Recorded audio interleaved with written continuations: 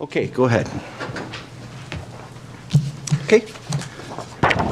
All right, welcome, and we acknowledge the land upon which we work and live, the First Nations and their nations, and recognize their connection to the land, water, and community. We continue to learn, listen, and grow together. And I'll welcome everybody to our budget meeting and call the meeting to order and approve of the agenda, please. Be it hereby resolved that the agenda for the January 15th, 2025 draft capital and operating budget meeting of council be adopted as printed and circulated. Okay, can I get a mover and a seconder, please? Moved by Councillor Demers, second by Councillor Young. All in favor? And opposed, if any, and that's carried. Any disclosure of pecuniary interest? Not seeing any. And minutes from December 18th, please.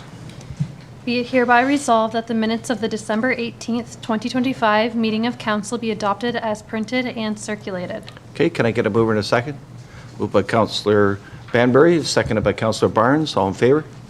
And opposed, if any, and that's carried. Okay, any business rising from the minutes? No, I not see any. No public meeting. Okay, delegations. I don't have any resolution for the Okay, presentation. just go ahead then. Okay, Through you, Mr. Mayor, staff are pleased to present the draft 2025 capital and operating budget for council review today. This budget generally represents ongoing maintenance of current levels of service, taking into account external factors such as modest inflationary increases, corporate and approved policy provision, and strategic increases to service levels across several municipal business units. In its current format, draft 2025 operating budget and recommended tax rate increase is in line with neighboring and comparable Oxford County municipalities. With that said, and similar to the process that we had followed in the 2024 budget, staff have prepared a reference document outlining additional considerations with respect to the 2025 budget for council's convenience. This document provides more discussion surrounding budget increases that are in excess of $5,000 from last year, or any new additions that have been added, offering additional considerations for council in the context of impact to service delivery. In terms of the presentation format, staff intend to provide an overview of capital for each department to start, followed by an opportunity for public participation. We expect that councillors will ask questions on any items throughout these presentations at the departmental level.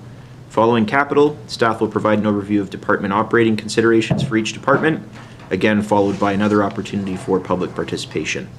With that said, I'll now pass it on to the Director of Finance and the Director of Community Services for an overview of capital budget highlights respecting administration and corporate services. Thank you. welcome Denise. Thank you. Good morning, Council. So the capital budget is found in the last section of your binder. And we're going to focus on the 2025 capital budget, but we will touch on future years. So we will ask you to look at the 10-year capital plan, which is the last item in your binder.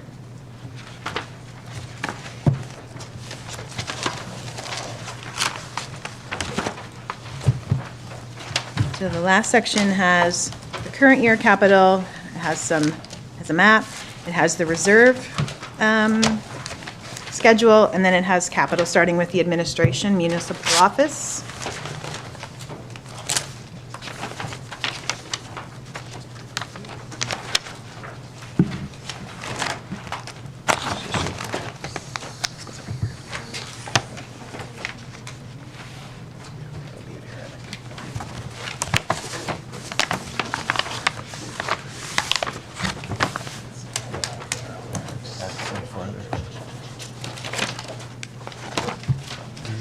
That's long-term capital.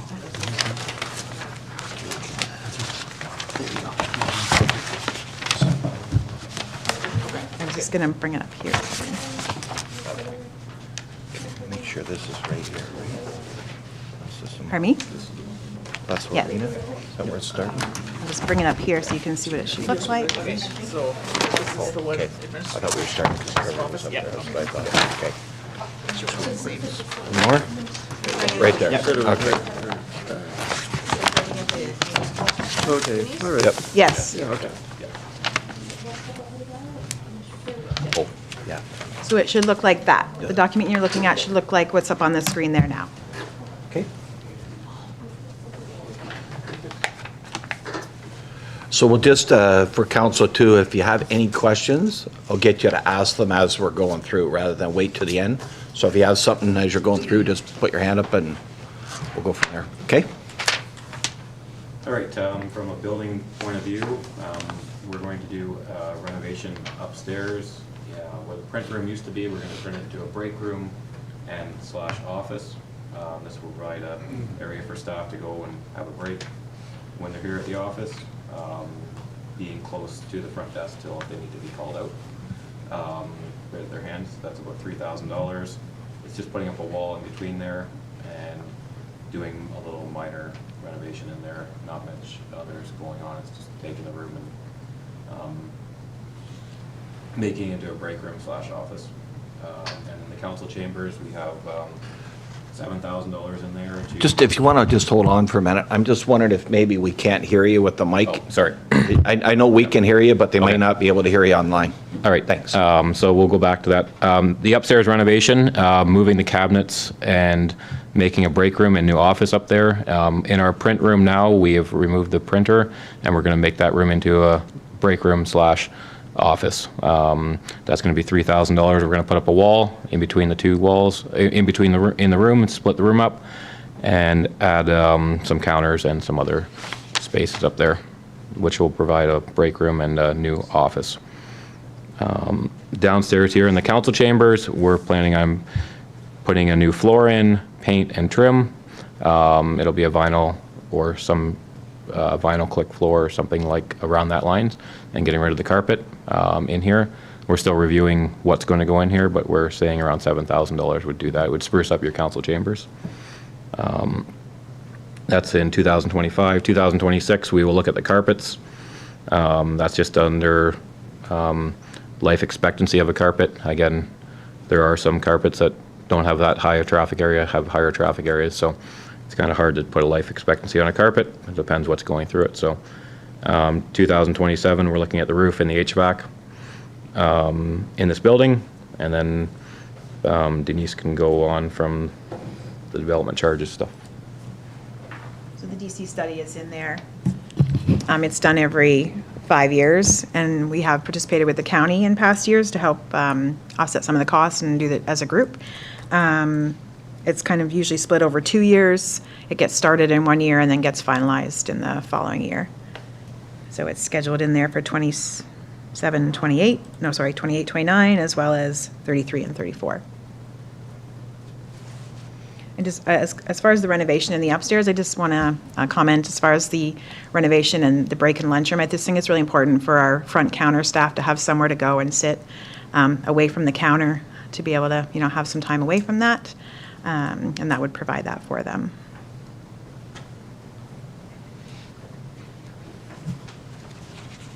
Okay. Go ahead, Councillor Demers. Just a quick question then, is the plan then to repurpose this area for something else? Like, don't you guys come down here? Not really? No one does, no, not really. It's kind of inconvenient, right? Yeah. It gets used a lot. Yeah. And through you, Mr. Mayor and to Councillor Demarest, we're looking to have more of a designated break room for our staff. This is a space that has been used as carryover for Oxford County staff that spend, 1 day a week in here. It is commonly used as a meeting space, so now that we've moved the chief building official upstairs following the director of emergency services and the deputy fire chief moving over to the Drumbo station, we do have another meeting room in the basement, but we're looking to, have this space be used as more of a kind of specific council chambers, ideally removing some of those cabinets eventually, having the designated break area for our front office staff upstairs, and then kind of a secondary meeting room in the basement. Council chambers would still be used for overflow sort of as necessary for larger groups, but some of the ideas that the Director of Community Services and I had discussed were, whether or not it would make sense to reorient council chambers to kind of turn it on a 90-degree angle to allow for a little bit easier of a layout and some more seating in the council chambers for larger meetings in the future. So those would be the ideas that we'd be exploring. As far as some of the cosmetic updates in terms of the flooring and the trim, we saw that as being work that would sort of spruce up the space. We're able to do a lot of that work in-house. We've got staff that have the capacity and skills to do it, and that would also kind of align with any future decisions to reorient the council chambers and make it a more welcoming community space. And the room upstairs would also be partially an office space as well? And again, is that for outside staff to come in? Or my concern is that making it a permanent staff for one of our folks, it can be disruptive, right? If somebody's using that as an office to also be a lunchroom. Oh, so we, That's why. right. So it would be, that print room upstairs would be, I'd say approximately 20 feet by 8 feet. So we would be putting a wall up kind of halfway through. So the part of it that includes the window would include an office space. All of the Gotcha. HVAC that's already installed in the ceiling is kind of conducive to having two separate rooms. So there would be a standalone office in addition to a separate break room with a wall that Still they'd be divides able them. to close the door and Yes. have personal space. Yep. Yeah, they won't, there'll be a wall separating the whole room. You won't be able to go from, there'll be no door from the break room to the office. It'll Yeah. be, you have to come out To the main to the office. main Yeah. That's office. the main office. Yeah. Thank you. Okay, anything else from council? Nope, I'm not seeing any.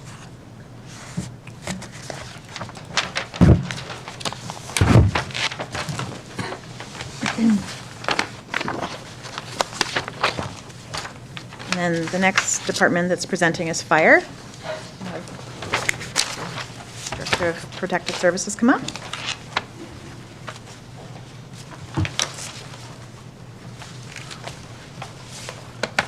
Welcome, Drew.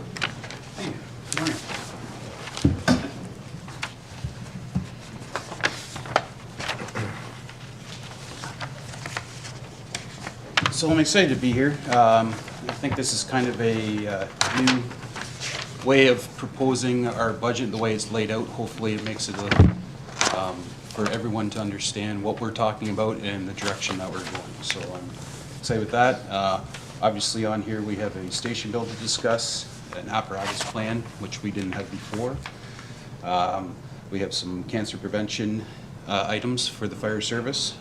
We can talk about the higher level of service with possible rescue team and partnerships and grant opportunities that we can look at as well. So with that, we can start with the first item on the budget there.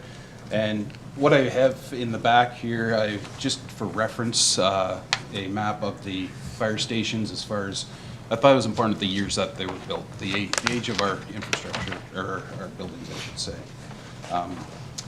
It actually even shocked me to, the Plattsville station is already 10 years old, Drumble Station is 20 years old, and so on. So that was the reason for including that, just for some background information.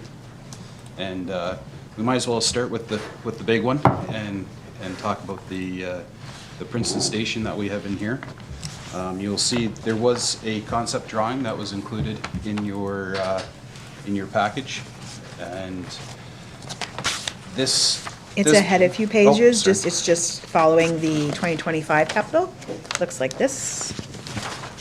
Drew's referring to this drawing here. Where's that up?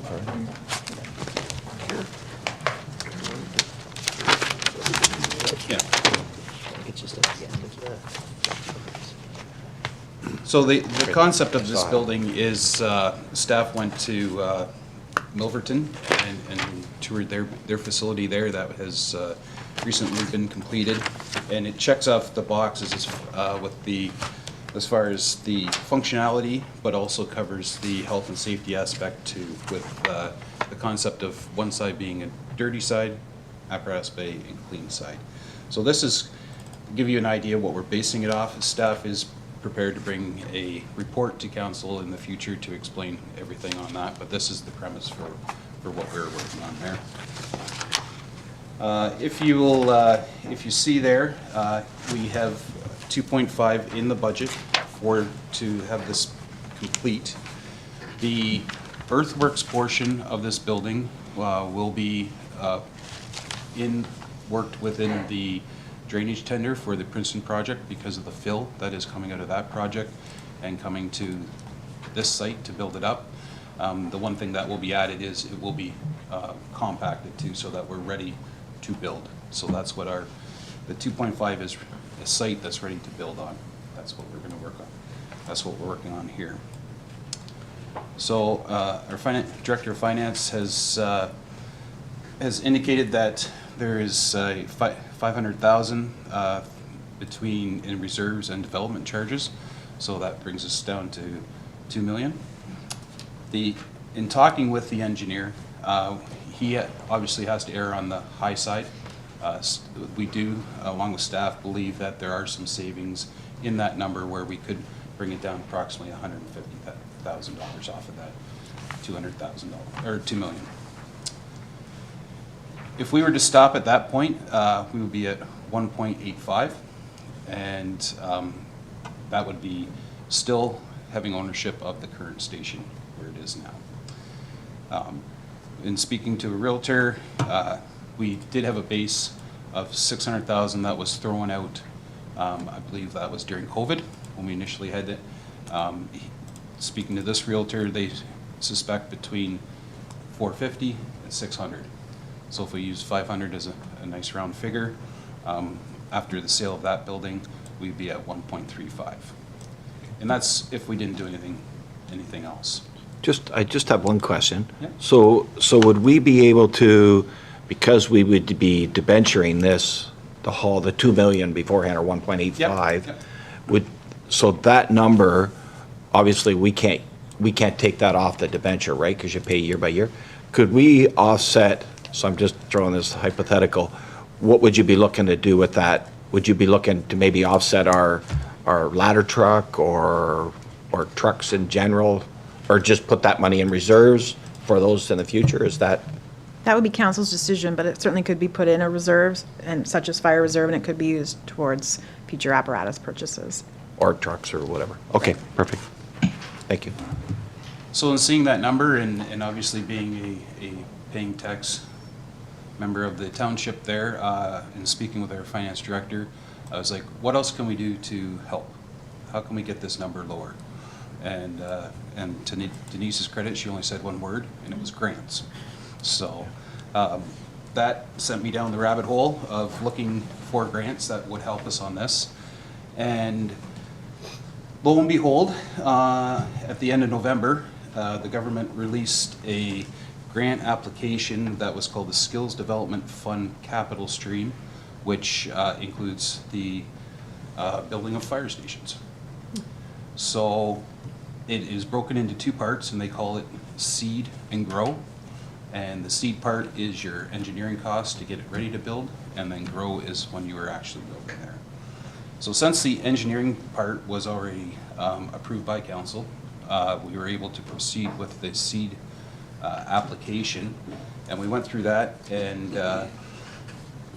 it is a combination of engineering fees, and we could also include some fees that were incurred by staff working on this.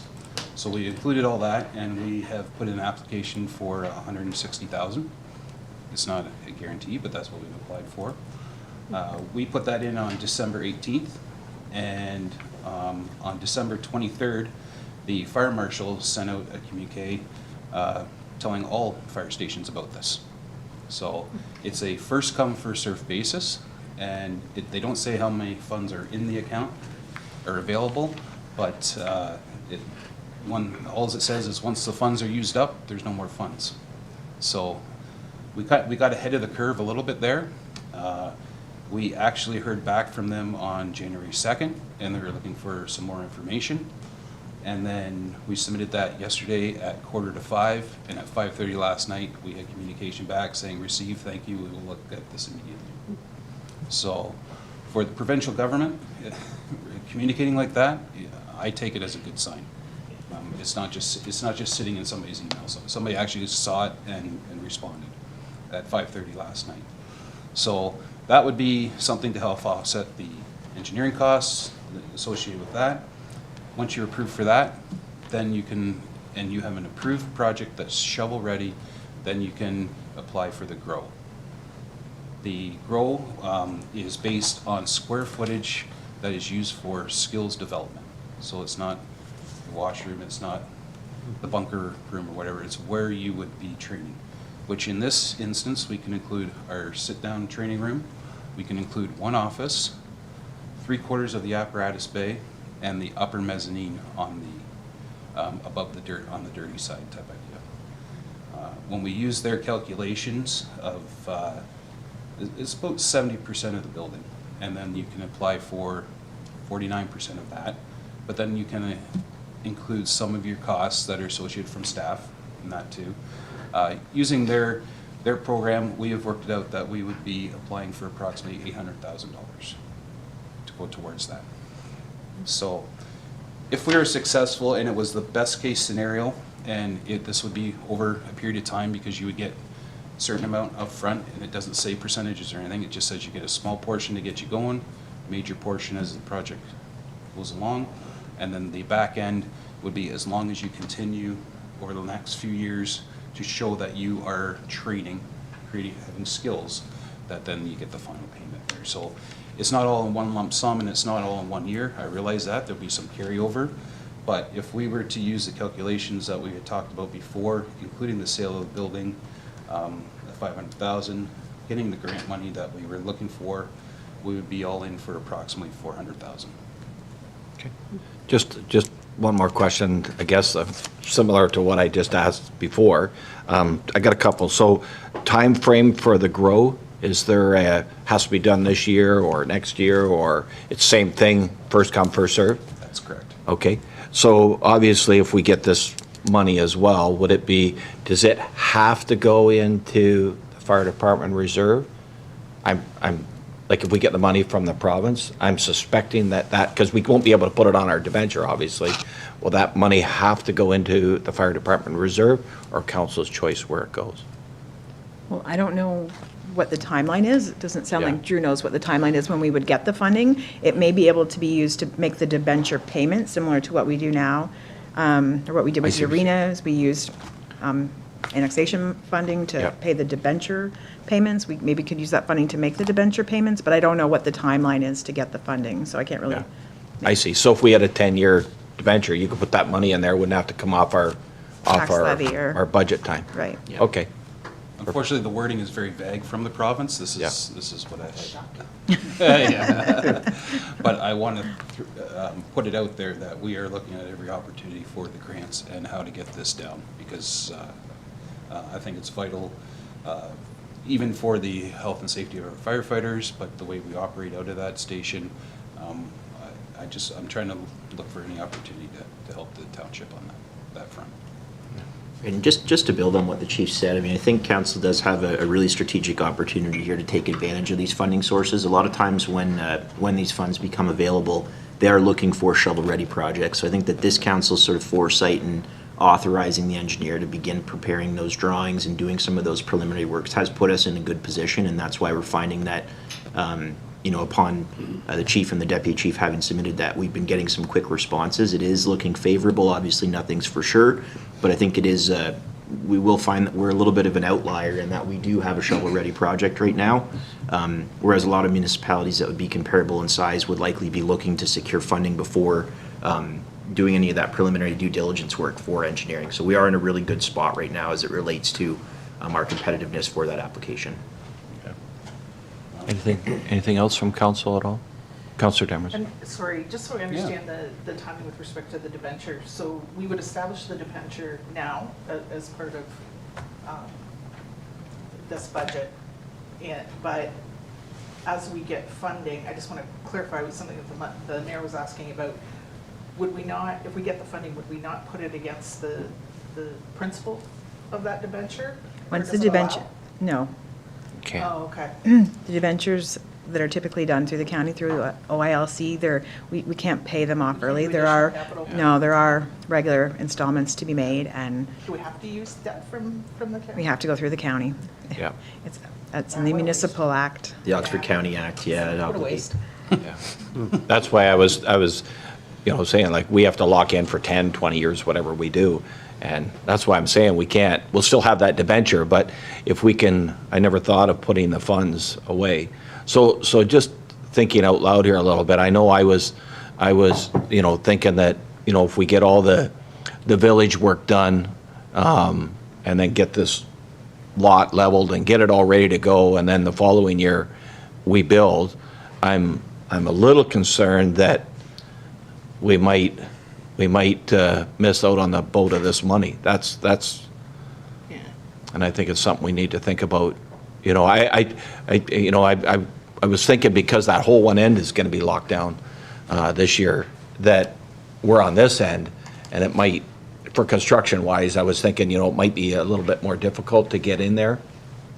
And we do all the land work this year and then build next year, but I'm worried that we might miss out on the boat of this money that the province has got forward. That's, Can we set a smaller debenture now? And then if we don't get the funding, do another one later on, rather than That I don't committing know. to, do you know what I'm saying? yeah. So instead of like the 1.8 million, The debenture isn't finalized until, like, the project is completed or near completed. Like, Okay. we don't, it is a bit of a cash flow issue because we have so much capital on the books this year. And some of that's funded from grants, which, again, you don't get the grant until after the project's done.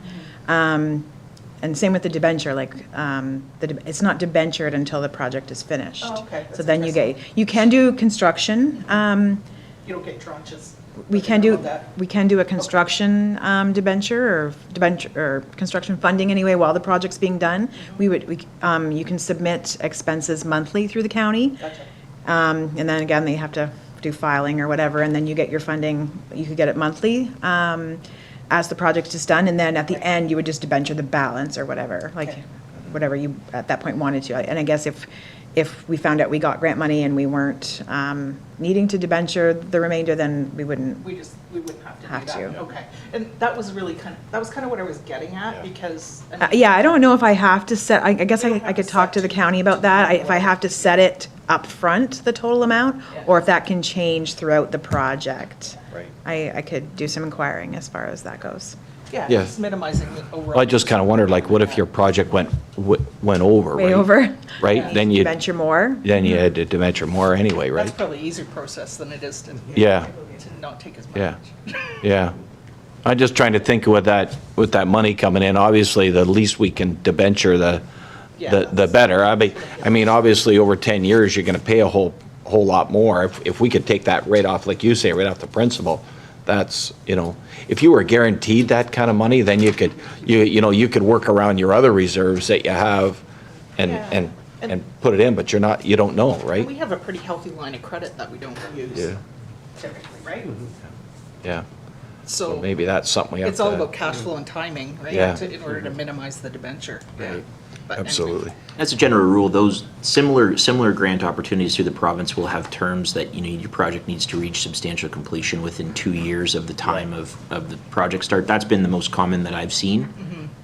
So, you know, the fact that we'd be debenturing the project after the majority of the work is complete maybe would allow us to take that grant money and utilize it towards the principal at the outset rather than having to kind of be responsive afterwards. Yeah. Yeah.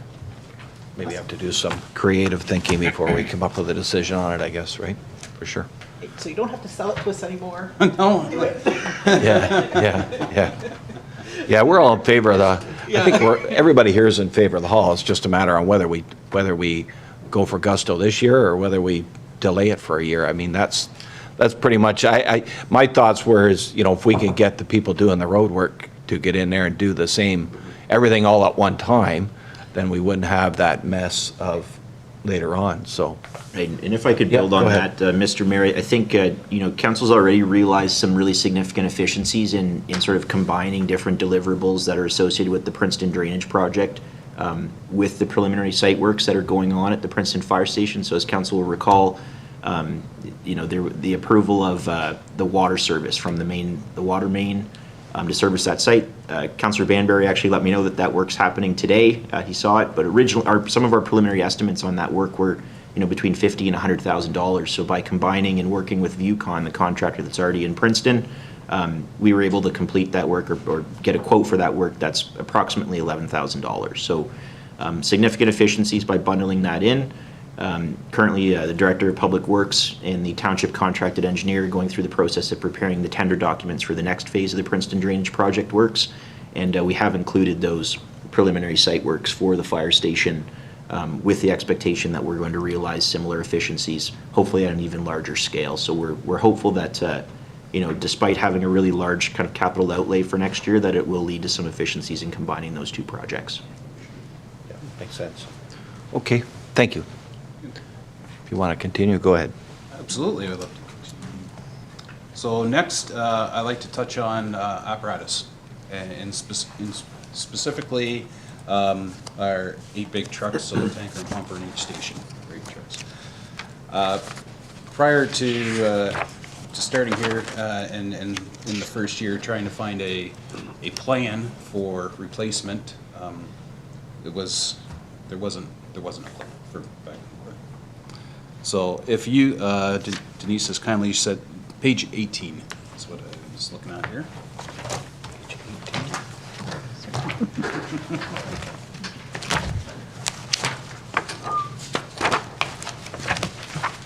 Just be a little bit further ahead.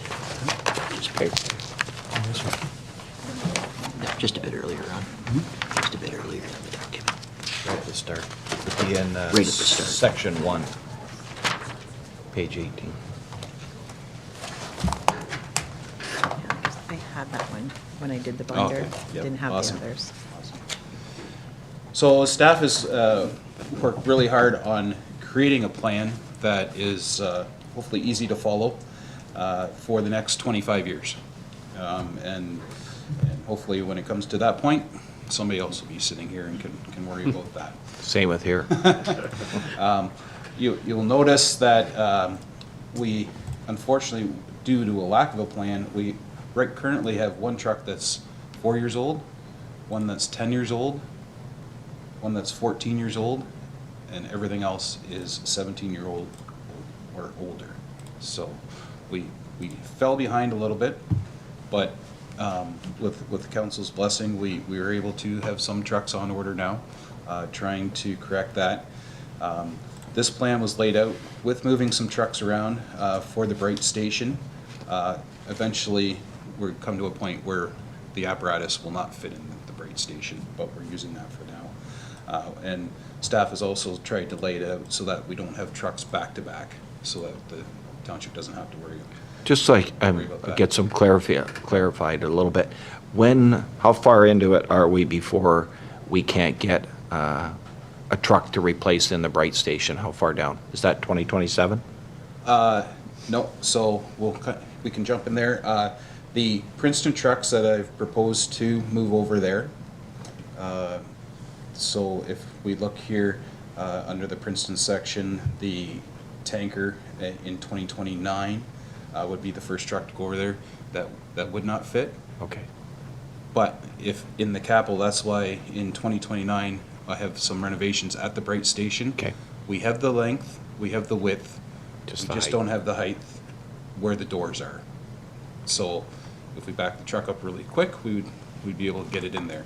So part of that renovation work in Bright is to raise the height of those doors at the front, and we can, but that is why the Bright renovation is in 2029, because that's when we would be moving a tank over that would need a larger door.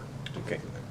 So that's, and then that would accommodate the Princeton pumper to go over there in 2032. So if we did both doors, then we'd be accommodating there to get those trucks in there. The last trucks that will fit in there in its current state is the Jumbo tanker, which is going over there when it's replaced, and the Plattsville pumper once the aerial arrives. Those two trucks will go in there as is right now. So, so that we've laid that out so that council and finance can have a clear plan of what the next 25 years looks like.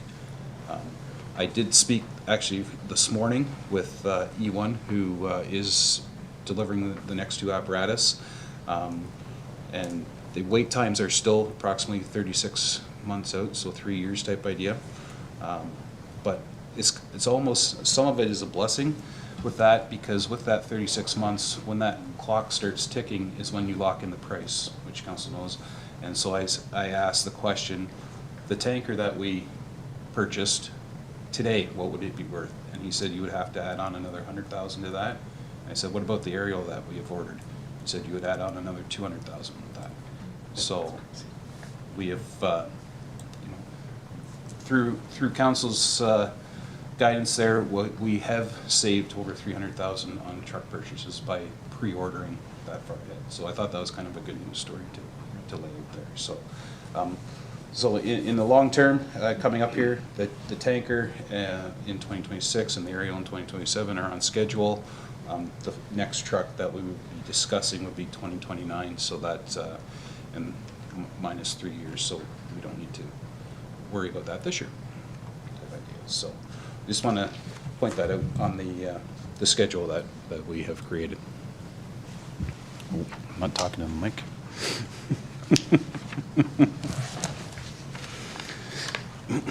If we go down the list on the capital sheet here now, I think I'm not going to make you jump around anymore on your binders there for a minute there. Couple items that we can touch on here is the Drumble parking lot apron. If you remember when we did our tour and where that concrete has sunk down there, that includes pulling that out, replacing that concrete area, and then resurfacing the asphalt, much like the municipal office here that was completed this year. That would do the parking lot there. And one thing over in the Bright Station is in where the trucks sit now, there are 2 unit heaters. They couldn't even find a date on them. I'm not sure how old they are. And they said there was an efficiency where we could eliminate both of them and replace it with just 1 unit. So that would cover that work over there. And then as we look down the line here, we have laid it out. We have taken, before we used to have a equipment expense line in the operating side, and it was just a big lump sum. Working with our asset management coordinator, laying out life expectancies of the equipment, we have spelled it out exactly what those funds were going to be used for, what needs to be replaced due to the normally it's about a 15-year life cycle on the equipment that is on the trucks type idea, and we have gone through that year by year. So that's why it's laid out differently than maybe the 4 lines that you're used to seeing from previous years. As we go down here, the next big item to discuss is probably the water rescue team. And this has come up because of the feedback that we've heard in the community with the ponds that have been created in Princeton, along with the rivers that we have through our township. And it's kind of been an ongoing thing, and I wanted to bring it to council and show you what we could do and how we could, a possibility of increasing our level of service throughout the township here. If we created a team such as this, it would be based on the criteria of being able to go into the river or go into these ponds and using a basically inflatable boat that is designed to fill, you would fill it just with an air tank, like our air packs type idea. And then the suits and everything else that would come with it. So on the capital side, this is kind of the equipment costs here. The rationale in looking at this is we can't offer every rescue team. It would just be too expensive. We can't have the high angle, we can't have the water rescue, the hazmat. But in speaking with different chiefs around the township, or sorry, around the county, there is an opportunity to have a partnership to have one of these teams in place. And what I mean by that is if we were to train our people, so a team of approximately 8 people, to a technical level of the rescue team, then we would have approximately 4 people from Norwich Township on that team as well. Therefore, creating a partnership where Blandford-Blenheim would look after the water rescue team and check that box in a partnership for both Blandford-Blenheim and Norwich Township. Norwich Township has a high-angle rope rescue confined space team already in place. We would train approximately 4 of our people. They would go down and train with them. And that way, we would check off our box of having a high-angle rope rescue team and a water rescue team. So kind of a partnership type idea that way. We would, if something were to occur, if we had a high-angle call here, the people that are trained in our township would arrive, they'd assess the situation, and they could update the team from Norwich as they can, or vice versa if Norwich had that issue, and we would go down there and we would assist them. These are preliminary talks that we've had, and I want to explain that to council, that this is a way to check off some boxes if you would like to proceed down this path of investigating this even further, and I can bring a report back. So in the capital end of it, it covers the costs of the raft, anything that's associated with it, and then we would have surface water and the ice rescue. Part of it is, how do you transport this equipment? How do you move it around? Luckily for us, we have a trailer, a camp trailer that we only use 1 week a year, that we could find another way of moving the camp items around. We already have that in place.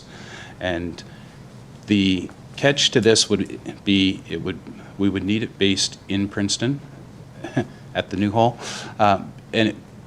Because that way it is central to Blandford-Blenheim, and it is central if we could respond to Norwich quickly. Along with, that would give us the training area that we need for the group, and they would have to train once a month on the off nights of their normal training type idea. So there has been a lot of thought put into this, but we can proceed more with presenting council with a more detailed report at a later date. Sorry, go ahead, Councillor Downs. You're talking about checking boxes. Is this, are these two things required training? They are not required at our level of service at the moment. Right now, what we have is we're at the awareness level. So basically, if somebody were to go in the water, doesn't matter where, it could be at one of our trailer parks that we have the ability to stand at the shore and throw them a rope. And that's as far as our training takes us. That's the awareness level. So we are not obligated to go any further. No, we're not obligated to that. It is a level of service that, if council wishes, this is an opportunity to increase that if council so sees. Okay. Yep. Can I ask? Okay. Father? I'm wondering about, like, what's the annuity? So what's the cost of maintaining whether it's certifications or ongoing training? Yep. So our numbers that we have gotten, we have been in contact at Saugeen Township, which is up near Perry Sound. They have this, and that's who we've been in contact with as far as numbers. Their year-over-year cost is approximately $5,000 for training to keep it. And then the equipment is good in this situation every 10 years. It would need to be replaced. Awesome, thank Yep. you. Okay, anything else from council? I know you and I spoke a little bit Yep. before the meeting, and I did a little research on it as well, because I knew I had watched a CTV program from Minto, and I know that you're aware of what the information was. So I'm a little worried about the hours of training is one. So I wonder if maybe before our next budget meeting, or whatever council decides here, whether they want to do it or not. I'm a little curious on the extended training that they're talking about, the 160 hours. The hard part I had finding is, does that include the high-angle rescue or the confined space, and is that 160 hours for both? It's pretty vague. It didn't really say that it's just for one or the other, or for both. I know also that I think the reason for a lot of these new things, and we spoke about this as well, is that there was a couple volunteer firefighters that died. I think it was in 2020 or 21, doing training for the water rescue, which can be very dangerous, especially in the colder months. And usually the rescue a lot of time is the spring when that flood's coming. through, which probably the main place would be Wolverton as far as any of that. Anywhere on the North River usually. Yeah, yeah. But as far as villages, probably that would be our main one, would be Wolverton. So I'm a little concerned about if it is the 160 hours of training, that's just for water rescue. I'm a little concerned if that is the actual number. That's a lot of, when I started doing numbers as far as, what it costs for training, it could be quite extensive and stuff. So I get it, absolutely. I've had a lot of people tell me over the years, how do you put a dollar on somebody's life? And that's the hard part. But unfortunately, that's the way we deal with our budgets at home, whatever. If we, do we build a hospital? Do we have a doctor in our house? So you do put a dollar value on somebody's life, unfortunately. That's where we're at. So I'm a little concerned on it. I'm not against it, either one of them. I know we've spoke a year ago about some of this stuff, how much do you training, how far do we go? How far do we go with training? You can never have enough training, but how far do you go with it? So that's just kind of my concern is the amount of man hours that people would have to do for it as well as the costing of it as well. Go ahead, Councillor Young. I'm just wondering, if the equipment has to stay in Princeton, would it just be the 4 people would be based out of Princeton that would be trained? No, it would be throughout the township. That's where the trailer would be, and we would hook onto that and go to wherever. So you would have the responding station no matter what going to that call. Right. So if it was in Plattsville, you'd have the Plattsville firefighters going.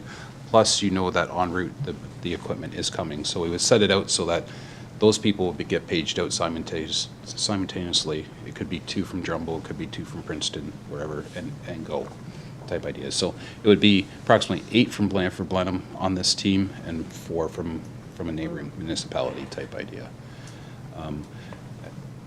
And to follow. Sorry, I was just going to say to you, I didn't give you a chance to respond to my comments. So. Yeah, no, that's okay. That's no problem. Another reason this was in my head and kind of on my radar was when we were doing the search back in June, and we had so much of the public down by the river and going through that area there, and it kept going through my head, what if somebody falls? What if somebody goes in? What are we going to do? So that portion played on it a little bit. To your point as far as the training, that if it is 160 hours, that's a one-time. That's to get your certification, and then going forward, it is strictly, not strictly, but it is 3 hours per month that they train. So basically, instead of having 2 practices a month, the people that would be on the team would have 1 extra practice in order to accomplish that. And when we were finished here, because we are an RTC now and we have the availability to sign in for these courses on the Fire Marshal website, in a matter of 10 minutes I can let you know exactly how many hours are for that training, because those courses are posted on that site. So I can let you know today how many hours would be involved in that. All right, Councillor Bambury. Mr. Mayor, I'm just curious, this high-angle rescue, what does that involve? So that's using the aero trucks. If somebody was in a silo or a grain bin up high, or it also is the confined space. If you're, doesn't matter if you're at the top of a grain bin, bottom of a grain bin, or somebody goes in a drainage system.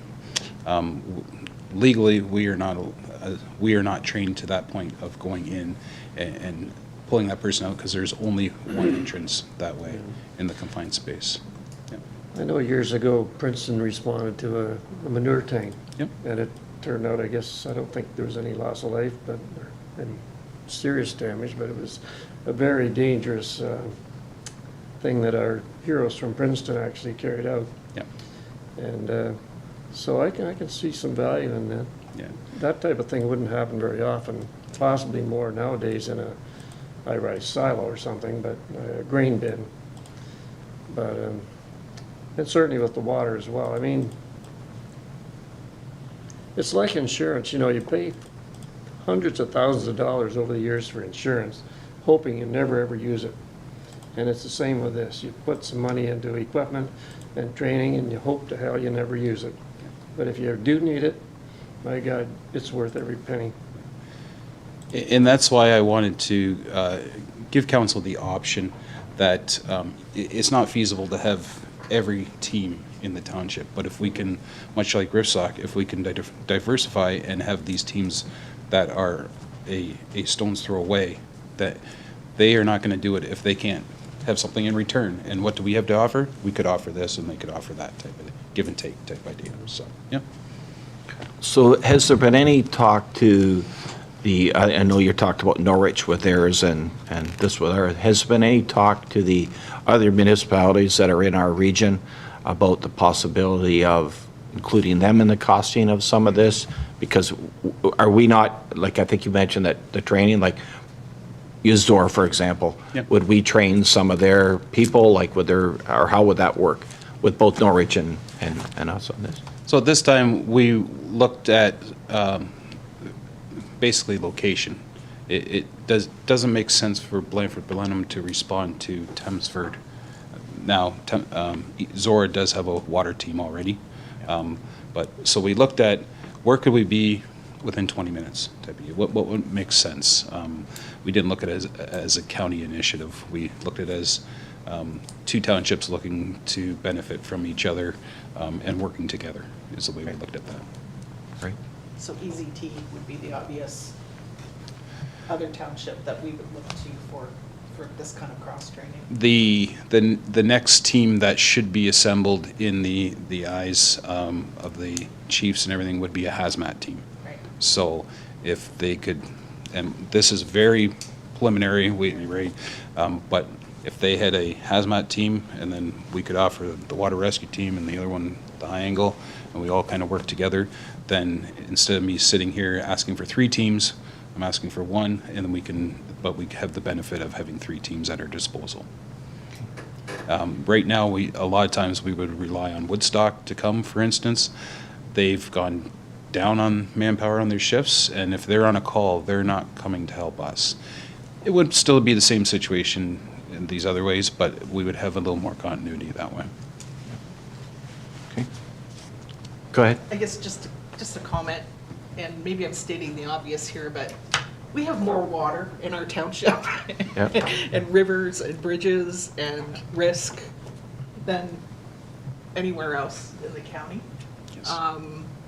And if we're looking at risk, and I think this is what it comes down to, Councillor Banbury talked about insurance, and really it's about mitigating risk, right? And water rescue for us in Blandford-Blenheim is probably more important than pretty much any of the things that I we would talked agree. about. Hazmat, of course, the team as well, the way the world is turning. But with climate change and the speed of the rivers, and again, I don't know, how successful we would be saving someone from, speeding rivers in the spring with this kind of training, if we would, or if that's just a non-starter. But, to me, if we're looking at risk and rescue, that is probably, one of our biggest incremental risks. And thank you for bringing that up. That was one of the reasons why I spoke up as Blandford-Blenheim, saying, we're known for our bridges, that means we have water. Yes, yeah, absolutely. Anything else from council at all? Nope. Okay, we'll move on. Move on. So going down the list, still in 2025 here, I'd like to bring your attention to the SCBA decon washer. So this is under our cancer prevention program, and this is a washer that spoke to council before that will do the helmets, will do our air packs, it will do boots, that type of thing. So we do have a washer that will do the bunker gear right now, so this is to enhance that. Last year, the province announced that they were going to have a grant for $30 million spread across 3 years, so $10 million per year, and you were to apply for something that was cancer prevention related, but a fixed item type idea. And you were able to apply between $7,000 and $9,000 per station.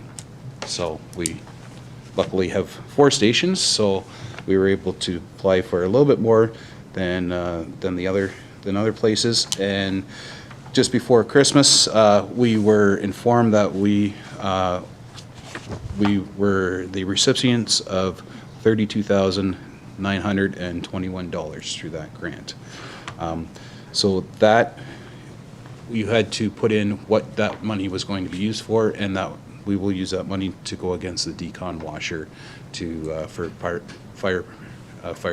firefighter cancer prevention initiatives. So again, this will be year 2. We'll be able to look at that grant again, and in year 3. So it's a 3-year process, but the township was successful in securing almost $33,000 from that to go towards that.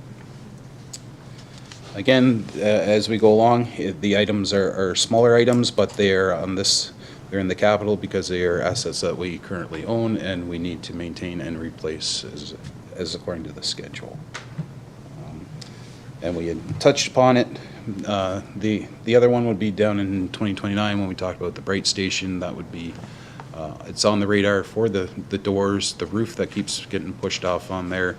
And that building was in 1980 is when it was constructed and hasn't had a whole lot done. And we would finish off the bunker gear room there at that time as well, so much in the fashion that we have done Plattsville and Drumbo.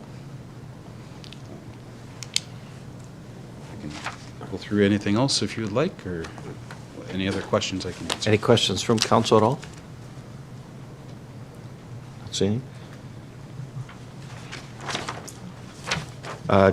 Does council feel we need to go any farther with capital projects going forward? I usually find that once we get much more than, 4 years, maybe 5, maybe max, once we get out there, I guarantee if I go back through my budget binders, anything that we proposed in those years, other than maybe trucks or something, it's completely changed by that time frame. But it's nice to have a plan going forward too, right? That's why I felt. That's why I thought it was Yeah. important to have that plan going forward. Yep. One item just to point out too is the digital signs that, as the years progress for those digital signs that are there, we do again have that grant applied for to cover those signs through the emergency management side. So we were hoping to hear by now if we were successful or not, but I haven't heard back on that front. So that hopefully we can secure some more funds for that. Is there anything you wish to point out for us, or are you good stopping where you're at? I tried to make this self-explanatory as we went along, so that even if it wasn't myself sitting here, that anybody else could pick this up and they could see, or if any of the members of the public have a question, well, what was this for, what was that for, it's laid out right here for everybody. So just trying to be a little more transparent in everything that we do. Oh, that's good. Okay, anything else from council? Go ahead, Councillor Demers. Sorry, Denise, I think this is a question for you. The fire reserve, the reserve draw, is that just equipment capital, or is it? So this year it's 44,679. Because only 300,000 was budgeted to come from the reserve for the fire hall.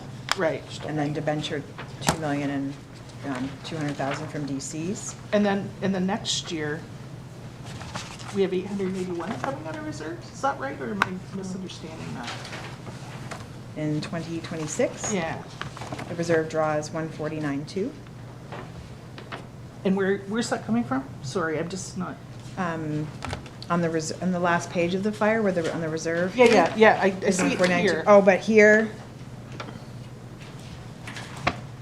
Oh, because that is coming from the working capital reserve.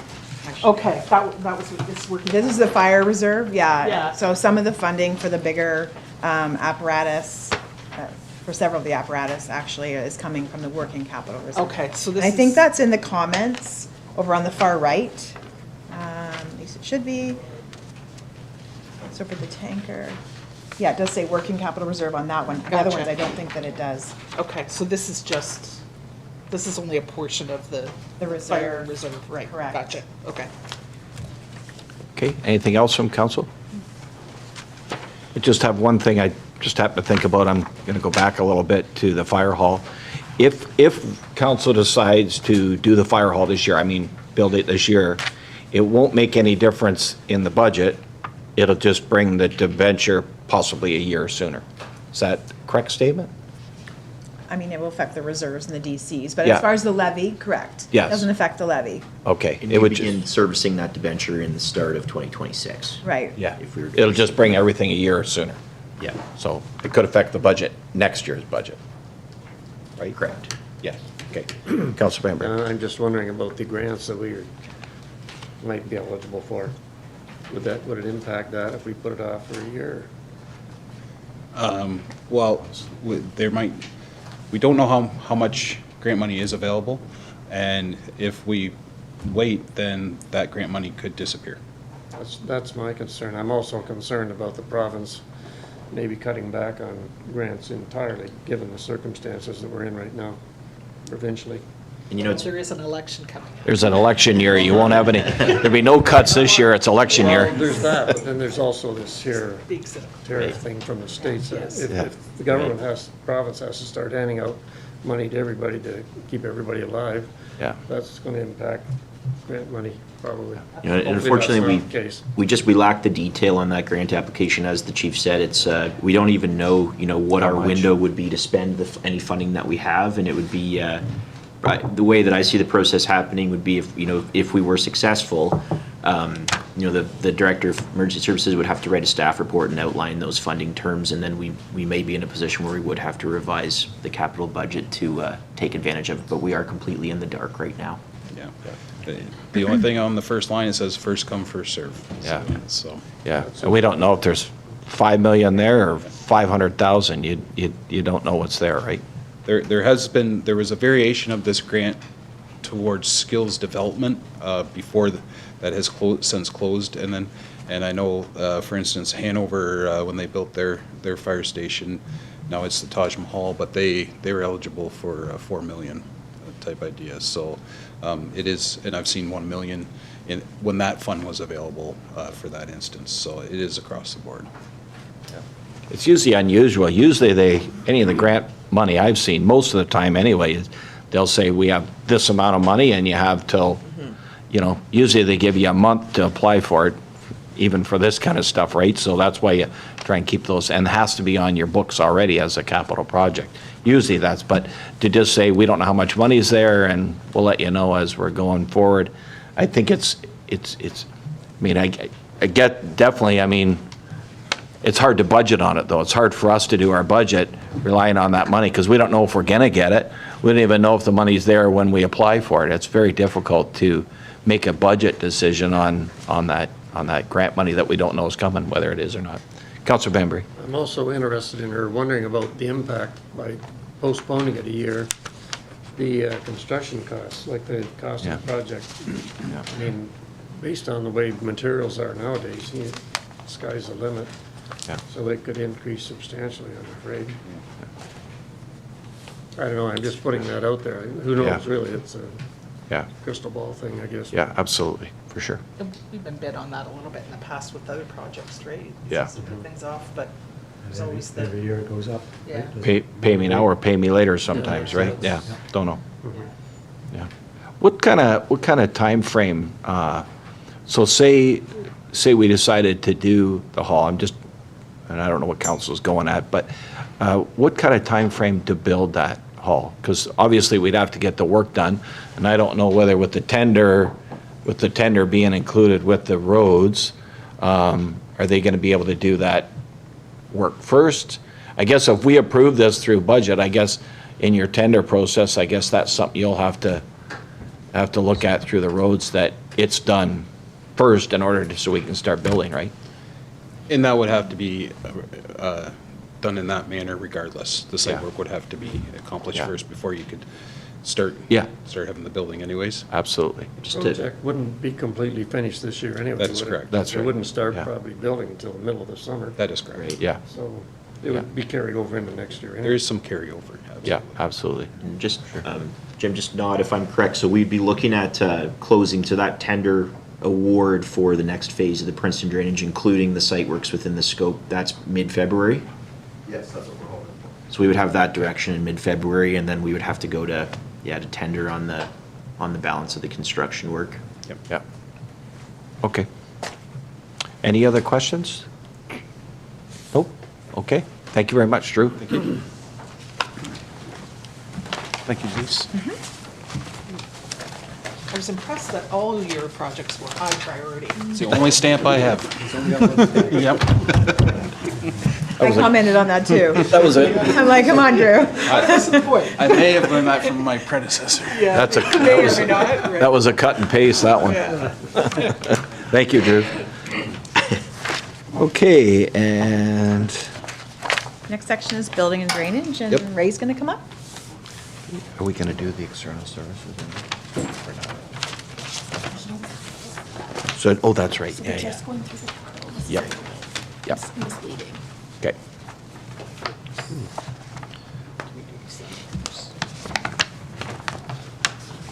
Welcome, Ray. Morning, council, Mr. Mayor.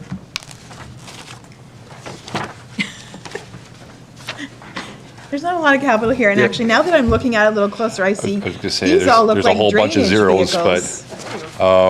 Certainly, we can speak about the I just- vehicle we purchased last year, And I just want to just speak to talk about something. fleet in general. We've moved most of the fleet over to the Public Works Department under Jim Horton. However, because the building department is self-funding, the building vehicles will be purchased from the building reserve. So they will stay in the building department here. The drainage ones that are listed here will be moving over. So next year, I think we will present fleet, all the pickup trucks, whether they're community services, drainage, or whatever, as a fleet spreadsheet. However, building will stay here.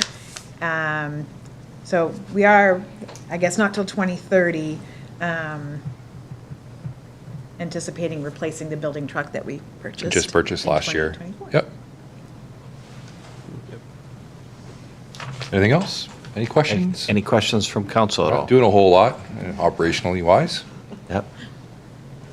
That's good. Hopefully, we get some more growth happening this year, and your We're all department hoping. has even more money in it Yeah, that most definitely. we can use. Most definitely. Just a quick question. Are you finding the truck better Than than? the CRV? Yeah, Certainly, it's a lot better in those county dirt roads in the wintertime. That CRV was iffy at times. yeah. It's definitely an improvement Okay. from the CRV. Perfect. And certainly, we can then pass that truck on to Yeah. either Protective Services or Public Works Yeah. as a vehicle when we get a new one in 2030, 2030 Yeah, absolutely. Or whenever. it's- or whenever it's needed. Yeah. He looks- Okay. He looks good in it too, right? So- Yeah. I don't think the, I say he looks good in it too. oh, thank you, sir. Yeah, I don't think Public Works would want another CRV to Yeah. go around. Right. Yeah.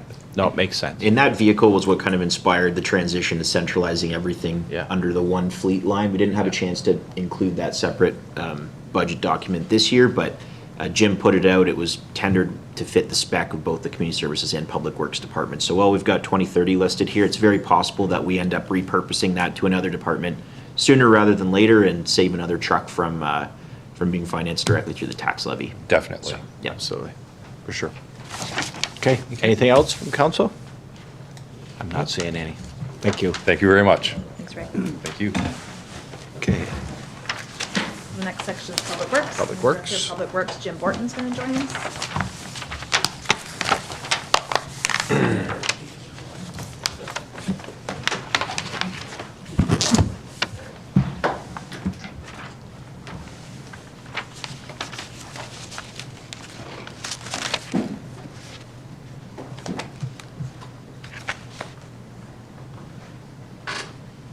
Okay, sorry. Go ahead. Morning, council. Morning. As previously mentioned by Denise, 2025 is a pretty heavy capital year for us. A few big projects that have been on the books for a while that are coming due. The first line you'll see is our inspection of bridges, large culverts. Every 2 years, all our bridges are required to be inspected, and every 4 years for any large culverts. So that's classified as anything over a 3-meter diameter. So that will be done. We will be replacing a 3-quarter pickup truck.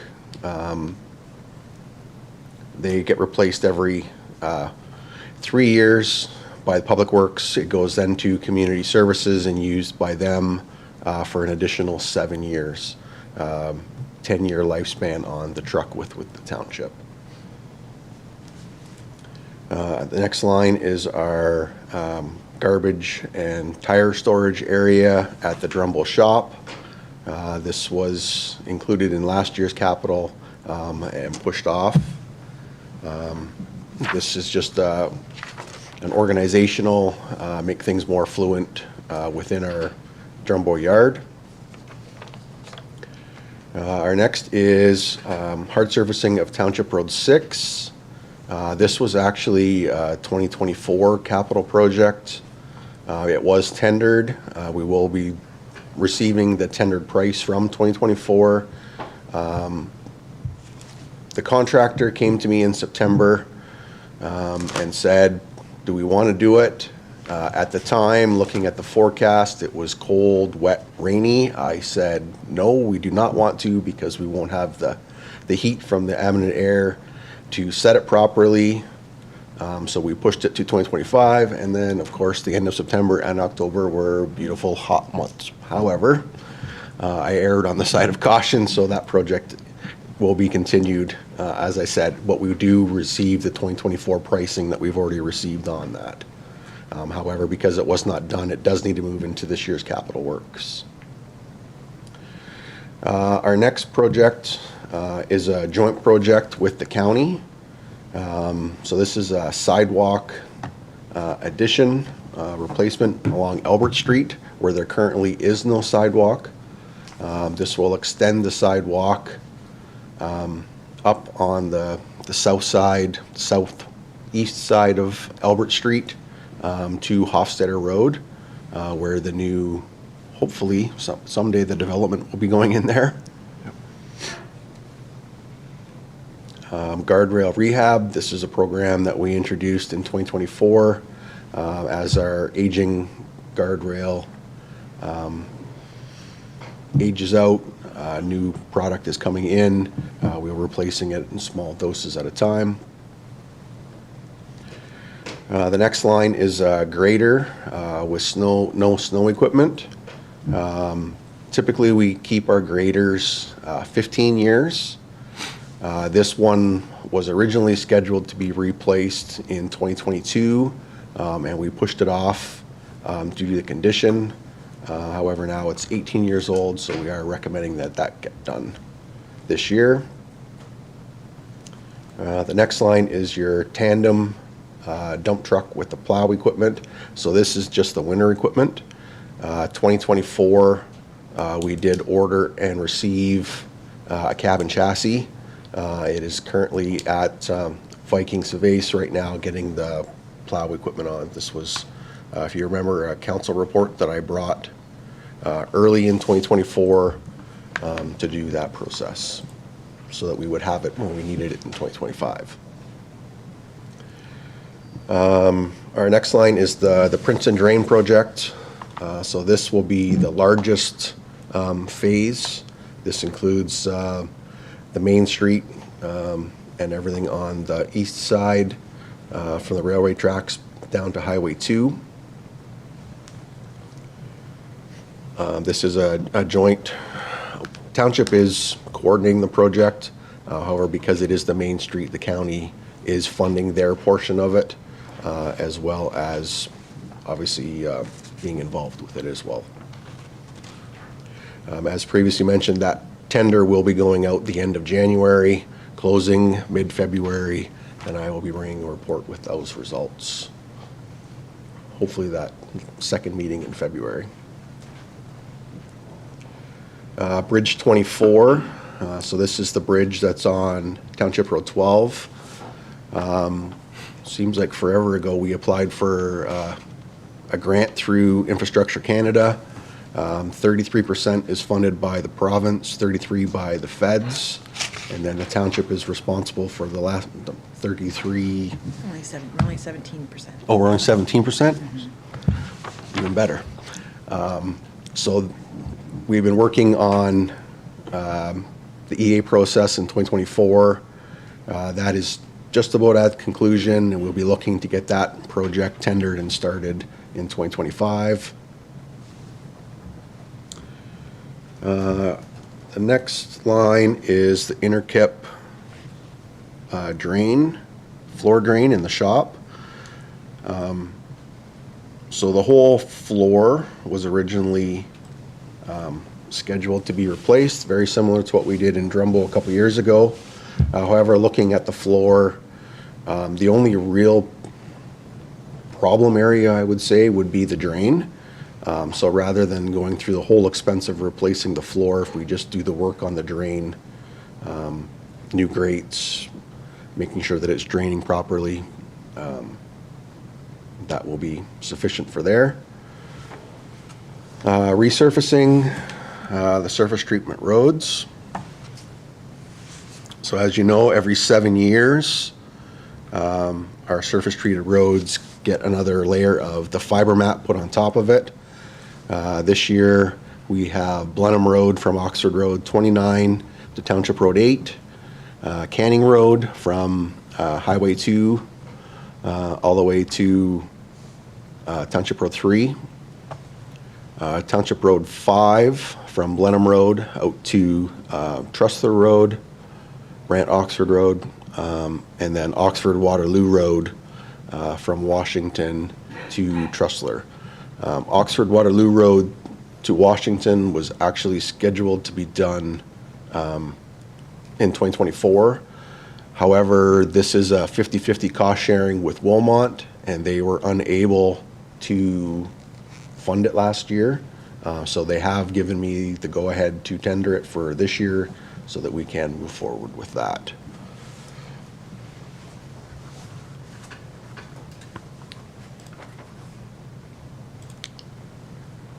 Our next project is Bridge 23.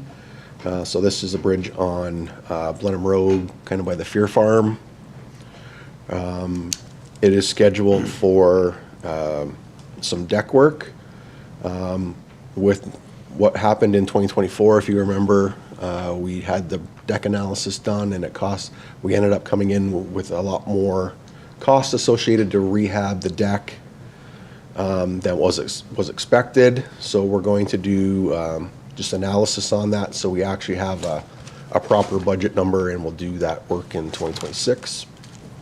Is that the big river bridge, or is that littler one that's down closer to their laneway? Isn't there a small one down there too? So there's a box culvert right Yeah. by, that one was that we've actually replaced that one.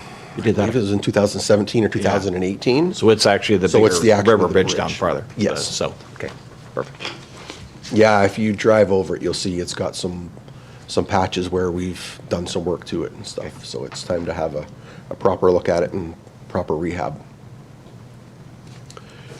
The next line item is Bridge 3, which is the bridge on Oxford Waterloo that is currently closed. Wilmot has the jurisdiction over this bridge. We've been in conversation with them. They've been doing some community outreach on that bridge. The last thing that they've presented is possibly opening it up to pedestrian bicycles. We haven't heard any confirmation of that. They didn't know where their budget was going. They came in with a very high number. We wanted to put a placeholder in here. However, we don't really know what that cost could be. It may not cost us anything because they may decide to leave it closed, or it may cost us, rough estimate I know was about $20,000 for the work that needed to be done. That would be $20,000 for us and $20,000 for them. You would bring another report. Yeah, once more information is available and they've decided what they're going to do with it, I will come back to council with a report on that.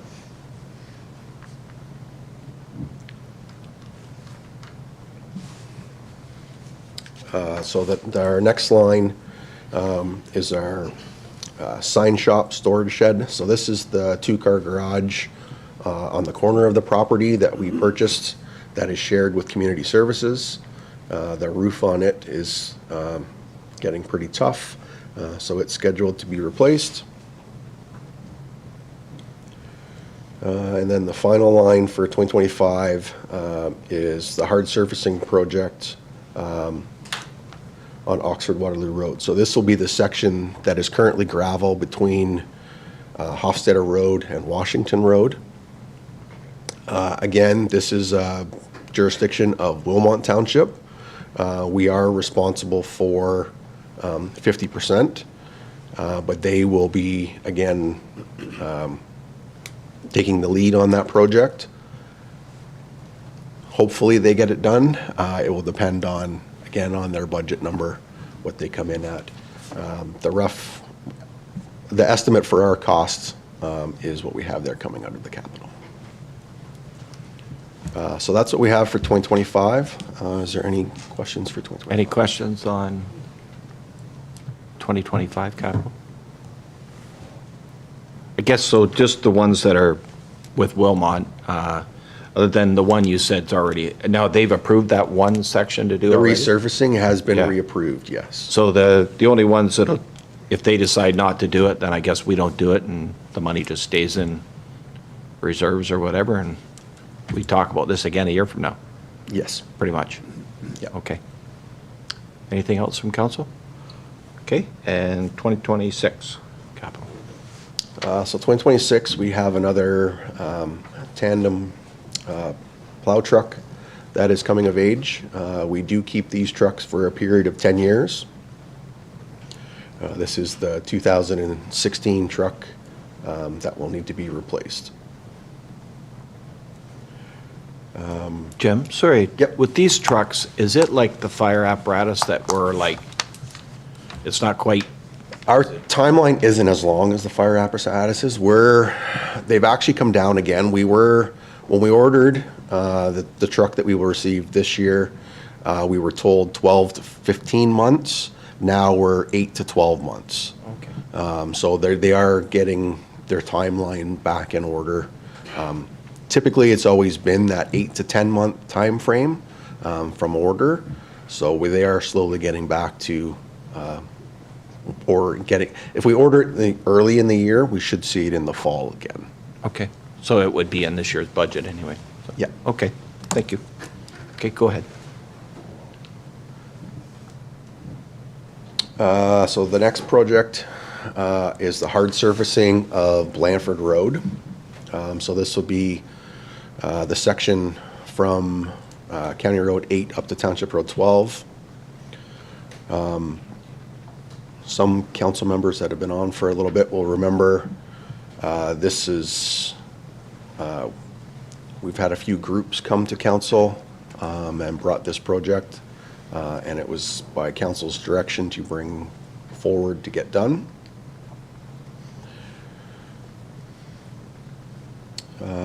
So our next is Bridge 69. So this is the closed pedestrian bridge on the closed section of Township Road 2 over the Nith River. We wanted to put a placeholder here as it is in our asset management. The bridge is completely closed. We were under the impression this property and the bridge was given to GRCA, I think it was early 2000s. We have heard back from GRCA that they're saying that it is ours because it was part of the road allowance. They've kind of looked after the maintenance and everything else since we thought we gave it to them. However, so we're not really sure where this is going. As I said, this is completely closed off. It is not a safety threat. However, it is deteriorating. We do not want it to fall into the river and cause any more problems, so it will have to be looked at some point in time. So that's why we have that one in there. Obviously, if something does come up with GRCA on that one, there would certainly be a report to council giving you the update on that and where we're planning to go with it. Just curious, Bruce, as our rep, do you know anything about it at all? Well, I know it's been closed and it's been sitting there, and there's this dispute, I guess, well, not exactly a dispute, but is there any way of tracing back who actually does own that? It probably was, it was part of the road allowance at one time, but I'm not sure how that worked out. Yeah, unfortunately, the mapping just shows that it's a public entity, which we're kind of both classified as. Yeah. All I know is the GRCA probably doesn't want to spend any money on it. Anyway, any idea what it would cost to remove the superstructure? Forget about the abutments, you could leave those there, I suppose. Yeah, we did talk to engineers on that. A rough estimate was about 80,000 to 100,000. Yeah, they'd have to get a... Scrap dealer that would be interested in just taking that? Yeah, that's For free? ultimately where it would end up. The major cost is permits. Yeah. It's not And easily accessible a either. crane to actually lift the structure off the abutments.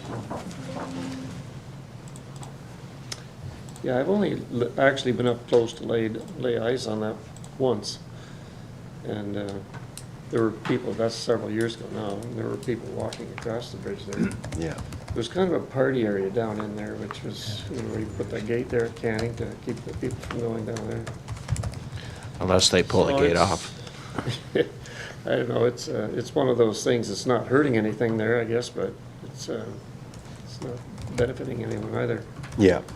Yeah, and that's kind of where GRCA has come from as well. It's too right? bad we can't reach some kind of an agreement where, you know, or split the cost or whatever. And the last time it was brought up, that was sort of where we left things. I believe the person I was speaking with at GRCA at the time is no longer with GRCA, so it's kind of fallen I'm off not sure who the... you were speaking with, he may have passed away even.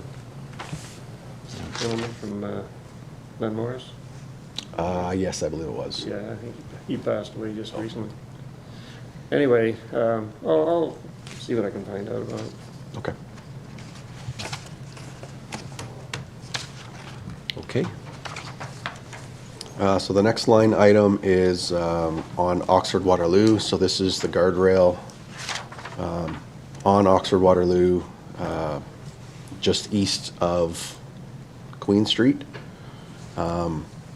Again, this was a project that we had identified for replacement a while ago. It is a 50-50 cost sharing with Wilmot. They had asked us to move it out to 2026. So again, the estimate we had was about 100,000 to replace, so 50,000 would be the township and 50,000 would be the township of Wilmot. So we have Bridge 23 maintenance. As mentioned, in 2025, we're doing the deck analysis. We're hoping that number will come down. We used the basis from the last tender for the bridge on Blenheim to get those numbers. Then we do have our guardrail rehab and replacement of a half-ton pickup truck. So this is the director's truck that will be replaced, and it will be going to the drainage department.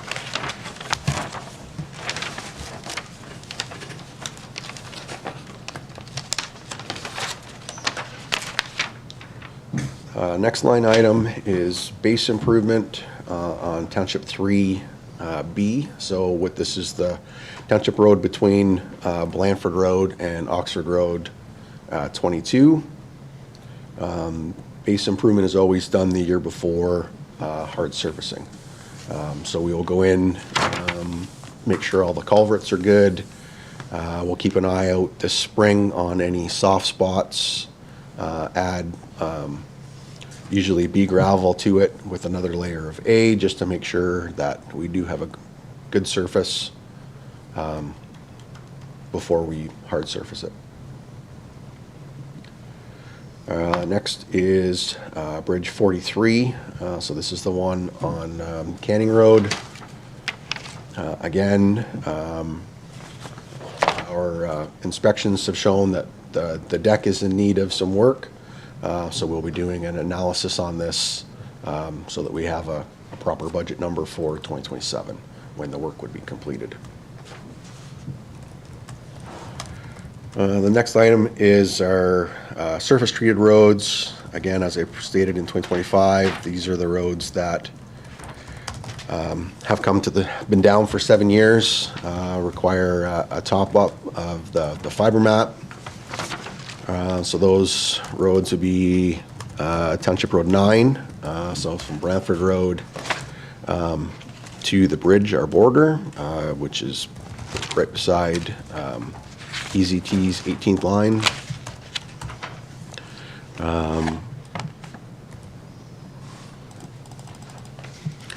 And then Washington Road from Blandford Road. And we've also got some asphalt patching in there for along Washington where we've got some bad rutting.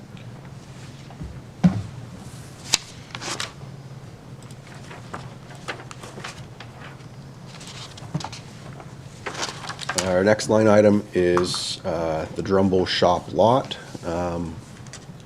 So we will be looking at the asphalt in the parking lot out front of the building around our the fuel pumps. It is scheduled to be ground down and replaced. However, we believe that just some minor maintenance can be done to it rather than a full replacement at this time.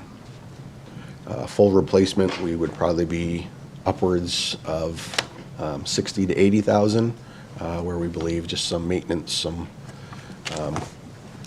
minor patches and some crack filling, that we should be able to have that done with the 20,000. And then again, the last line item there, hard surfacing of Oxford Waterloo Road. So this was the section of road from Hofstadter Road west to River Road. Again, this is sectioned by Wilmot, so they will dictate whether that's actually going to move forward or not. We have it in our books, that's what we have in our plan.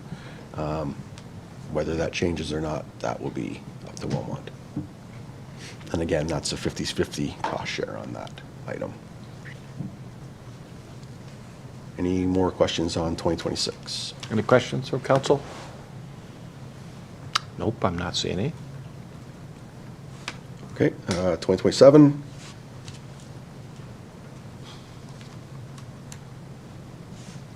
So inspection of our bridges. Again, as I stated, every 2 years they need to be done. That is a province regulation.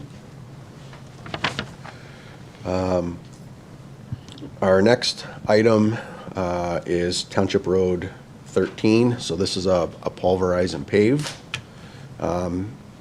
This is an old MTO road.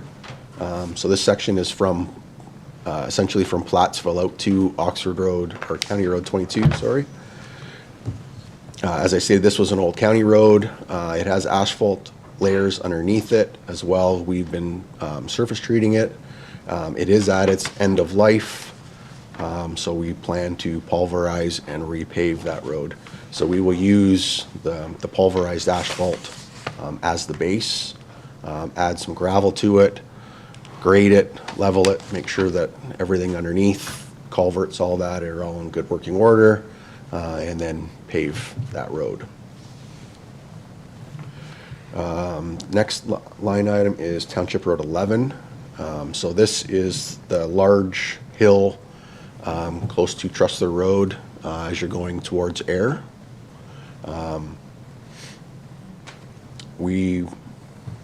our hope, we plan to lower that hill, change the grade, both east and west, improve the sight lines, improve the drainage. Right now, because of the steepness of it, we lose quite a bit of gravel down the sides onto people's front lawns. So that's, will be that improvement. Again, Oxford Waterloo Road. This is another section that is Wilmot's, scheduled to be converted from gravel to hard surface. They will, again, have the lead on this section. And then we have the hard surfacing of Township Road 3 between Blandford Road and Oxford Road 22 that we did the base improvement in the previous year. Again, we have the Interkip shop lot, so this is the asphalt driveway around our fuel pumps. Again, we don't believe a full replacement is needed, so we will be looking at just doing the required maintenance there.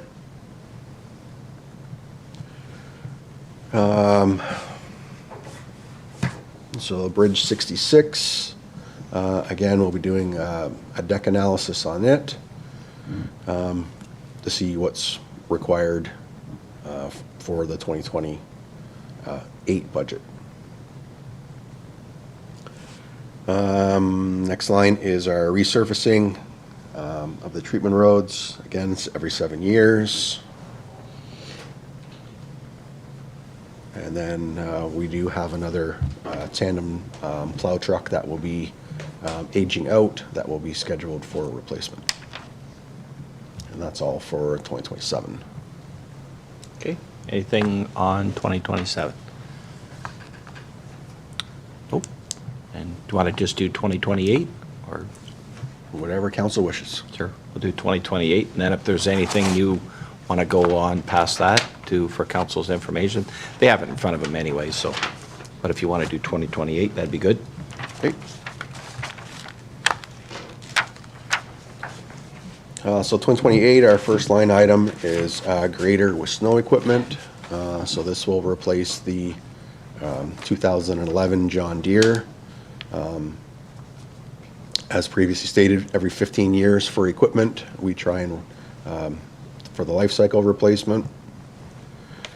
So Gobles Road, we also have pulverize and pave. So the length of this road is quite long, so we have split that into phases. We're attempting to do it in 2 phases.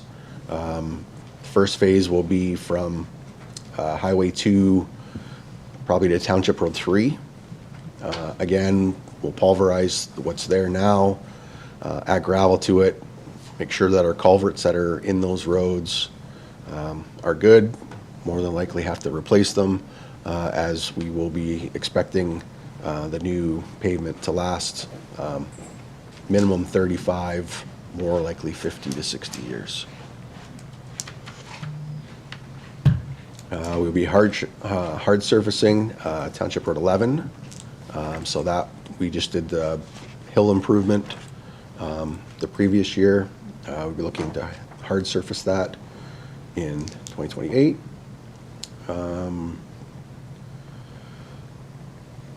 Bridge 66, so that was the one that we did the analysis on. We'll be doing whatever that analysis tells us was required. Base improvement on Township Road 12.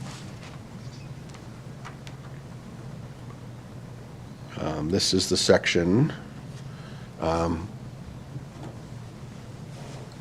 from Blenheim Road to Trussler. There's the gravel pit on there, as well as a bridge that was replaced in 2000, or in 2020 we replaced Bridge 20. I just told him. Sorry. Continue. 3/4 ton pickup will schedule to be replaced. Again, this is the one that Public Works uses. The one that we purchased in 2025 will go to Community Services and stay there for another 7 years. As well, we have our loader backhoe is also scheduled for replacement. Again, it's a 15-year life cycle on that. And then we have the resurfacing of the surface-treated roads.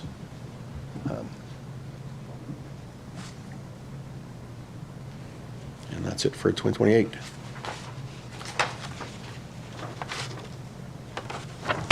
Okay, is there any questions from council? Does council wish to continue on with any of the capital for years going forward? Or are you good with that point? Everybody's okay? Any questions on the capital budget at all? No? Councillor Demers. I guess just all these projects that are potentially getting pushed off because Wilmot's maybe not quite prepared. The thing that concerns me about that is that we're ready to go. And whenever we get pushed off another year, it costs us more money, right? So that's a little frustrating, and maybe that's something we just suck up and everybody does it because, you know, when you're sharing resources with other townships. But I feel like if we're ready to go, we should be able to freeze our budget to whatever we're, you know, putting aside for those projects. And then if another municipality wants to push it off and make it up the following year, then, you know, that's up to them. But there needs to, I feel like there needs to be a little bit of a come to Jesus here because we're sort of being forced, our taxpayers are sort of being forced to pay more because another municipality is pushing things off. And like you know, respectfully, you know, I realize they're doing what they need to do in order to, you know, correct the situation, but it shouldn't cost our taxpayers money. So I'm not sure that anything can be done if we just need to, like I say, just kind of suck it up. But, you know, it feels a little wrong. I'm sure there's a law or a rule or something. Right. Yeah, I might be able to weigh in on that just a little bit at a high level. You know, this is something that Jim and I have talked about again at a high level. A lot of the, you know, the relationship between the township and our neighbors as it relates to those road use agreements are kind of, you know, hinged on the 50%, 50-50 in principle, and then somebody has jurisdiction over the road. Right. What we are seeing elsewhere is, you know, more specificity being added to the, you know, the nature of those agreements between townships and sharing assets like roads. So I think that, you know, while that solution maybe doesn't help us specifically here, it is an area in the future that we should be exploring and figuring out, you know, whether or not improving those road maintenance agreements with neighboring townships could include terms for exactly what you just described. And, you know, if one municipality isn't willing to make that financial commitment on a scheduled year that the work's supposed to be done, should we be freezing it? You know, should there be a method for one of the municipalities to kind of hold the other accountable? Right now, we don't have any teeth in the absence of those formal agreements. So not a great, you know, solution in the short term, but it's definitely something that I think we should be emphasizing moving forward in creating those agreements. Yeah, it's difficult. I mean, you know, I can appreciate from one year to that. There's probably been situations where we've wanted to put some things off in a year, and there's kind of a give and take. But yeah, it's getting to be a little bit much here. And like, I assume our plans mirror each other. So if Jim has a line item for something in a certain year, that their plan has the same line item. And granted, we don't actually approve our budgets till that particular year. I think if there's, you know, general agreement between us about when things are going to happen, you know, and we've planned for it, I feel like we're, you know, but you make a good point. Like, let's consider that maybe going forward for other projects. Yeah. You look at that bridge, for example. Yeah. We approved it a year ago, Yeah. and now it doesn't look like anything's going to happen. And It's not going to get any cheaper. yeah, and you look at the other part I kind of look at is, you know, yes, it was in part of our capital and was coming out of reserves, but we could have done something else, right? Like, so I'm just, I don't know if this is something we've never done it before. I'm not sure if this can happen. Can we? So say they decide not to, and I honestly, I'm looking at their budget restraints that they have this year, and I won't get into that here, but I got a feeling that some of these aren't going to happen, because realistically, what's a one easy thing to cut, right? That's an easy thing to cut, is not paving a road, or it's pretty simple to do. So I wonder, can we pre-approve other projects on the condition of this not happening? Like, 'cause I've never had us do that before. Like, what I'm saying is, if they decide not to pave this, there's 2 or 3 roads there that we have. If they decide not to, can we go ahead and do another project and have it? I don't know, I've never heard of that being done, whether it has or not. So the problem is, though, if they push it off a year, then we don't have that money in reserves for that project too. But just a thought. Yeah, part of the, I mean, I get where you're coming from. Use the money on another one of our projects. It comes down to readiness. Typically, we're trying the year before. That's why we have the 10-year capital plan, so we know that, okay, this year we're gonna prep the base. Yep. Next year, we're gonna hard surface it. By taking that funding when they're not using it to hard surface another road, it may not be ready to be hard surfaced. Yeah, even if you, like, I'm even thinking some of the bases, like, we move it's kind of frustrating, like you say, we're waiting for them, and we actually push some of our roads off. I think it was either last year or the year before, we kind of, because of some of our capital restraints here, but it's kind of frustrating that, like I say, they look at that bridge, we had that money, not that we don't have lots of projects in public works that we can use that money for, but it's just kind of frustrating that, we plan for a project, and even if we approve half these Wilmot projects, we don't know if next year they're going to come along and do it again. So we got some projects that we've delayed because we couldn't afford it, but realistically, that bridge, for example, that money, those projects on those roads that we didn't do, we could have done them easily. So we're kind of delaying. Our residents are getting delayed on some of the roads here, because that 10-year capital plan for roads, like, we pushed that back probably a 15-year plan now or more. So we're kind of, like I say, our taxpayers are kind of suffering here on some of the roads that we could do. So like I say, I don't know if some of those. It'd be nice if we could control the whole road. Let's say if we control 3 roads at this end, they control 3 roads at that end, instead of half, right? Yeah. And we'd have full control of that road, right? What's going on, right?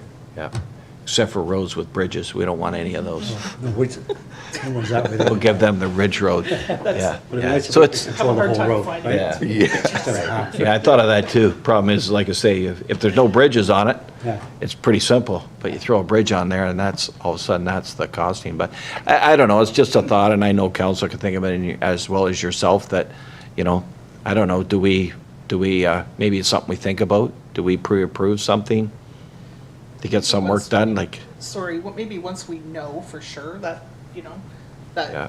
then, it's up to council and say, okay, we're not doing that. Yeah. We want to bring something else. Yeah, I forward. suppose you could do it mid-year even if you wanted. Yeah, so once I find out from Wilmot where they're at with what roads will be done, what won't be done, what I could suggest is I'll come back with a report. And if they're not working ahead and we have extra capital, at that time I can suggest 1 or 2 projects that, if council wishes, we could move forward with. And then maybe we'll save money, right? Maybe. We're doing it sooner rather than later? Yep. Because I'm looking like, the third and all those that were, down the road, or whatever other ones that are a couple roads off, maybe, or years off. If they decide to, yeah, definitely, maybe through the year, we can say, let's dig it up and get the base ready, and, if it comes down to it a year from now, they're ready on that end and we're not, so be it, right? So, just a thought for council, but Yep. I like that idea. We can, if it's not approved, it's technically approved, but we can use it for something else capital if we like. Okay? Perfect. Can I ask one more question? Yeah, absolutely. You can ask 100 if you like. And I'm probably grasping at straws here a little bit, looking for every penny. So it almost looks like we do a depth analysis almost every year. And I assume that's a fairly complex engineering report that gets done, like 50,000. Can we, and is it the same engineer that does it every We ask different engineers. It's tendered each year. We get three quotes from the engineering firms and obviously go with. So do do one every year. What I'm getting at, you probably know what I'm getting at. If we know we're gonna have 3 in a row, can we ask them to tender for one for 25, 26, 27, for example? And, do you know what I'm saying? So that, like, if we know we're gonna do that, even though it's not approved of the 26 and 27 budget, can we, you know, because we know we have to do it, can we say, hey, you know, we need quote us on 3 years, you know, you're gonna get this whole package, so again, presumably, we get some better pricing than we might if, anyway.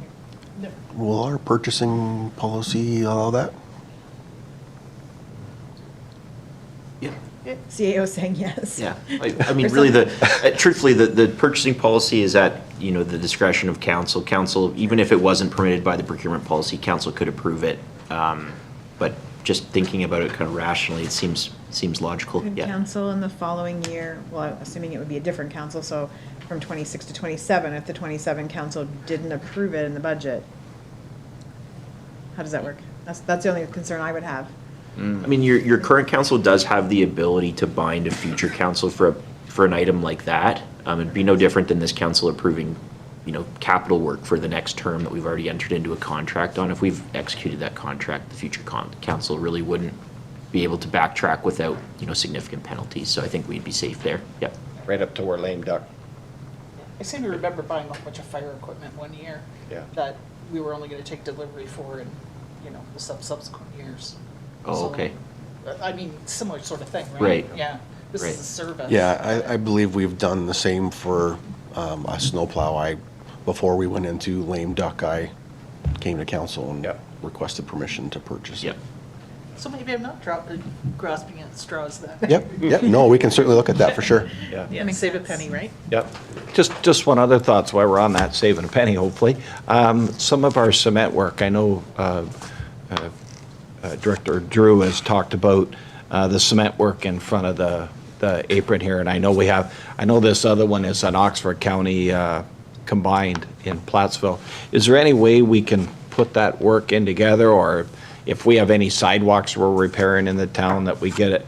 I'm just thinking, because I know we talked before, if you're gonna patch from here to there a sidewalk, it's expensive because you gotta get a truck. Unless you're gonna mix it yourself, you gotta get a truck come in and they're gonna charge you for a full load, really, to get that little bit done. I'm just wondering if we can maybe try to look at any projects that we have cement-wise and put them all in and get them all done at one time. It'll be cheaper, I think, just in the trucking costs, so. I don't know if that can be combined with the Oxford County one. I don't know. That's a little. We can certainly talk about it for sure. and Yeah. Look at ways that we can combine projects. Yeah. As Councillor Dimmers mentioned, the more you have in a tender, usually the better price that you can get. Yeah, absolutely. Go ahead, Councillor Young. I just had a quick question that might not even be relevant, but if we were looking at projects we could maybe change around if we don't go ahead with some. I know that the deck analysis you said was or the bridges were every two years, right? The inspections are every 2 years. Okay, because I looked in, like, that Township Road 13, Bridge 66 is having the deck analysis the same year that it's being paved. But then they're gonna come back the next year and do the maintenance on the bridge. So wouldn't pave the deck. We would only go up to the border of it at that time. Most of our decks aren't paved. It seems to be old practice was they poured the concrete and left it as a concrete deck rather than an asphalt. Now the practice is they actually put a sealer on it and then asphalt it. The idea is the deck will last longer with the sealer and the top coat on top of it. So when we do Township Road 13, knowing that project would be done, obviously we wouldn't do that. And the hope is too, the road is already closed during construction, that rather than have a closure 1 year and then close it again the next year for construction, that we can kind of coordinate to have it all done at the same time. Because that's what I was thinking, that it's gonna be closed 2 years Yeah. in a row doing that. Thank you. Okay, anything else from council? Nope, thank you very much. So we're sitting at 5 to 12. I don't know if lunch is here. It's supposed to be here at 12 o'clock. So does council want to break now? We have one more capital. We have Trevor to come up and do his. I think that's the last capital, right? Community services. So do you want to do his capital first, or do you want to break for lunch? What's council's thought? We've also got, Drew does have some additional information that he was able to find on the Okay. water rescue, so we can Okay. tidy that one up if we want to. Do you want to have Drew come up then, and he's got some additional information on the water rescue for us? We'll get him done, and then maybe we'll break for lunch and do Trevor right after lunch. Okay. Welcome back, Drew.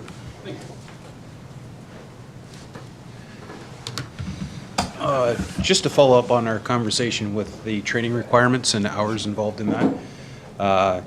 So because we are in RTC now, able to pull that up on the OFM Learning website and come with that. So the awareness program is 10 hours online, self-guided for 30 days.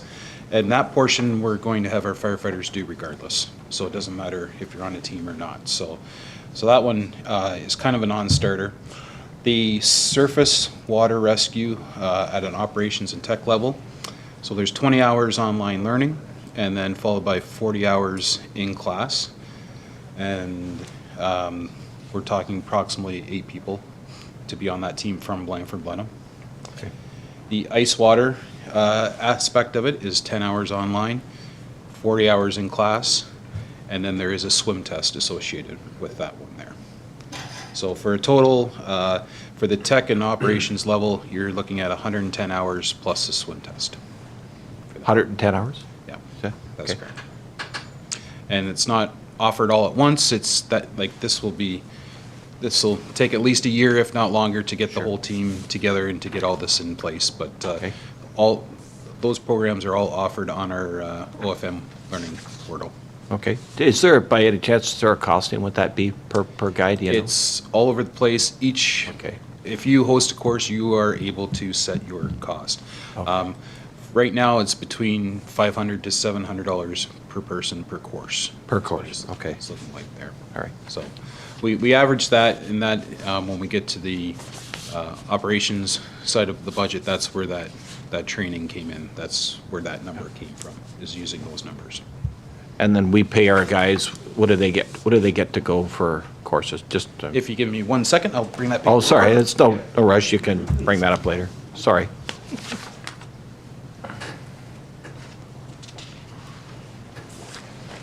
So this will be for 2024, obviously.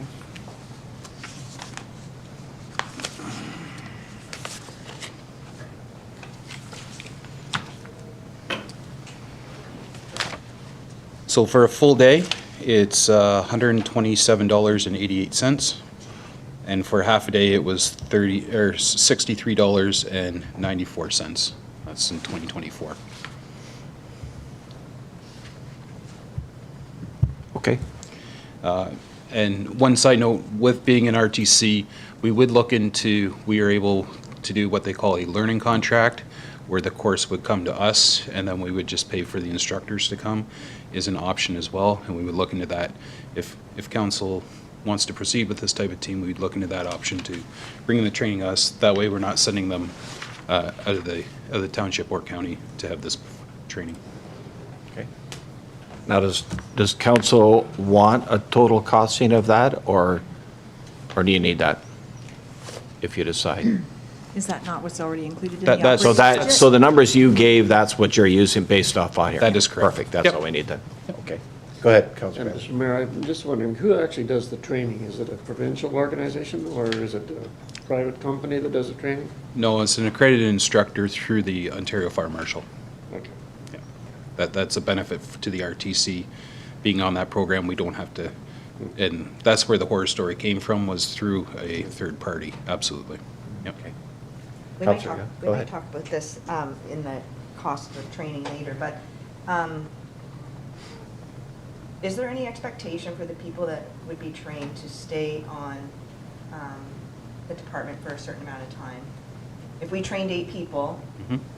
and a year later, someone decides they're leaving the department, we've now invested this.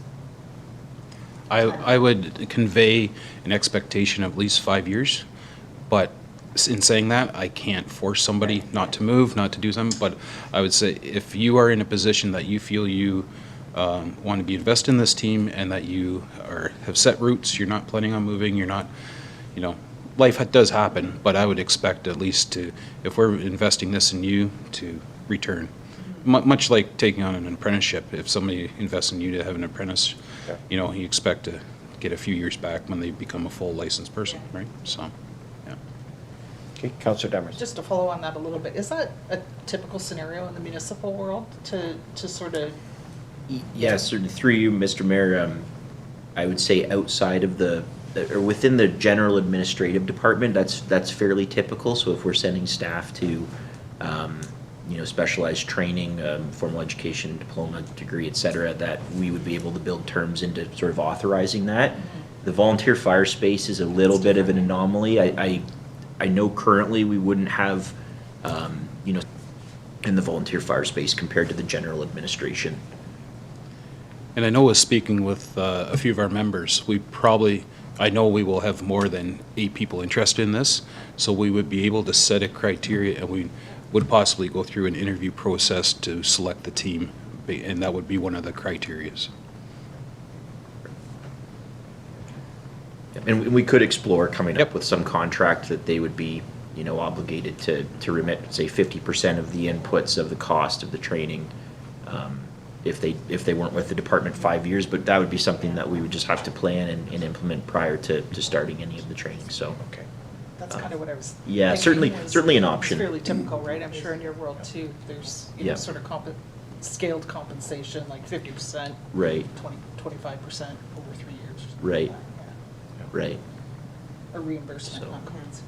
And I think the reason maybe we see it more in the admin side than the volunteer side is because a lot of the volunteer side training would be obligatory kind of across the board, so we wouldn't have a reasonable expectation to put in a requirement. But for something like this, that is kind of in excess of the standard level of training that the balance of the department members would have. I think we would have some more latitude there. So yeah, if council's in favor of that, we certainly can explore it further and roll something out. All right. Can I ask one more question? Absolutely. Sorry. So is all this contingent on whether or not Norwich decides to, I assume it's in their budget as well? No, because they already have the team in They're place. already- They're- okay, They offer that to their residents. Oh, okay. So, Easy yeah. peasy then. Okay, good. I thought it was sort of. Nope. This was sort of a recent This was just, thing and- this was a high-level discussion, having breakfast at our conference where this idea came from, and the Norwich Chiefs would be totally on board, and he said, present this to your council, and with their blessing, we could move forward with making sure that this could happen. Okay, good. Okay. Good, thank you.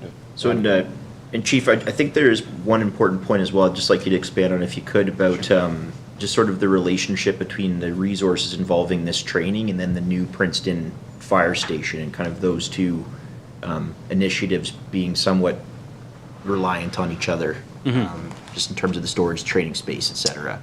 Yeah, obviously, we need a place to house this equipment, and we need a place to train our people. We don't there's very limited space at the other stations, so that would be one aspect that would help. The training that would happen would more than likely happen at the ponds, where it's a safe environment, where it's easy to go at. And one of the requirements under the grant would be to show that you are training on maintaining your skills and new skills. And this is a perfect example of a new skill that we could check that box and send that in saying that, yes, your skills grant that we're receiving is being used towards that. So it's all intertwined, but at the end, it's a win for the township, I do believe, in the residents. So if this is approved by council, are your thoughts to store this apparatus somewhere other than Princeton in the meantime? Because it won't fit there, obviously, right? So I think we'll have a longer time getting everyone through the training first and getting the certifications, and then we will look at the equipment and we will look at where we are in the build process. It might be a lapse of a couple months type idea, but the bulk of it is going to be getting our team certified. And because we can't guarantee that if council were to approve that the training would start tomorrow, we would have to find those courses or bring them in and get that all structured, create the team. So there's a lot of legwork before we even worry about material. Okay. Okay. So I'll ask one more. I know lunch is here, but anyway, I'll ask one more. So would they need the boat apparatus to do their training? The reason I'm asking that is I'm just wondering if they're not going to need the boat this year, is if we push just the boat portion off for capital. That's why I'm asking that question. It's coming out of taxation, right? Yes. Yeah. Yeah, it's the only thing coming out. So to get to the the training that we're talking about, they don't require that. But as soon as they get the tech rescue training, then when the actual team starts, that's when they need it. That's when the 40 hours per year Yeah. kicks in, and that's when they need it. So- That's where I just wondered if the training is going to take all year to do, is if that one part of the capital we can push off. That's just a question, Ed, so.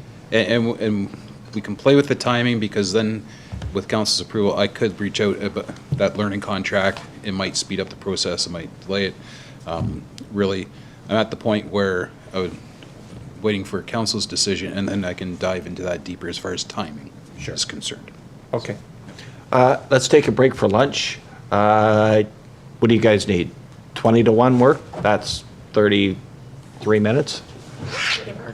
Oh. Do you want? I thought he said, did you want to Okay. see if he wanted to? We can. It might help. How long is it going to be? We'd have to talk with him. Yeah. Okay. So we have one person here that wants to speak. Do you want to allow him to speak now before lunch, after lunch? How do you want to, Ms. Council? Let's do it now then. Okay. The gentleman can leave Okay. if he needs to. So what I'll do then, thank you. Sorry,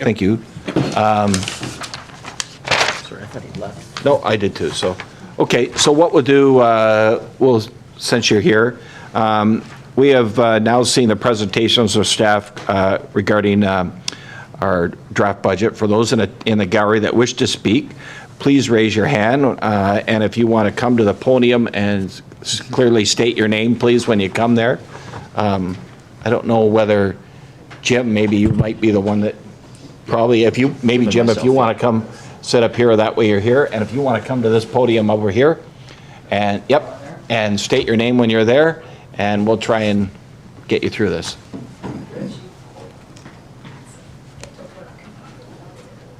My name is Fred Wright.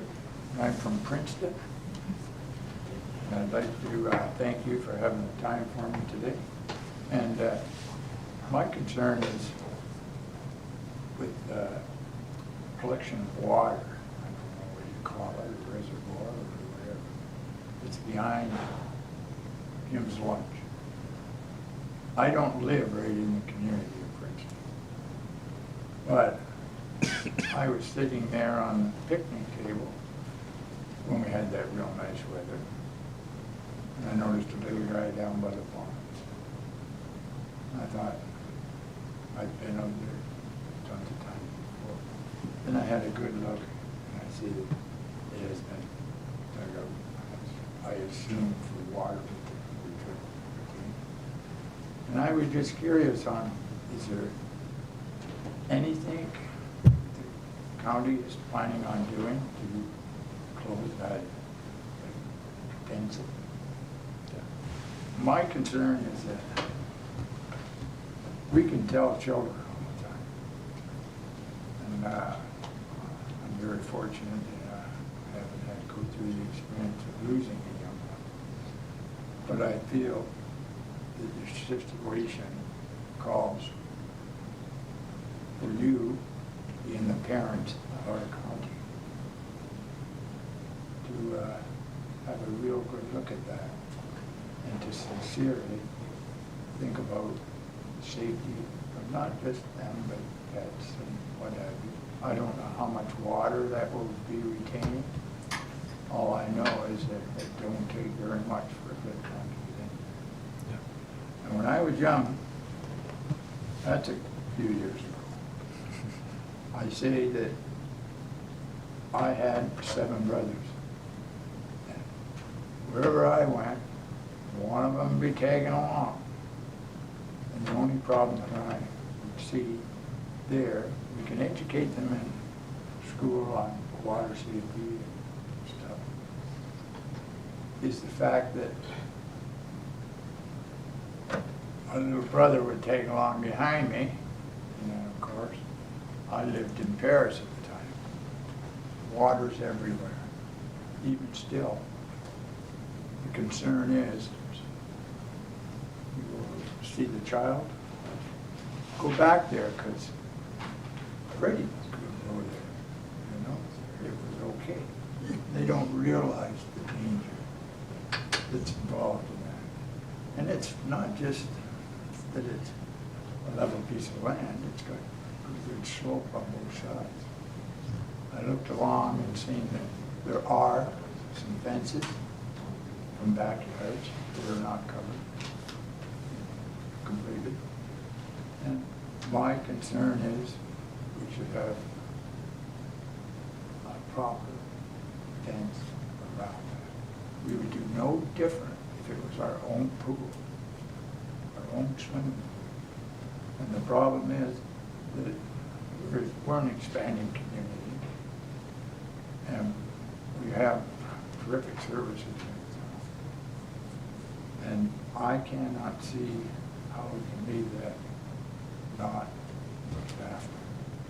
There has to be something that we can do. Because I imagine you'll have, I don't know, down the highway there a little bit, there's going to have to be another pond maybe put in to retain water. I feel sincerely that this is our, as a community, responsibility. We've got a terrific fire department. All the electrical, cleaning, street cleaning, all this. But I honestly think we should have to look at the safety part of this. And it's going to be a problem. Not just the fact that people say, oh, well, it won't get that deep. Well, get as deep as you want, but if I fall down the hill and I'm 5 years old, 4 years old, it's no good at all that way. You know what I mean? Yep. And I don't think the people on each side of that ravine should have to bear the responsibility of checking their backyard to see if Timmy from up the road has come down and gone through my fence. And let's be honest, if you live there, you have that worry that, oh, you're all constantly checking. People might wonder why we have safety. But to me, that is an area that we really have to look at in this, because we have walking paths up there just at the top of the hill there. We have baseball for everybody, and not just from this area. Universities, everything, use that ballpark.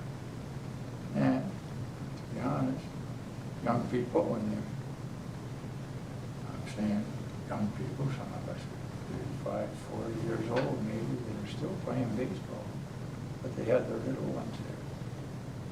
And I think our community should be looking after everybody.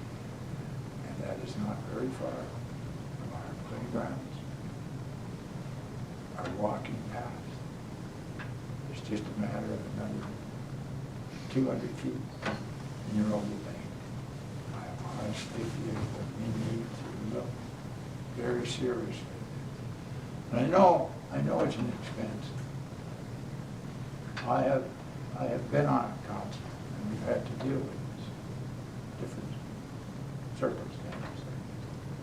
But I hope that you will not put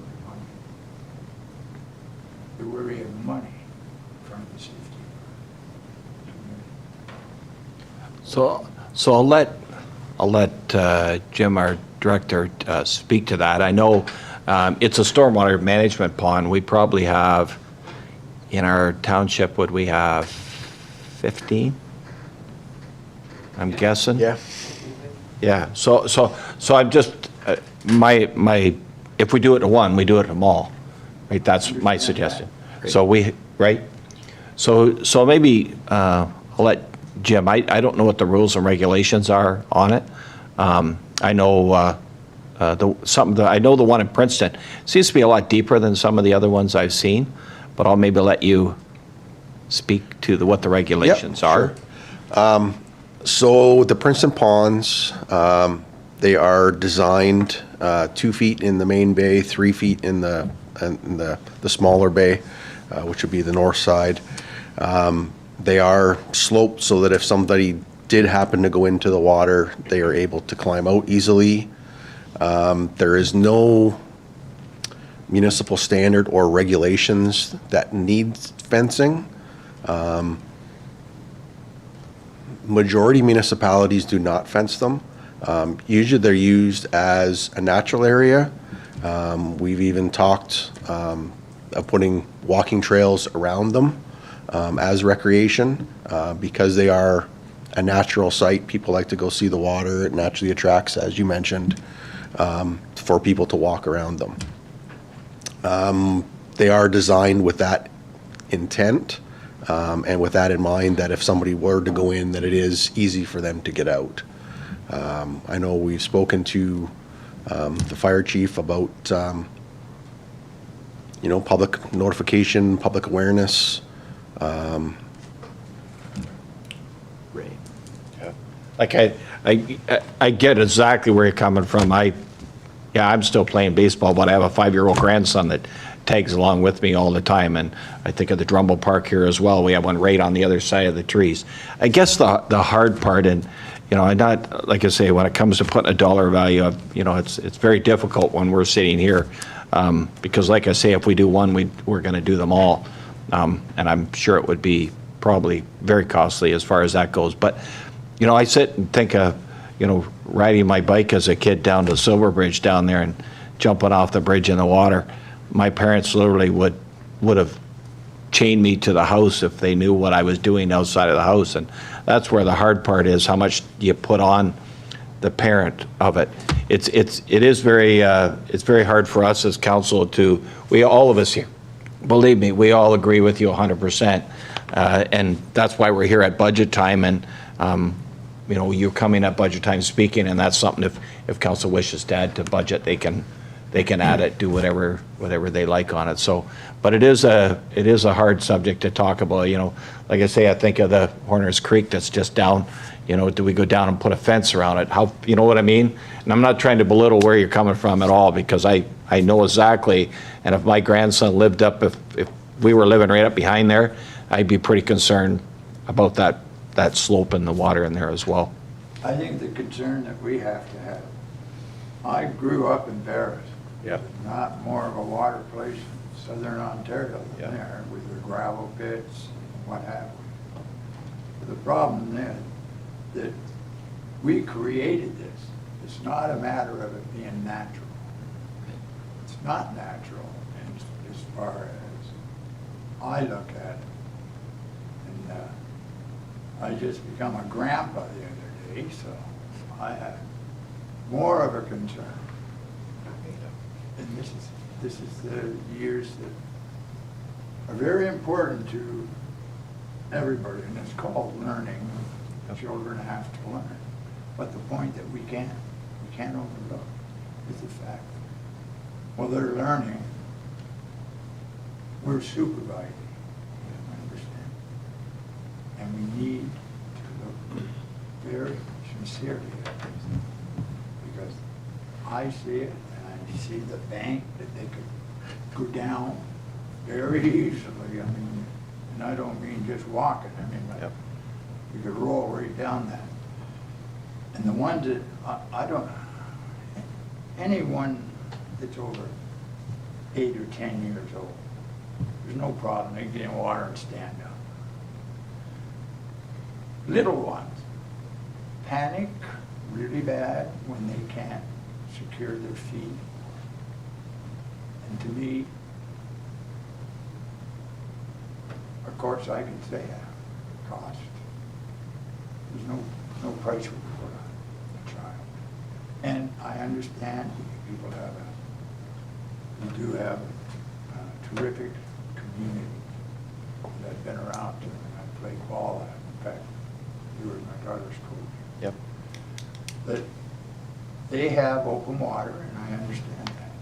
But this situation down behind the lunch place there is, and it's very populated, as you people know, that anybody that might know the area. But I think we created it, we gotta oversee it one way or another.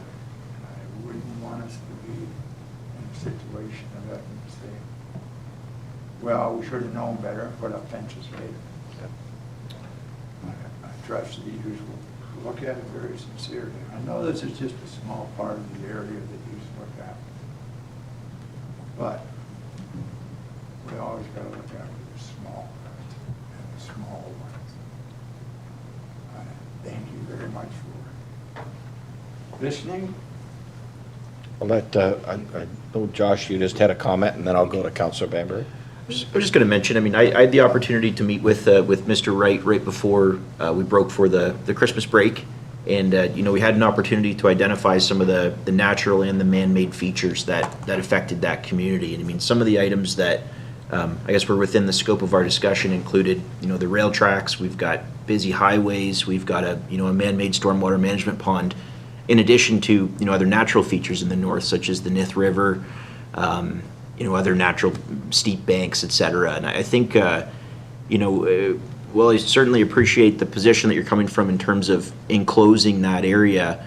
You know, one of the items that we did talk about was what can we do that's, you know, in the short term and probably has, you know, a wide impact on both children and also their parents. And, you know, the one common denominator that would solve that is public education. And, you know, as we discussed, we've got a fire department that does have a mandate for scoped public education. And, you know, if we're hearing these types of concerns in our community, which I think, you know, certainly understand where you're coming from on that, perhaps that's an area that we can emphasize, you know, not only providing some of those enhanced resources for children that may or may not, you know, remember or retain them, but also the adults that are responsible for these children so that they can pass on that those lessons to their kids. So, you know, as we see in the meeting today, we've got emergency services that are talking about, you know, enhanced resources for water rescue teams. We've got a fire department that has, again, an obligation to roll out public education for these types of items in addition to fire safety. So I think that, you know, those are some items that maybe demonstrate that we are moving in the right direction and are acknowledging that those types of risks exist in our community. And, you know, I guess I wonder at a high level as far as enclosing a natural feature like that, I wonder to a certain extent if erecting a fence around a stormwater management pond almost makes it more enticing to certain kids that would want to trespass and access that area. You know, in some of our review, Jim and I have spoken about this at the staff level on whether or not we do have an obligation to enclose that type of man-made feature. And like Jim said, I mean, there's no provincial regulations on whether you shall or shall not enclose it. We found some urban municipalities will use a tool where they'll look at, you know, population density in a certain area and use that to guide their decision on whether or not they enclose a swim pond. Based on some of those standards, we would be far below, you know, what has been done elsewhere. Not to say that we couldn't consider that, but it's just there's limited benchmarking as far as you know, what our obligations are. It comes down to our appetite for risk. And I guess I just wanted to confirm that I do think that there are other measures that are currently taking place or that could be, you know, emphasized more moving forward to address the risk that we've identified here. Maybe we can, I don't know, on that newsletter that we do in the spring, if we include something on that too, or if, I don't know, something can be sent out through, now that all the kids go in one school, whether something can be sent out. I'm not sure how that works, if we can send out. So maybe we'll try and do some communication that way on the danger of it, and see if we can't get at least the parents to speak to their kids about it. I know most do anyway, but at least if we could.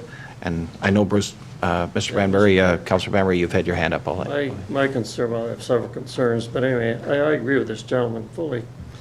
And I've had some complaints or some comments from people surrounding the west pond. I'm not too concerned about the east pond. It's not really finished yet, so I can't pass judgment on that. It might be too close to the highway, somebody could fall in, but anyway, on the west pond, it is a really deep pond.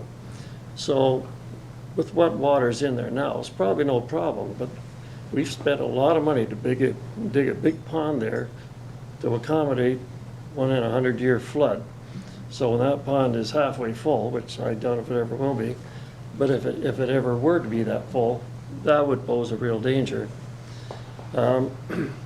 So I think what we need to be concerned about mainly is the liability involved with that situation there in that particular pond. I can't speak for the others around the township.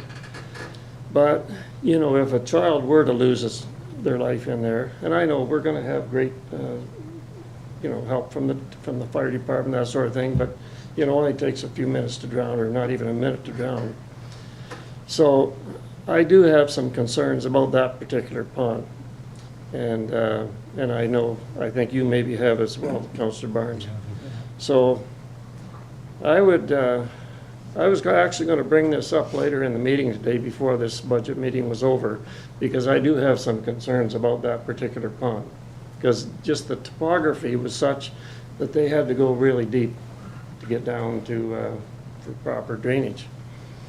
So that's where I stand on this, and we'll see where it goes, but I would love to see some kind of certainly lots of signage, but I would like to see, even if it's a woven wire fence, some kind of a barricade there, just so we can be seen by the insurance company. We've done our due diligence when we get sued for millions of dollars if some kid drowns in there, because they go after whoever owns the pond, or, the municipality. So that's my main concern as well. Mine is a child. Absolutely, I sure, yeah, that's, Yeah. but as far as the township's concerned, that's, yeah, absolutely, we don't want anyone to lose their life. I firmly believe that decisions will be made on it. I also believe that I tell my children, stay away from it. Now, it's up to council, which I consider to be the parents of the community. And to sit down and seriously look at the options that we might have, but we have to do something, especially that pond there. It's awful. And you hear people whining about this and about that, but I happen to be sitting there and I've seen it myself. And I hear people talk about it, which you probably get a few comments on. And with how steep the area is for them to go into, the fact that we're right next to where the walking trail ends, on that street up the top there. I'm not that familiar with the street, but I can get home at night. But the biggest problem I worry about mostly is the fact that as we get into the summertime, it should count for any time of year. In the summertime, there's more visibility. You might tell a child to not don't go down there. But in the wintertime, there's not too many of us that strolling around the piles of rocks we got up there at the top of it. That's a long fall. Somebody comes down. I would like to see council to look at it seriously, and being the parents of our community, you do what you feel is right. Child can never be brought back. If you have to ever pick one up in a pond, and I've done that, we know that it's not very pleasant. Oh, absolutely. Okay? Okay, does anybody have anything else? Okay, thank you very much.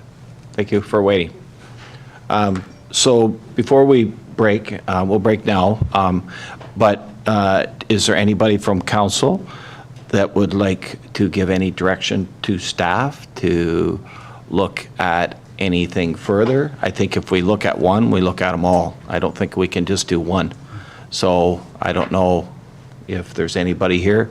And remember, there is a cost to it, so you have to be prepared for that cost in our budget. So is there anybody here or wishes to do it later? You can do it later as well.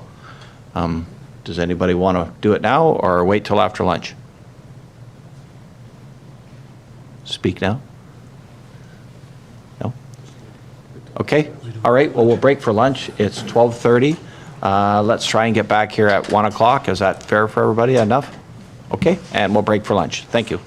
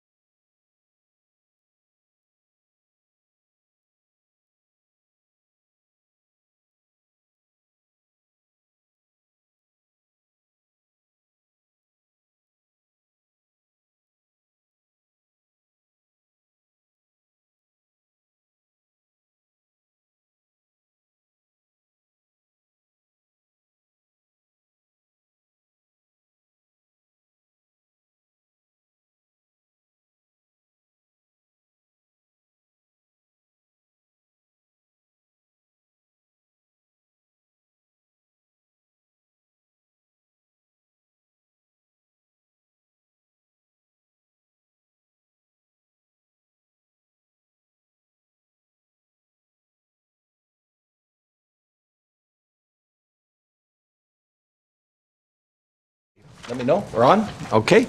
Okay, we're back from after lunch break, and we'll start with Trevor, if you want to. Yep. Just here to do the long-term capital for the arena. We'll start with the arena. The first line is the sound system. Most of the stuff's just based off useful life expectancies. So our sound system, we've had it reviewed and we've moved it. It's going to be removed from the 2025 project total, and we moved it to 2027 already in here. It's just got to get shifted. So that'll be out of there anyway, so that one we won't talk about. The hot water heater at the front, it's just based off the life expectancy of the hot water heaters. It's at a medium priority. Again, we'll have a contractor come in and look at them to make sure, but right now it's working okay, but there are some minor flaws with it, but we'll see what that is. And same with the water softener at the back. That's a high priority. It's been highlighted by staff and a contractor to say that thing's not going to last much longer. So, and it's already past its useful life expectancy. The stall mats, they're a medium priority. These are for the players' benches. We do them every so many years. Depends on the usage and the skates, cuts in them, but they could be done next year. But we'd like to see them done. But it is a medium. We put that at medium. And the compressor number 1 overhaul is high priority. It's a preventative maintenance program to prolong that compressor. So we do those every 5 years. Get a contractor come in, rip them apart, see what they're like, and put new pistons and rings in, and just make sure everything's good inside of them. So that's for our 2005 projects in the arena. 2026, we're looking at tube heaters. Again, the life expectancy of them, compressor number 2, overhaul. This is just to overhaul the compressor number 2 like we do number 1. It's a 5-year cycle.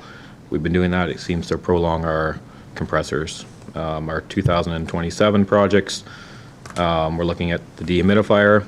Again, this was put in 2025, but the evaluation from the contractor, the dehumidifier is in pretty good shape, so we put another 2 years onto it. The glycol system, just life value again. HVAC at the front of the building. The building's 12 years old now. Most of those HVAC units are rated at 10 to 15 years. So again, that's just life. Sound systems life. The brine pump in the refrigeration room is based off life. Condenser tower is the same, and the ice pad roof paint. If right now we have that in there. We did apply for a grant for the ice pad roof last November, and council gave us a resolution to move forward with that project if we get the funding. So we won't be, that'll be coming out of there if we get the funding for the roof. But 2028 projects, again, just the water softener, looking at parking lot lights, header pipe, brine pump, refrigeration room number 2, the second pump, and rubber flooring throughout the building, what we're looking at.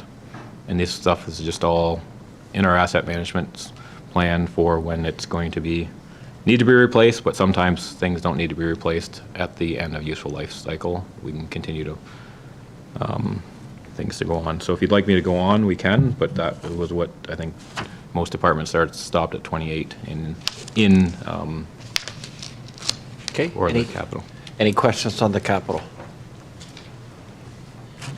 Councillor Demers. I apologize, I may have missed this when you were going through. The sound system is in 2025 and in 2027. 27, so are you doing kind of half and half? No, we're moving it to 2027. It needs to be Oh, I- deleted from It need, 2025. sorry, yes, I missed sorry. that. I didn't I clarify that. apologize. Yeah. Okay. Okay, anything else? Nope, I'm not seeing anything. Okay. Okay, next we'll go to the parks.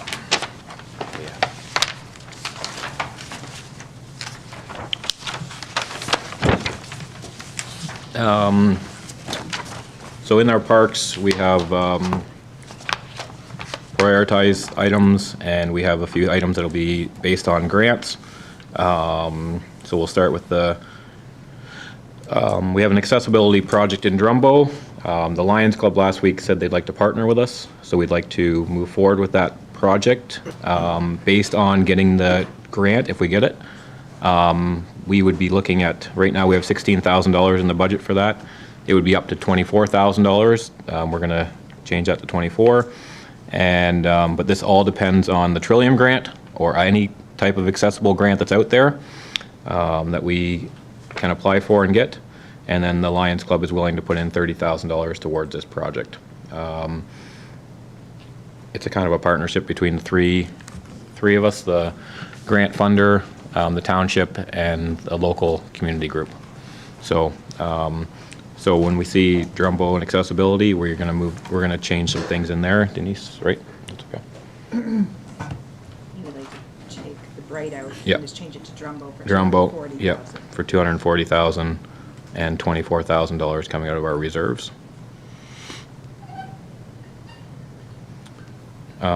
We do have a new trail system that we're looking at along Hostetter. We talked about it in council with a report. We're putting $35,000 out of the reserves, but this will be funded through the debenture, or through development charges. Once our development charges get topped up, we'll put them back into our reserves. Right now, there isn't enough money in development charges for this project, but we've done this in the past with topping up, taking out a reserve fund and then using other funding to top those reserve funds up in the future. And then we have the Princeton Park. We're just repairing some fences in the baseball diamond. Again, it's medium. But if we keep pushing them off, it should be done sooner than later. But like I said, if there was a cut, but that's why it was rated medium. 2026, we're looking at all parks, putting some picnic tables in them, and a Plotso play structure in 2026. This is just based on life expectancies of our playgrounds. Structures are getting to 20 to 25 years old, and it's time to start looking at replacing them. In all the parks, you'll see that we kind of went 2027, Princeton Park playground structure. That'll probably be removed since we just got the grant for the accessibility in the Princeton Park, and we added new playground structure there, so that probably will not have to be in there anymore. And 2028, we're looking at replacing the playground structure in the Bright Park, and then from there, we'll start looking at other, like 2029, 2030, we'll look at swings and other features that are in our playgrounds that will be replaced. And it's all just aging equipment.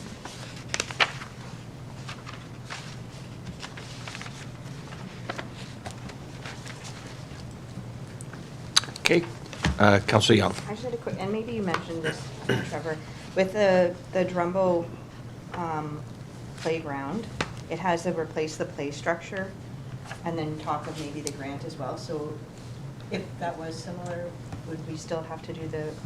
If we get the grant and we get that whole project, that play structure will be it'll be an accessible play structure, so it'll be in the grant. It'll be part But of if we the don't next get the one. grant, we should look at replacing Yeah. some of these play structures. Yes, that's why it's in there. Okay. That's why it's still in there. So it might be able to come out of there. Yeah. Okay, anything else from council? Okay, I'm not seeing anything.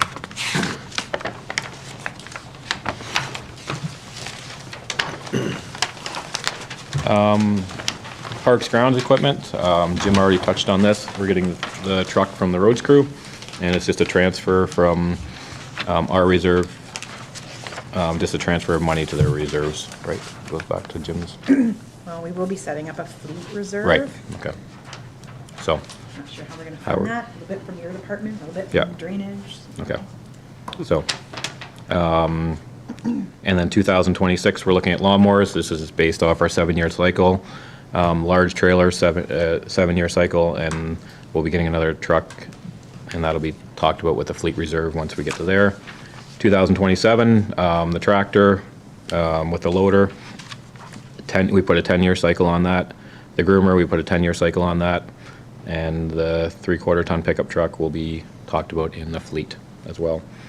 And basically this stuff is just basically what we set our standards to. We put 7 years on the lawnmowers, 10 years on the tractors, and the trucks 10 years, but we have kept them longer if needed. So, and it's just a cycle how we go through everything with what we have for assets and how we prolong for the future.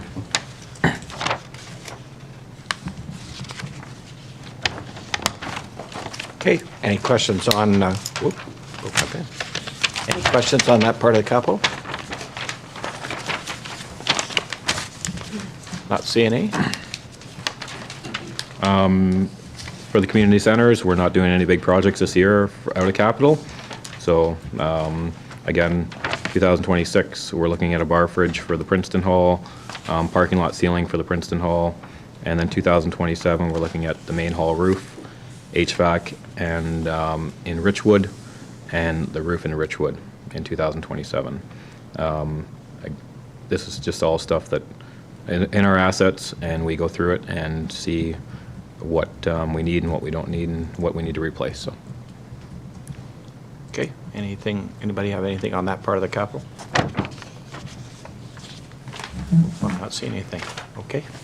So out of that whole presentation, the major new project is the trail, is a in plot. So there is what we're looking at from capital point of view.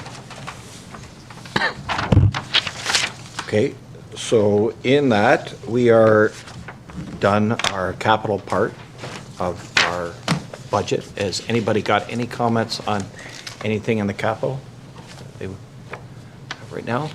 Forgot? Okay, so I guess we'll go back to general admin, the operating. Is that where we're going to start then? Yes. Okay.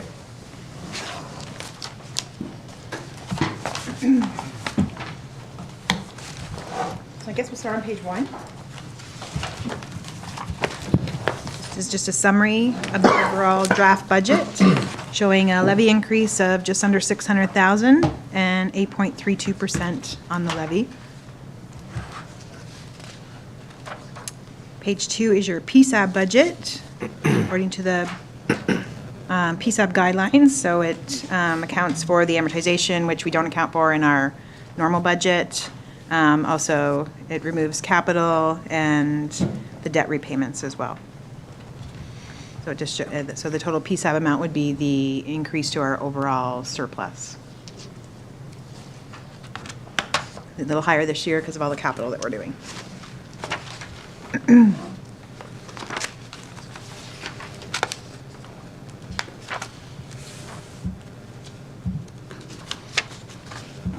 Okay, and then the next page, page 3, just shows budgeted expenditures by sort of category within the department. So this is for the overall township budget. So it just shows what a large amount of capital we're doing this year compared to last year and other years. It's kind of a record year for capital with all the big projects that we have in our draft plan. It went from 39% last year. Last year was actually quite a high too because of the big Princeton project that was going on, but it's up to 56% of our overall budgeted expenditures.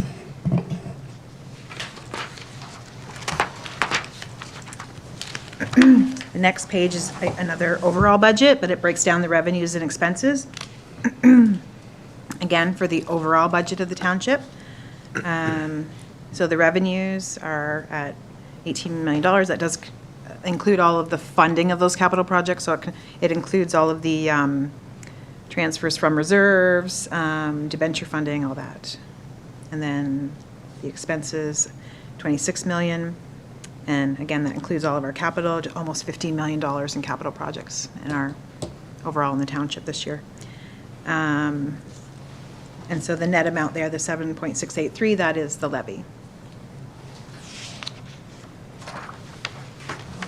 The next page breaks it down by department. This excludes capital expenditures and transfers to reserves, so it's just sort of more operating expenses.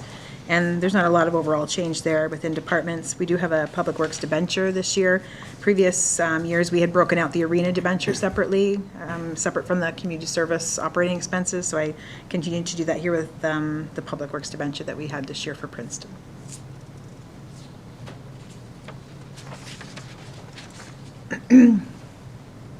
The next page is page 6, and it has the overall draft.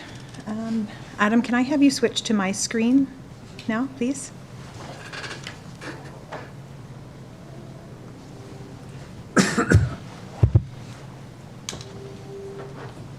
So I have the same page here, but I've made some adjustments. Trevor mentioned the Princeton Park, so we have added this to our budget, separating the septic from the fire hall. So right now, we can't sell the fire hall without a septic system. It's now sharing it with the Princeton Park. So we've estimated about $20,000 to be able to separate that and put a proper system in order that we can sell the Princeton Fire Hall.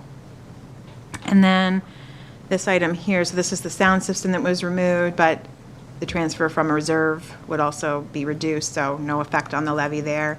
And then I just added this in. This is the accessible park, so focusing on Drumbo, but increasing the budget. So we would be increasing our contribution by $8,000, getting a donation from the Drumbo Lions, and the additional grant that would be needed to fund the project would be an additional $42,000, and this would all be dependent on receiving the grant.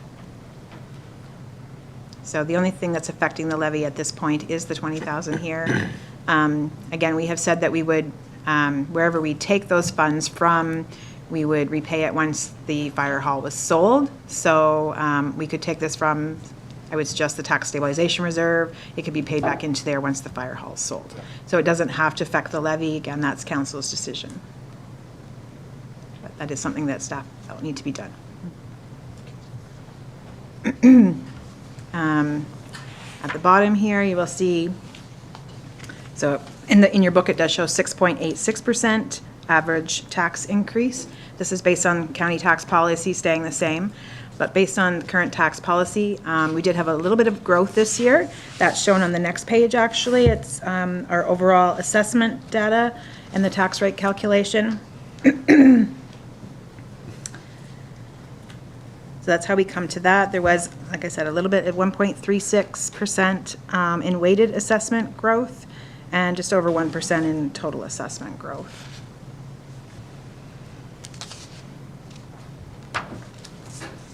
And the page 8 in your binder shows the overall tax rate increase on the total tax rate. So the county has approved their budget, and they're estimating a 6.6% increase on their tax rate.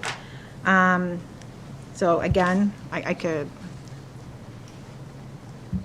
this will show, so it is a little bit, it's, your book shows $18.08. This is showing $18.46 based on adding the $20,000 septic project in there. So no change in the education portion of the tax rate. So they're looking at a monthly increase of about $18.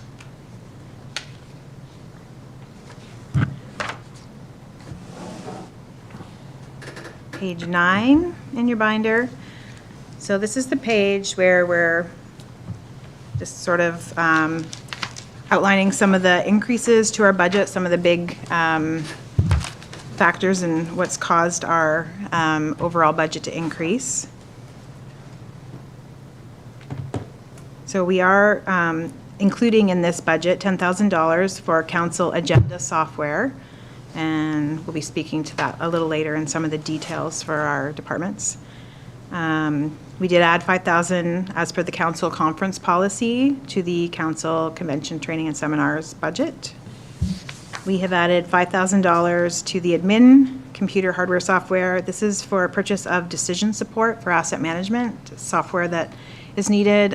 So we have another deadline for asset management for the province this July, and our asset management coordinator is working diligently on getting this software working for the county. They've already purchased the software, and there were some bugs in it they're trying to work out so that we can get the software working, because we need to be able to determine levels of service and how those affect our overall asset management. Legal fees, we have increased this in our budget just because of our increase in overall legal support, different incidences throughout the year. Fire training, so 32,000, some of that's an increase in regular training, and 25,000 is the water rescue training. So some of that's one-time training and some of it is ongoing. But it was a $32,000 increase in their budget this year, as well as the $25,000 for the capital for the water rescue. Public Works earnings and benefits. Oh, sorry. Fire communications I missed. This is the township share of the communication tower repairs and upgrades. I think Drew might talk to that when he's here. Public Works full-time earnings and benefits. That is for a physical services clerk split between the building and the Public Works Department. And we budgeted that just from April to December because there will be some gapping in there in order for hiring to. The Public Works desk layer, there's an increase in tender costs, so I think that was tendered on a multi-year basis last year. So I guess that's proof that we can do that. Public Works safety devices and signs, so that's $10,000 in there for some traffic calming measures. Council we've talked about traffic calming, and Jim's included something in the budget this year for that, so that's in there. Public Works property capital, that's the $50,000 garbage tire storage area. That is coming from the levy because it's something new and not funded. We're not funding that from reserves. Community services, professional fees, so there has been $60,000 included in this budget for a Parks and Rec master plan. Cemeteries, foundation repair, so that, excuse me. There was an additional $7,500 added to this year's budget, just to speed up the process. Costs are a little higher than anticipated. They weren't getting done maybe as quickly as was in the original plan. An increase in transfers to reserves. So we have continued with the 2.5% inflationary increase because costs are continuing to increase, and just to try and keep up with that somewhat. As well, we've continued with the 1.8% levy increase as per the asset management plan that was completed in 2021, just to try and make up that difference that we're lacking in funding our reserves. Insurance, so we did make some changes to our insured values of all of our assets. I'm trying to keep them up to what their actual value are, as well with our switch to insurers, so that was an increase of $70,000 overall. Benefits, an increase of $27,000. Prior to any wage increases, this was just due to rate increases and also maximum increases. And again, wages and benefits, we do have some step increases this year, so an increase of about $38,000, and the COLA increase of 4.27. I will speak to that a bit, but that's about $141,000 overall. So almost $750,000 in increases there, affecting our overall levy.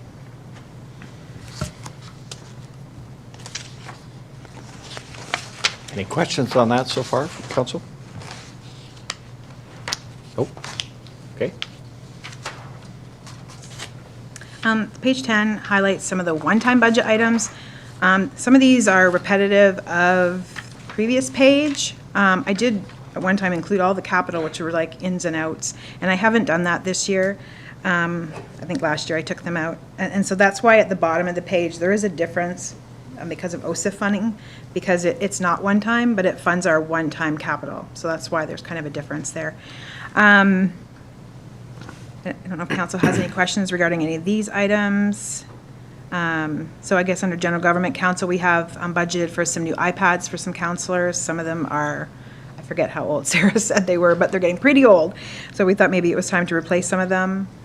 Under administration, again, okay, we'll speak to the county IT labor costs to implement Office 365. So they have implemented this in many of the other municipalities, and it's an ongoing fee for that, but it's a sort of a one-time setup, and it would take, it would be in addition to our regular IT costs through the county for some additional labor to set that up.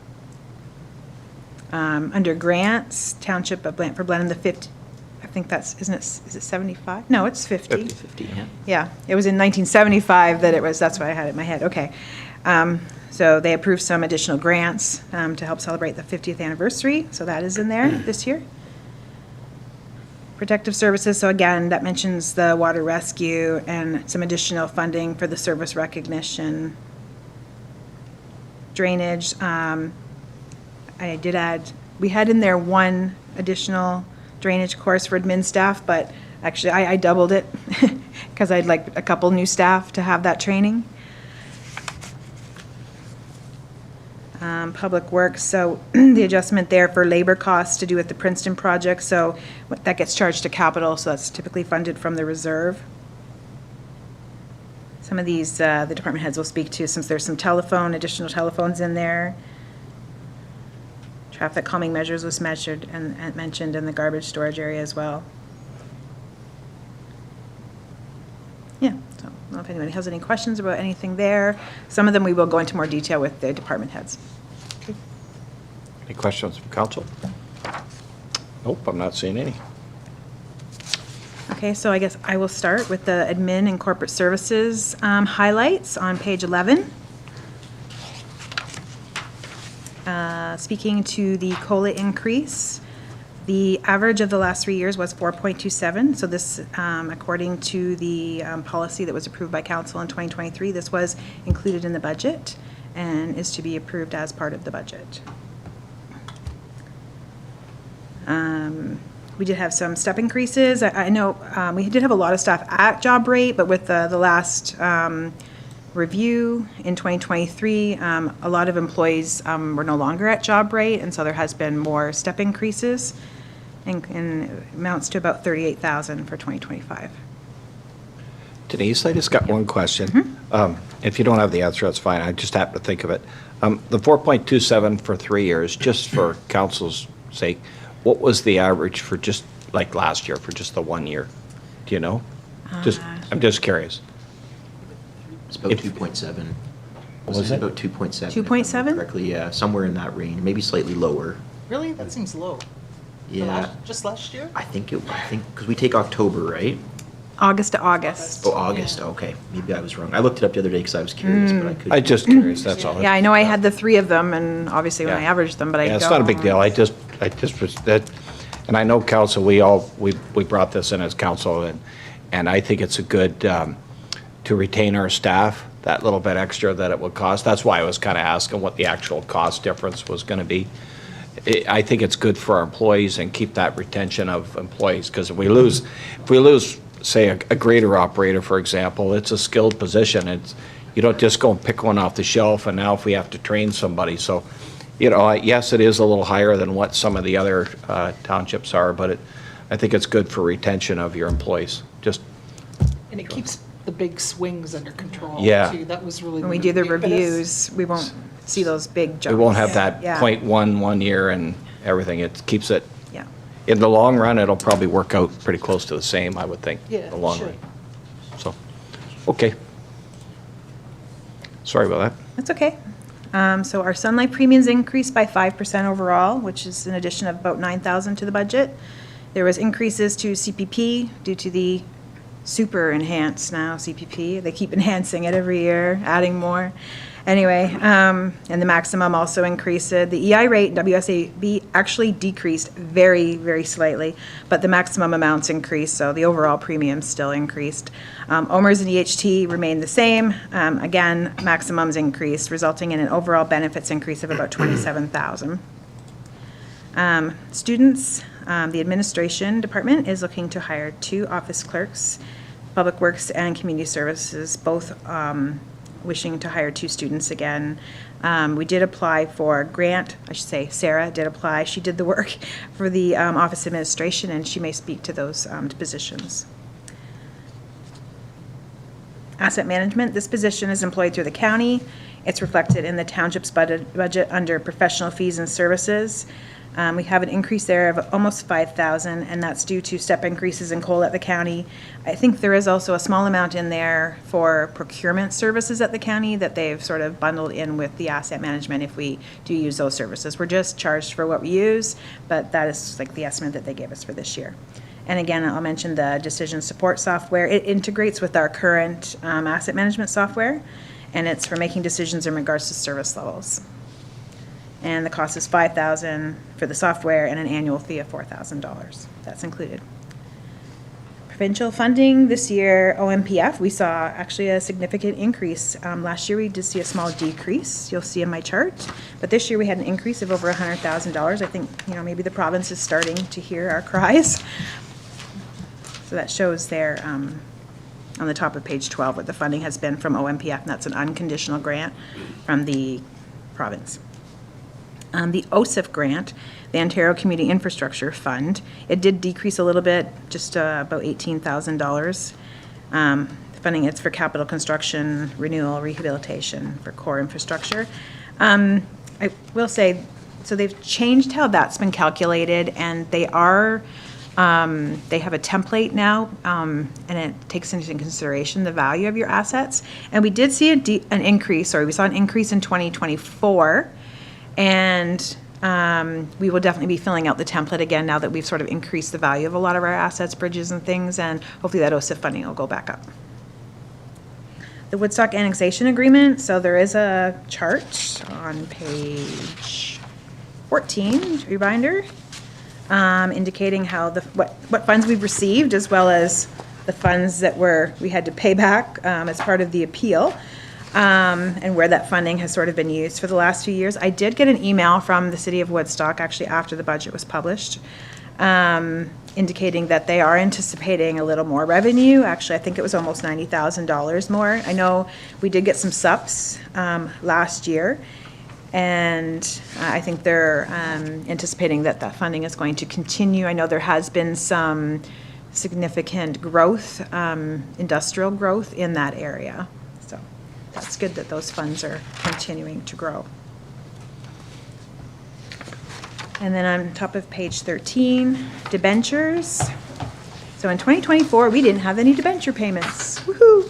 For 1 year, we did debenture a portion of the Princeton project last year, and we will continue to debenture a portion of it again this year, as well as the Princeton Fire Hall, and the aerial truck will also be debentured.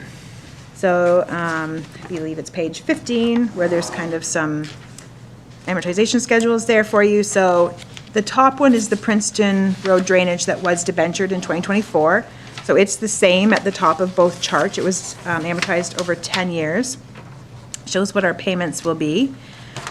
So this year our payments are $209,520, and that is shown under the Public Works Department.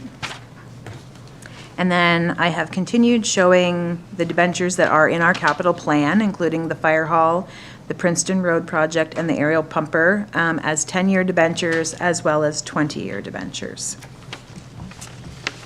And you will note that we have 2 projects in the draft budget to be debentured this year, and then nothing in 2026, and then we have the aerial truck in 2027. So our payments would significantly jump in 2026, next year, and then they would actually fall a little bit because we pay equal amounts of principal with each payment, so the interest decreases a little bit each time, so our payments do go down a little bit as the debenture is paid off.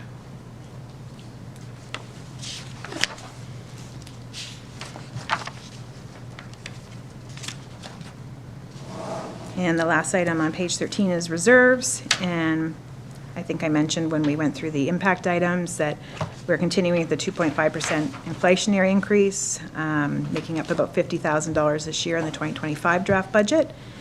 And again, we are continuing with the 1.8% on the overall levy, so it's about $140,000 this year.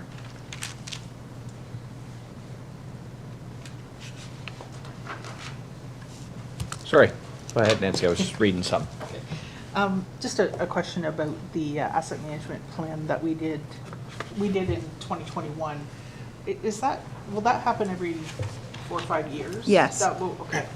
Yeah, Yeah, we'll have to look at it Yeah, every worried few that years. with some In of the fact, things I that think we're it's a doing. whole plan again that's due again in July. Is it? Okay. But we also have to include levels of service in this plan, so it's sort Oh, of an fine. additional feature. Okay. Yeah. And are you comfortable that the 2.5% is enough? For inflation, Yeah. I don't know that anything's ever enough as far as our reserves. I don't know what, I know like over COVID, the inflation was huge. And so, no, the 2.5% has not kept up. Right. Okay. Definitely, and we'll have another look when we complete our asset management plan to see, how the 1.8% over 10 years was supposed to close the gap. I mean, Yes. we're only 3 years in, so, but, maybe we'll find out if we need to increase that or I think that. how we're doing. Yeah, and I think the thing that's important is that there's going to be another one done Yep. on a periodic basis so that we can kind of right size what that extra contribution is, if it needs to go up or down or Sure. whatever. Yeah. Awesome. Thank you. Anything else from council? Nope, I'm not seeing any. Okay, so page 16, I'm gonna ask Sarah to come up.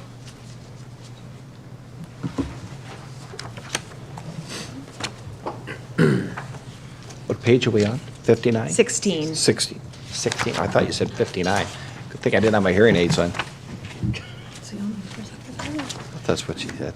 Okay, sorry. I thought she said 59. You jumped 40 pages.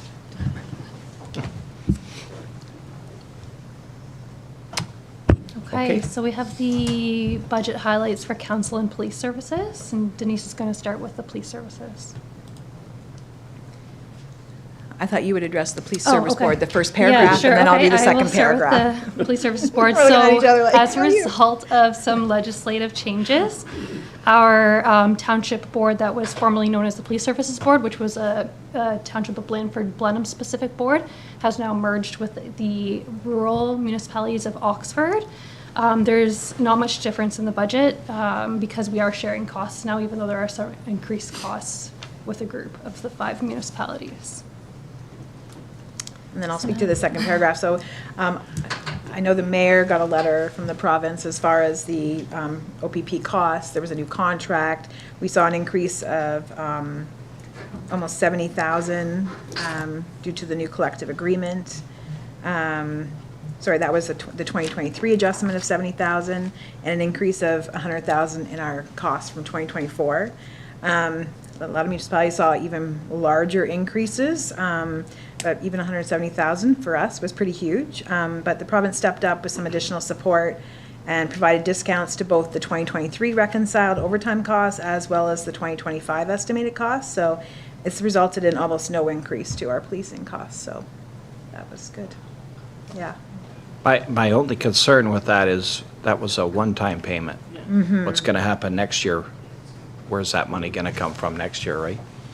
So that's my concern with it. It's good they stepped up and paid it this year, but Right.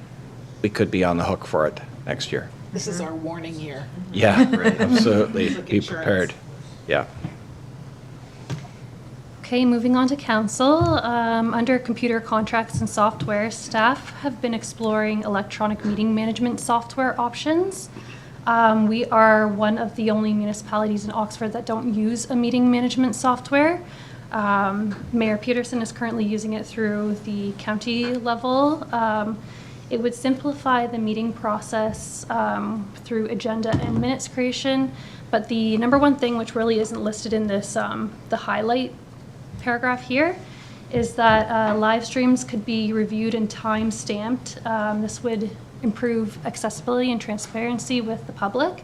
They could look to which report that they'd like to look back on, and they could click on that hyperlink and it would take them exactly to that part of the presentation. Searchability is also improved. We can offer an HTML version of the agenda package. Right now it's a very large PDF package.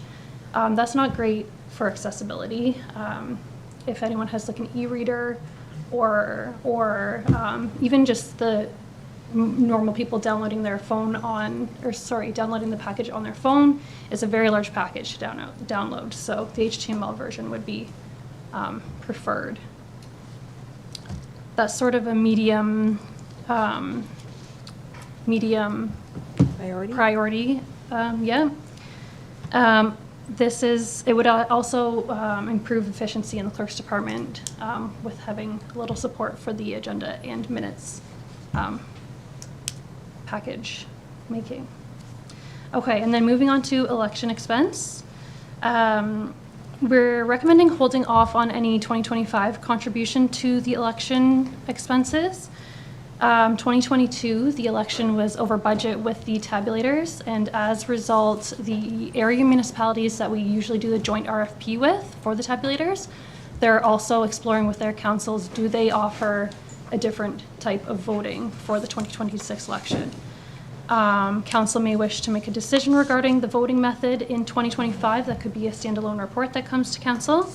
And then we can make a decision on the funding based on what's come out of that report and that decision from council.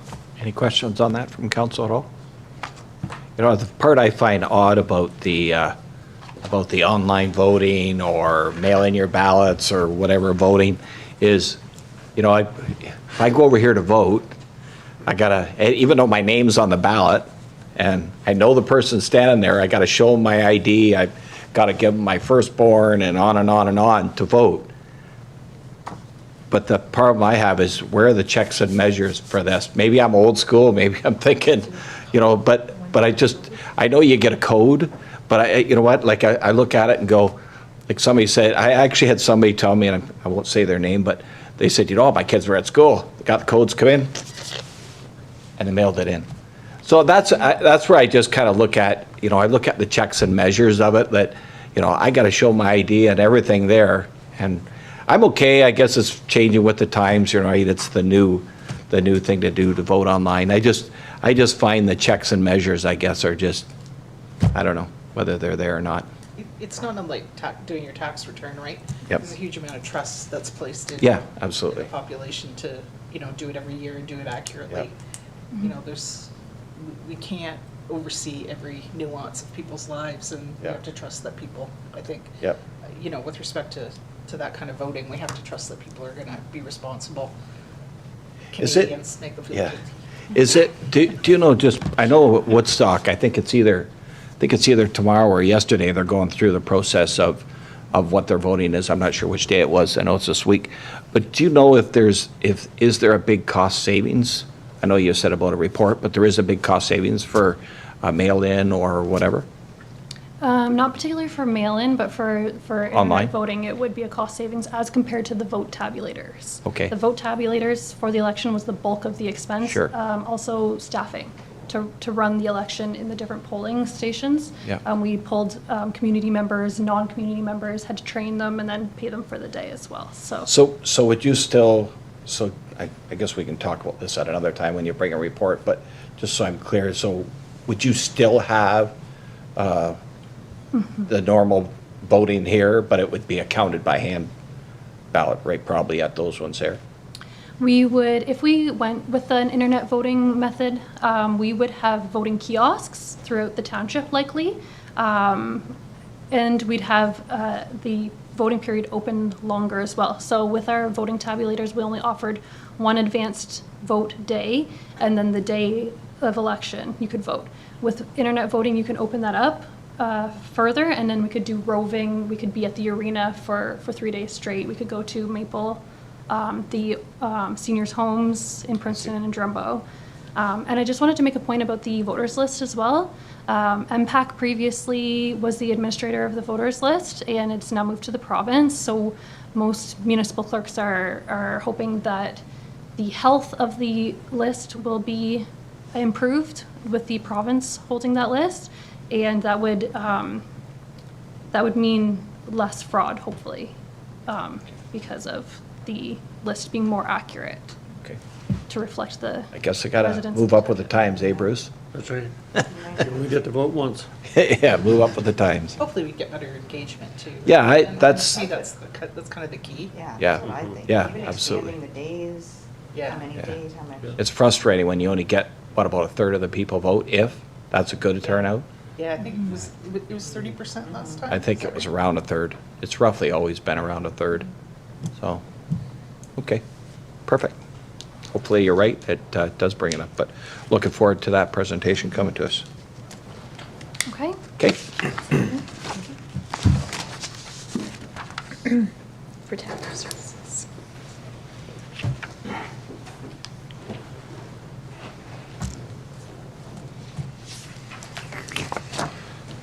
Okay, and we'll have Drew back. Thank you, Drew. Thank you. So here for the operational budget highlights, to go over some of this. And the, start off with, I guess, I'm on page 17, I'm just gonna go over the highlight package there. Revenue, it remains about stable with the 401 calls. And in saying that, in the first 14 days, we've been out to the 401 8 times already this year. So that's already off to a flying start, unfortunately. And like we had discussed earlier this morning, we'll continue looking at any grant opportunities that we can bring in to help with any costs in the township. With the expenses, the training and seminar area, most of that is due to the newly formed team that we're proposing for the water rescue. There is also our peer support that's on that. And if you notice, if you looked at the 2024 number, it was higher. That's kind of voluntold. Blandford-Blenheim's kind of the host for the TEMA group in that, so the bill came to us first, and then we divide that 7 ways after that to the different municipalities. For the most part, if you looked at what we have done, we have allocated, so each station is now the same. We had funding for different stations all over the roadmap, and now we have standard funding in each of the accounts for the stations, because 3 of our stations have the exact same personnel, with Bright being down to 12. So that's how that is allocated there. The fire prevention material, we've increased that a bit due to the public engagement that we do have at the schools and in the community, our fire prevention days, the farm show. And one thing that should be mentioned here, we are going to start working with some allied agencies to promote water safety brochures and stuff that we can present to the schools, or we can hand out a pamphlet when we're at like the fireworks in Princeton or the fair day, that type of idea. So it's another way of getting our messaging out, not necessarily fire prevention, but safety in general. So that's what that's in there for. Employee relations, again, we standardize that because we have the same number of firefighters for each hall, and it didn't really change that much. And that went over quite well this year, and I hope we can continue that. Vehicle expenses, we've hashed that out where our trucks are getting older and parts are getting more expensive, but all in all, we are keeping a safe fleet on the road. Building maintenance, you'll have seen an increase there. I kind of took a deep dive into our maintenance program for the bigger items that are associated with the station and what's going on there. A couple things. The county has implemented an annual backflow valve prevention program that started last year. So other than residential, but in commercial industrial, you have to have those inspected annually. So we had the inspection, and now we have some follow-up repairs to do and stuff to those backflow preventers. That's in there. Same with oil separators, so both Plattsville and Drumbo. So when they have drains in the floor, and then they go out and supposed to separate, it separates the oil from that before it discharges. I can't find any records of those ever being cleaned. So in talking to our Director of Public Works, he of course does that. So again, we'll team up when he does that, and we will get everything done at the same time, along those lines. Equipment supplies, that's the big one that was decreased because we presented it in capital there, so you saw a decrease in that one. And the communications aspect, like Denise had mentioned there, so those are continual upgrades to the equipment that are on the towers. That equipment is owned by Norwich, and then they bill us, and we have asked The company's name is 5-9. Norwich asked them. They presented us with a 5-year plan, annual replacement plan, which has now been passed on to Denise so that there's no surprises going forward for the next 5 years unless Mother Nature decides otherwise on that. So overall, I hope that the operational budget is straightforward and you can understand that. Okay, thank you very much. Any questions on the operation? For the budget? Nope, I'm not seeing any. Okay, thank you very much, Drew. Okay.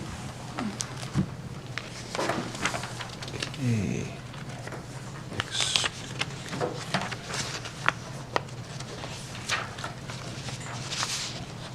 We already did that, didn't we? Where is this one? Oh, yeah. Okay. I'll do you at the end, all right? Pardon me? Do you at the end? Yeah. Start with this one, Are we gonna do, I'll do you right at the end. Okay. Is that all right? Yeah. Do you wanna do it now? No, we'll do it again. Okay, go ahead. Yep. We missed the CAO's report, so we'll do it at, We we'll did. do it, That's right. we'll do it at the very end when we're all done. Good afternoon. If I could just go over the building services operational budget for this year. We're really looking to enhance our level of service in the building department. Obviously, we've asked Adam to provide half of his hours towards the building department to free up my time a little bit, so then I can start working on my qualifications enhancement as well. So both Adam and I are committed to upgrading our qualifications, Adam towards the housing and myself towards the larger complex buildings that will be coming up in our township. That being said, we still have our consultant, but they'll only be doing reviews for, again, those large and complex buildings. I certainly wouldn't get them to review decks, sheds, and pools. That's my job. So other than the training, and of course our additional funds for Adam, really there's nothing else to report. And then of course in conclusion, I always like to say that the building department does remain self-sufficient and there will be absolutely no impact on the general tax levy. Is there any questions? Answer them. Any questions of council? It's one of the yes parts of the budget. Yes, sir. Approved. You stay, don't you? Okay, thank you very Thank much. Okay. And not so much the yes part of the budget. The Public Works up now. It's gonna be a tough act to follow.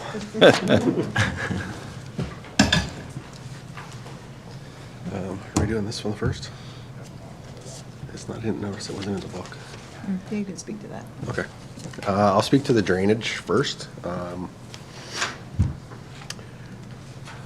As Adam has gone over to building, some of his cost has actually gone down because it has been switched over to building department. And also bring to your attention that when he is working for the drainage department, OMAFRA has the grant for 50% of his wages, as well as any time spent on the drain can be charged to the drain. So drainage department, along with building, is fairly tax easy. The only thing we can bring forth, let you know, is the mesh program he uses for GPSing drains.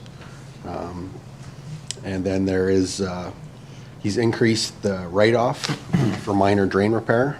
If you remember, I believe it was $5,000. We've increased it to $7,000. This is when something gets done, for instance, in Plattsville, And rather than send a $5 or a $10 bill out to all the residents, we use that as that fund as a write-off. It saves on admin expenses and phone calls and everything else. Any questions for drainage? Any questions, council? Nope, I'm not seeing any. Okay. On to the big one.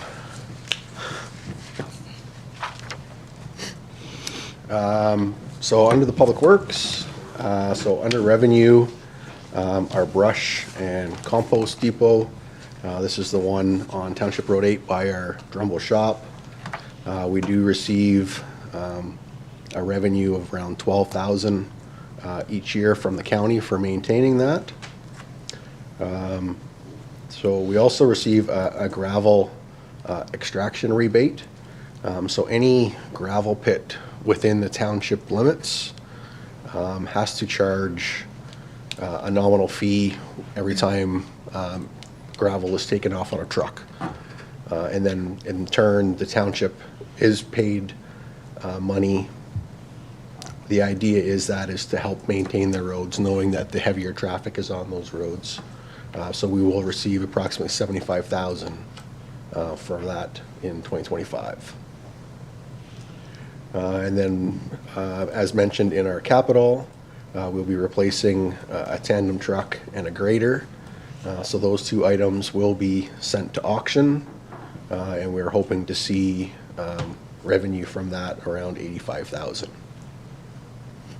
for the two sales from that. Jim, I just got a couple questions. With the compost up there, did the numbers go up this year, do you know, as far as bins? Like, it seems like it's used a lot now compared to even a few years ago. Yep, yeah. When we first put it in, we were probably around 8,000 or 9,000. And every year it seems we get more and more. It's handy, like you say. I know spring and fall on certain weekends. Oh yeah.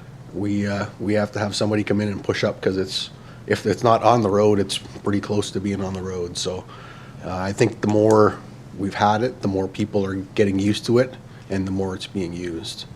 Yeah. I just want maybe not budget, but I was going to ask you before, how many gravel pits do we have in our township? Do you know off the top of your head? Oh. It's not a big deal. You can let me know later. I was just curious. 5? 5? Okay. That's it for me. Sorry about that. That's okay.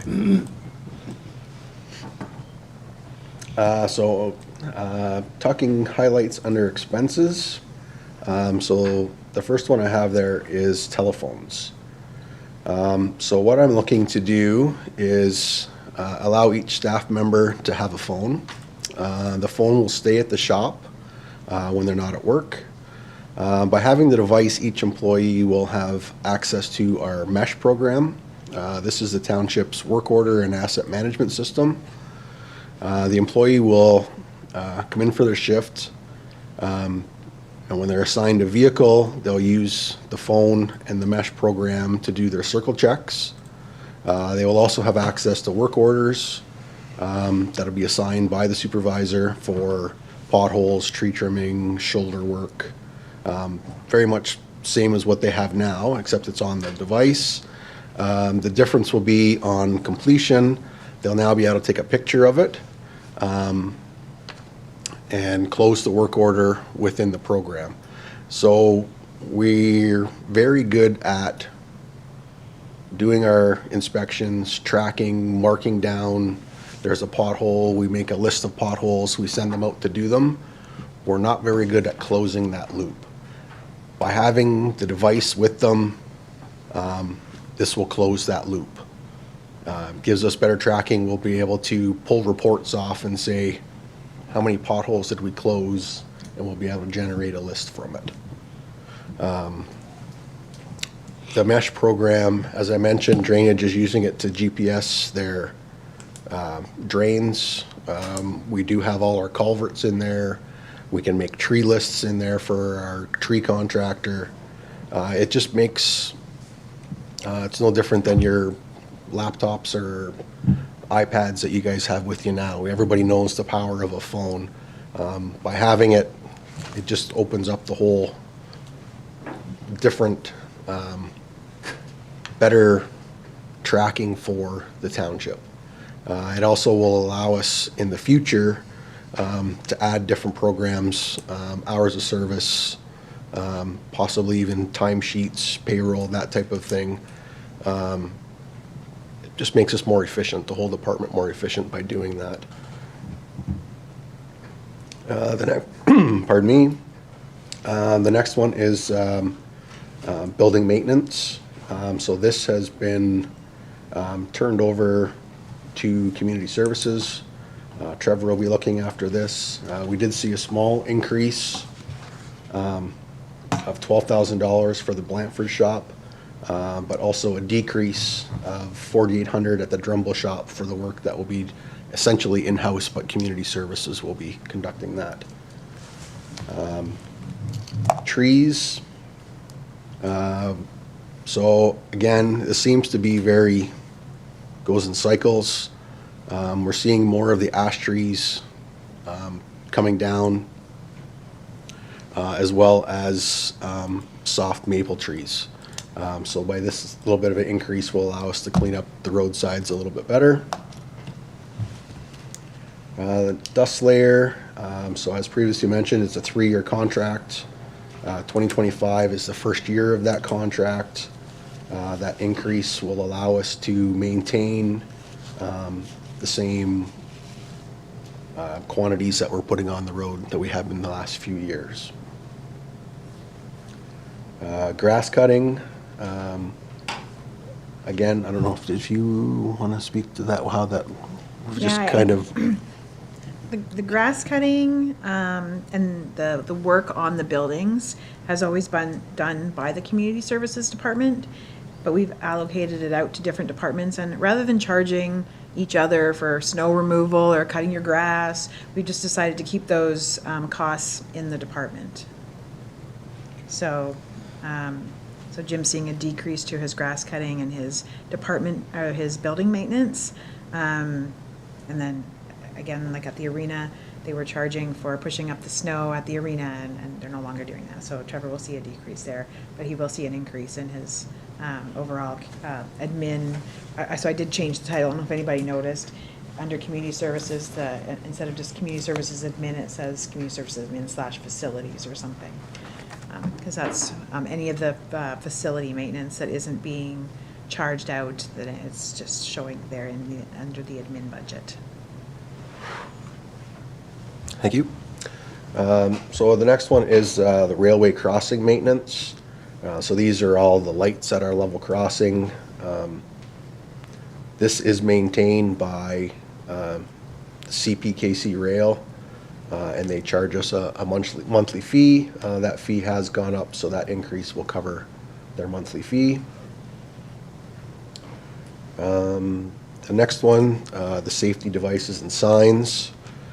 So I have this as a one-time $10,000 for traffic calming measures. As we've all heard, residents are asking what we are doing about speeding on the township roads. As much as I'm a firm believer that without enforcement, it's very hard to curb people's habits of speeding. However, I am a believer in trying new things. This money will be used on a product called thermoplast.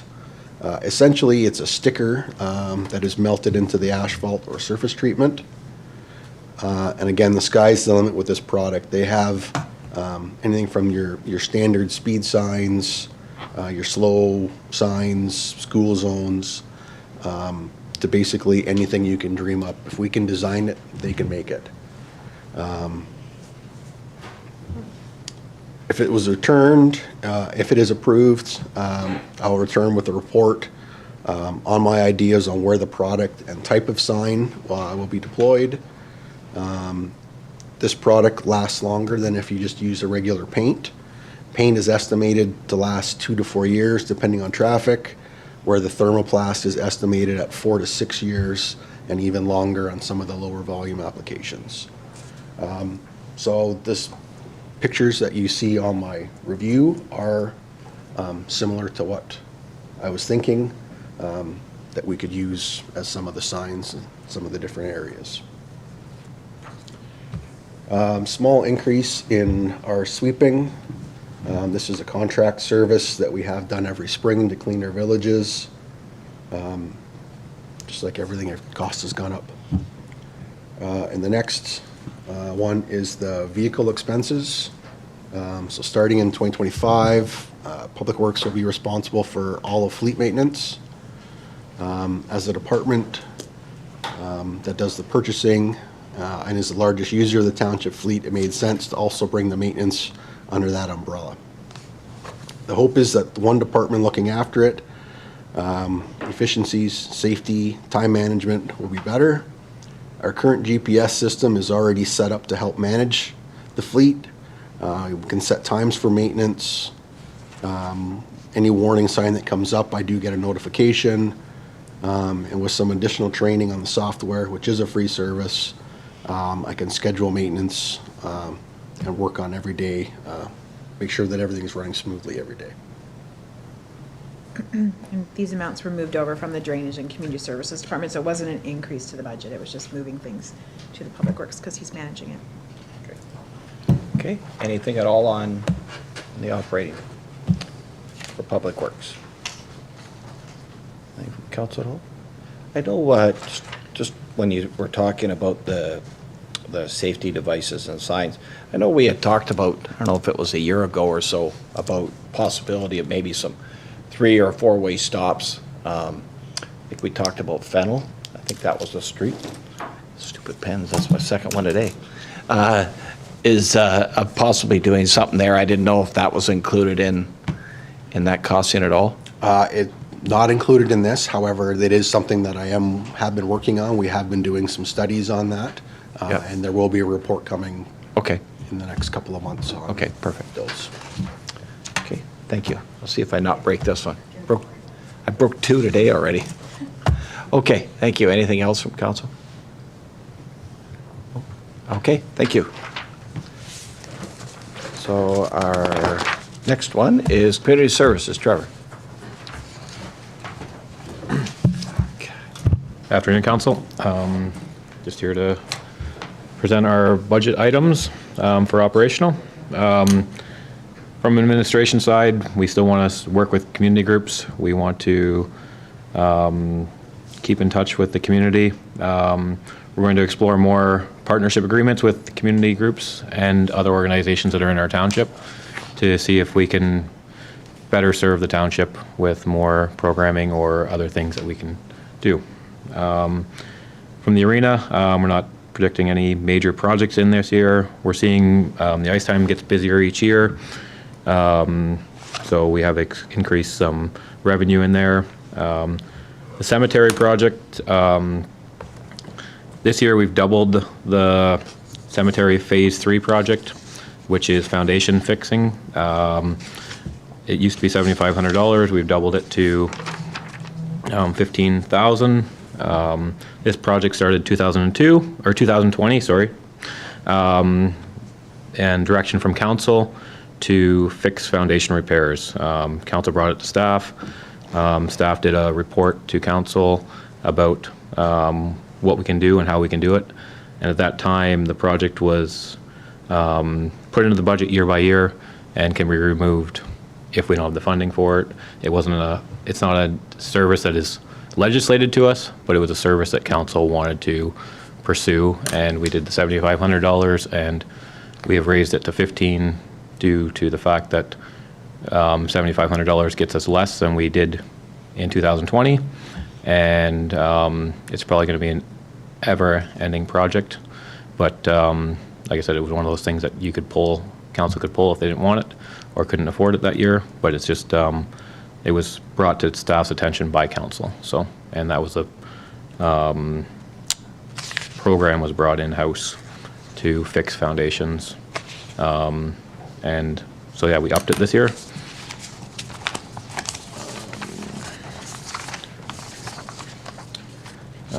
Our parks, no significant changes here. Again, our baseball fields are going to be busy this year again with tournaments. We've been in talks with user groups, and they're booking tournaments. So the new one this year is the trails. initiated the trail project in Plattsville. This is coming out of our reserve. Once we top up our development charges funds, it can come out of that. It was recognized in our DC background study, thank you. So it can be replenished through, the reserves can be replenished through the DC's funds. Splash pads, we're going to continue to do what we're doing there. We're not seeing much increase there. And the community centers, still, we're just maintaining what we have. We're looking for exploring new options and always looking for new ideas in the community centers. They are buildings that sit empty throughout the day, and we'd like to use them more, but staff will continue to look at stuff like that. The big impact is the Parks and Rec Master Plan. There's a few options that we've put forward. There's option A, do it in-house. Option B, have a consultant do it. And option C, put some funding away for the next 2 years so we can afford to do it in 2027. The in-house methodology behind it would be staff would do it in-house. Step one would be staff would do terms of reference for Recreation Master Plan Committee. Step two would be Master Plan Recreation Committee of Council. So we appoint a Master Plan Recreation Committee of Council. This would include 5 staff member or 5 community members, 1 council member, and 1 staff member, which would be myself from the Community Services Department. We would post online that we were looking for people to do this. They would apply with a resume and tell us why they'd want to do it, and then council would approve who we pick. Step 3 would be committee has monthly meetings to start with a vision exercise, do a SWOT analysis, strengths, weaknesses and opportunities and threats, identify what we're doing good now, identify where we're weak, identify demographics and community bordering demographics of what we can do, do a recreation inventory list and what we do in the community services now. And then we do open houses in each community based off what we have. We know what we have, and ask the community what they want to see and kind of educate what we have now and see what we want to go forward.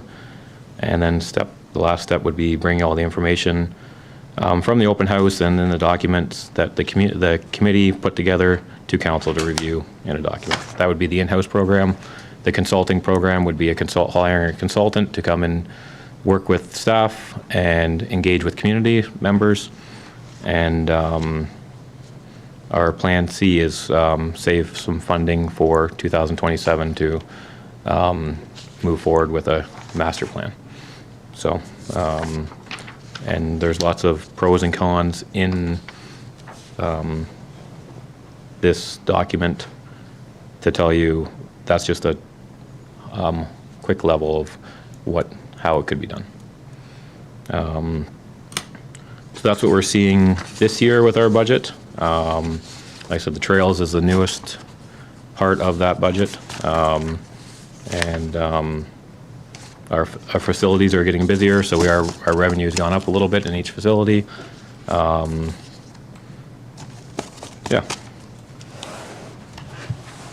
Okay. Anything from council at all on that? Go ahead, Councillor Young. I just had a couple of things, Trevor. The first question I have is the cemeteries. And you can correct me if I'm wrong, but the cemeteries were basically kind of passed over to the township to maintain? Yeah, we took them over in 2018. Yep. And so is the only way that they're maintained or funded through this? Like, there's no... There is a care and maintenance charge that never got collected before 2000 and Sarah. Okay, sorry. 2005. Sorry to put you on the spot there. Yeah, so there is a care and maintenance fee now in our fees and charges that we can use the interest from only. Yeah, so that's invested, and we can use the interest, which amounts to about, I think it's less than $1,500 a year. Okay. So, It's not a lot. now legislation says we just have to put the stones down on the ground. We have to make it safe. we don't have to maintain the stones, and we're not maintaining the stones, we're just putting new foundations in so the stones don't tip over. If the stone is broke, we're not fixing personal stones, we're just doing the foundations. That's a foundation project. And like I said, that was directed through council last term to do this project and fix the foundations, but we're not fixing personal stones. But the money, yes, comes from the taxation, and we don't have a reserve fund for cemeteries. 2018, we used to have boards in each cemetery. We took the cemeteries over. Our first phase was to make sure that they were cleaned up with the tree limbs, and we found, like, get the stones exposed, because there was lots of cemeteries that we went into that we took over that you didn't know where the stones were because of brush and shrubs. So we went in and cleaned those up, and then yearly we top dressed stones, or top dressed graves, because we do have graves in there that don't have vaults in them, so they do sink over time because of the rot of the caskets. Now moving forward, the phase 3 pretty much was to fix some foundations, and it was going to be a slow process.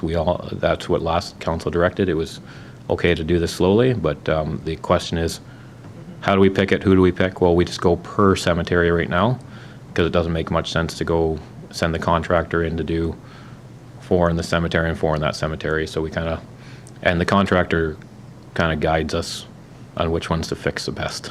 Like he can find, like, I mean, there's visible ones, but so we're not at that point where we need the contractor to pick it because they're so visible. But at one point there'll probably be a time when we might need to have him say, well, this foundation's not the greatest, but right now they're pretty visible. Yeah. And we're talking like 1900s, like 1910s of foundations. That's when we're going back years. But we're not fixing personal tombstones. Right.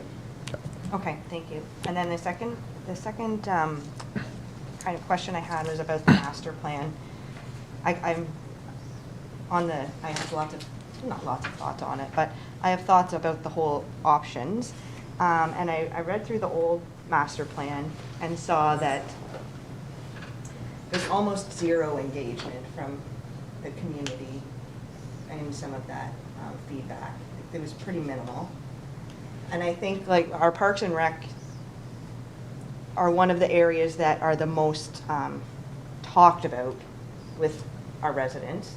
It's the most visible, is the things that people, or I shouldn't say most visible, one of the most visible. And even when we look at the top 5 priorities from that budget survey, I think it was number 2 or 3. So it's awesome to see that the trails, like, that's happening. But I just wonder if you have, I saw about open houses, but it didn't sound like those were overly well attended last time. And I wonder if you have any ideas on how we get some community feedback on the things people would like to have feedback on. Making sure the community groups are involved, like your Drum Alliance and your Friends of Princeton Park and the Platts Alliance, making sure they're involved and aware. I mean, they're in our parks all the time, in our places, so getting them involved, getting them out to the communities to talk about it. Social media, and I would say that you might not need to attend those open houses. They can email items in, what they want to see by a certain date too. So lots of engagement, lots of opportunity for feedback, but we will have open houses. And I don't know, the Princeton one was really well attended. It was the only one. Yeah. So. Which doesn't surprise me. Yeah. The Princeton one was really well attended, but having 6 or 5 people from the community on the committee seemed to help last time too. Yeah. So, like, they're part of the committee. They're talking to people, and they're going to give us a resume that says why they want to be there and why it's important to them. It's just not, I just want to maybe join. Like, they're going to put thought and process into this. And if you're going to get those people that are involved in the community that are on that committee. My worry is that those are the people you're going to hear from. The people who are not overly involved in our community that might want to be are not the voices we're going to hear. So I think, like, I think about a young family, maybe you work in Kitchener, you've always had your activities in Kitchener, that's just what you do. Yep. we want those people to Yep. speak up about what they want here. So our community groups, as much as they are active in our communities, those are great voices, and we absolutely want those, but I think we want the voices we don't always hear. So Yep. the consultant, like I look at that and I think, do we need a consultant for $60,000 when we have the information? You have the knowledge, we have the community groups. I see it that we just need to get those other people, and I just want to have an idea if we have some, I think we could come up with some creative ways to get them. I think going to the schools is important. Parent, teacher, or school, parent, teacher, school, whatever their committees. Their groups are going to them is important. Reaching out to every resource we can have. I think giving everybody, like putting signs up and just talking about it, getting it out there. The more you get it out there, like I said, schools are important. Your user groups are important, and your community groups are important. Like they're your help, and unless we mail a letter out to everybody, and that could be looked at too. But yeah, I think that was all I have. Just looking at that Yep. master plan is interesting. I'll just continue with Councillor Young's comment a little bit. If I look back at the surveys that they wanted over our garbage and our green bins, they posted all these surveys and everything, and people responded. But when I put something on social media about the garbage and the green bin across our township, there's a social media site for every village in this, and a lot of them now have individual streets as well. So if those things are shared, I had more response in less than 24 hours than they did total for Oxford County for however months. So the power of social media is there, and I'm sure there's a way we can come up with some sort of survey that's posted on there that people can click on it and answer and have it come back. I'm sure the technologies, I don't know how to do that, but I'm sure there's some sort of survey that can be made up to put on there, and it's simple pick a box or whatever.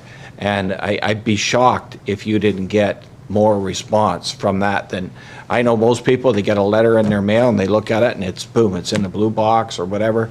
I know it helps, but I think social media is huge. I can't believe how many people responded. It was hundreds within less than 24 hours. Actually, it was about 12 hours, I think, is the response. So I would definitely use social media as a tool, especially when every village has their own, and like I say, many streets have their own as well now. So just a comment on that. So. Go ahead, Councilor Barnes. With our halls and stuff like that, could we have like a virtual tour of our halls on our website? yes, we are working on that. Yeah. Are working on that? Yeah, on the website. I've talked to Christine about that. Yeah, we're gonna have. Lots of halls I've looked at before, they have a tour of the hall, and Yeah. people want to see what they look like inside, Yep. right? Yep. Okay, anybody else? Okay, I'm not seeing anything. Thank you very much, Trevor. Thank you. Okay, so that kind of gets us through all of our operational.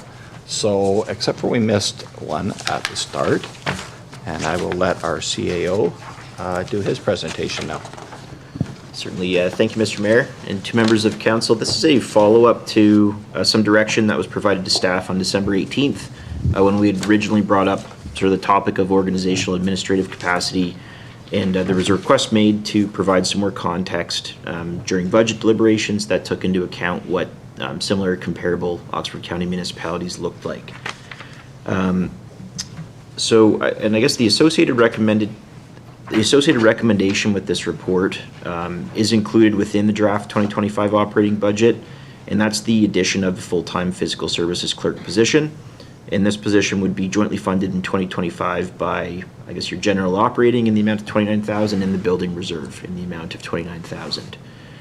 So at a high level, administrative support is a key component of an efficient service delivery model for core municipal departments, ensuring that essential tasks such as permit, application processing, work orders, customer service inquiries, and records management are handled in a timely and effective manner.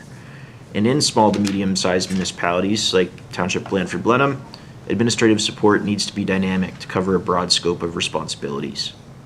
And with all of that said, staff are cognizant that it's integral to balance these benefits with a prudent approach to managing our organizational resources and the extended financial obligations that come with them.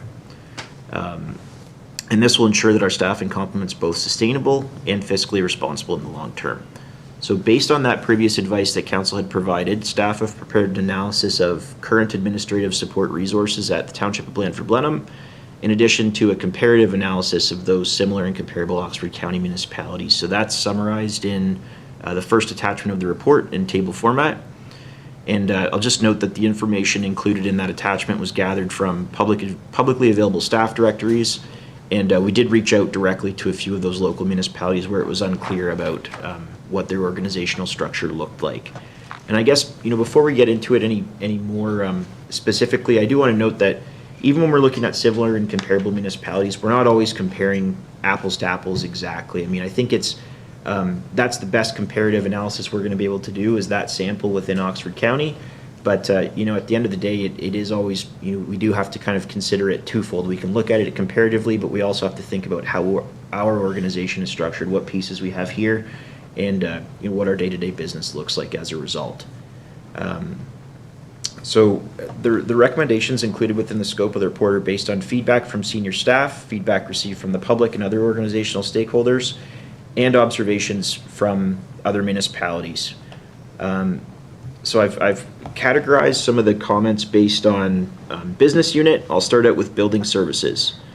All rural municipalities within Oxford County, with the exception of the Township of Blandford-Blenheim, are currently utilizing administrative support staff to support the building department. The average total building department staffing complement across the 4 rurals is 3.5 full-time equivalent staff. Some of the titles of relevant support staff in other Oxford County municipalities include Building and Drainage Services Clerk / Zoning Officer, Building and Drainage Services Clerk, Building Services Coordinator, so everyone kind of gets the idea. We're looking at support staff as a general rule. I think a large part of the reason why we see that being such a common support staff role across Oxford County has to do with municipalities' ability to fund it out of the building reserve. It doesn't impact your tax levy. It's a level of service that municipalities can achieve without having a major financial impact on, again, your general operating budget. It's funded entirely through your building reserve.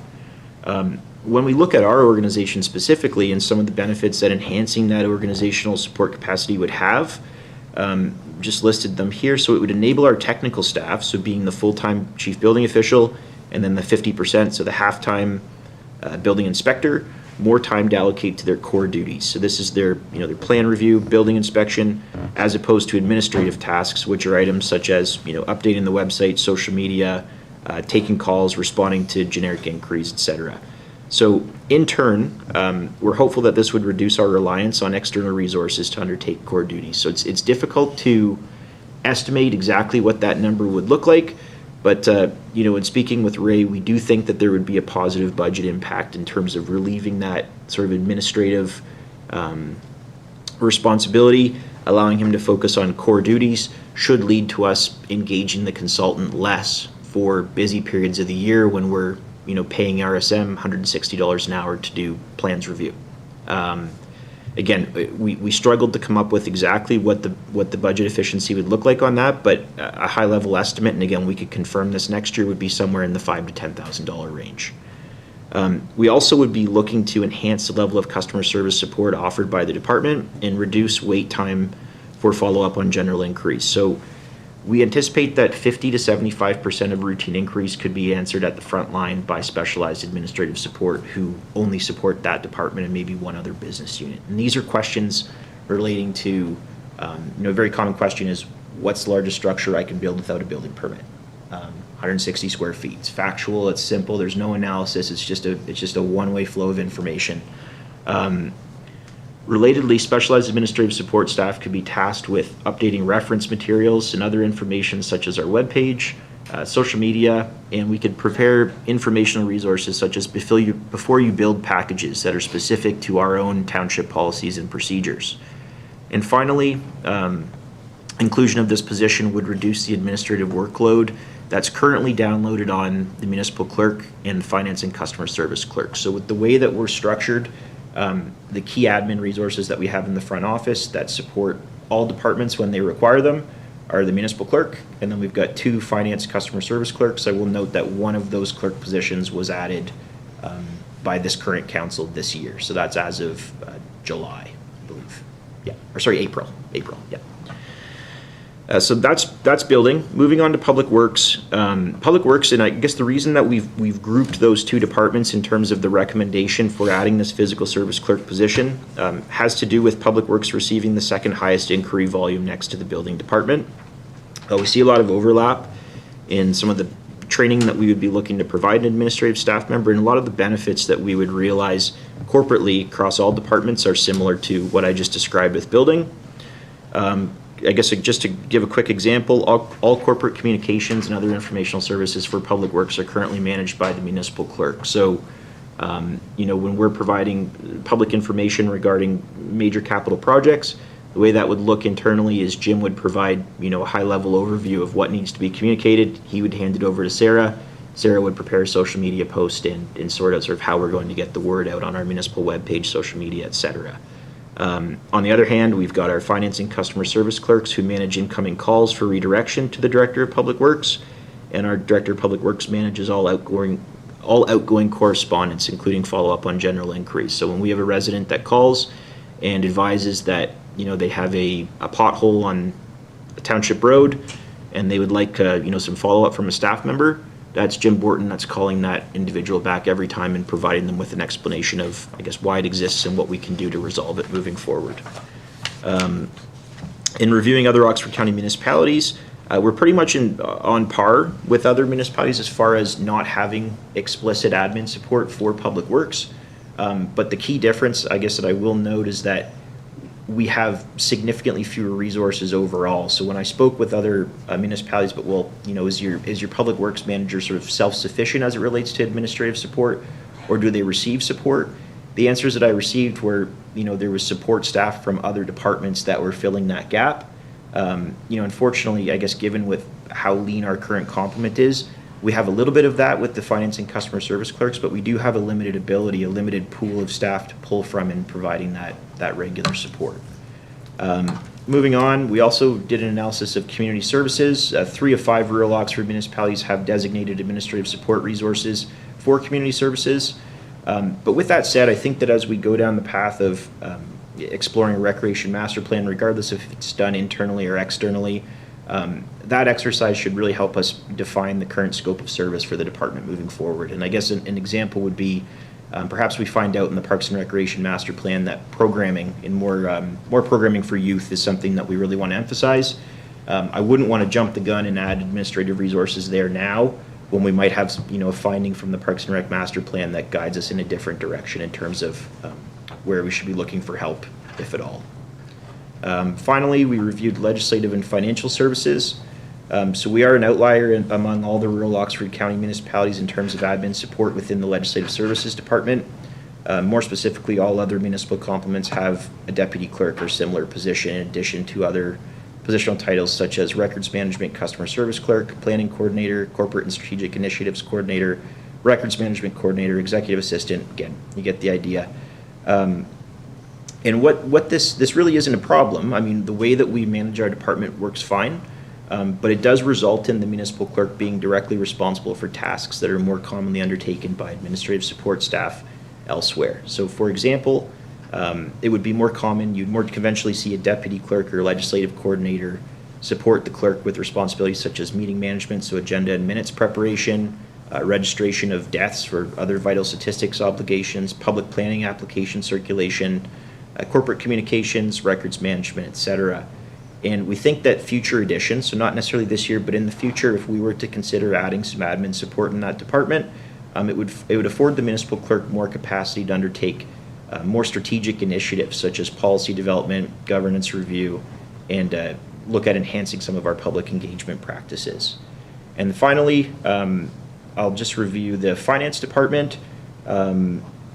So comparatively to other Oxford County municipalities, our complement is slightly below. But with that said, again, we've got 2 finance customer service clerk positions, which we've added one of them this year. And those are our two key admin support positions that we've got in the front office. So again, while they're, classified within the finance department, they're providing support to all of our business units as required on an as-needed basis. In terms of next steps and recommendations, we did identify some gaps and opportunities for service delivery enhancement through this increased admin support. So we've kind of ranked them in order from most significant to least significant, with most significant being adding that resource for physical services clerk to support building services and public works.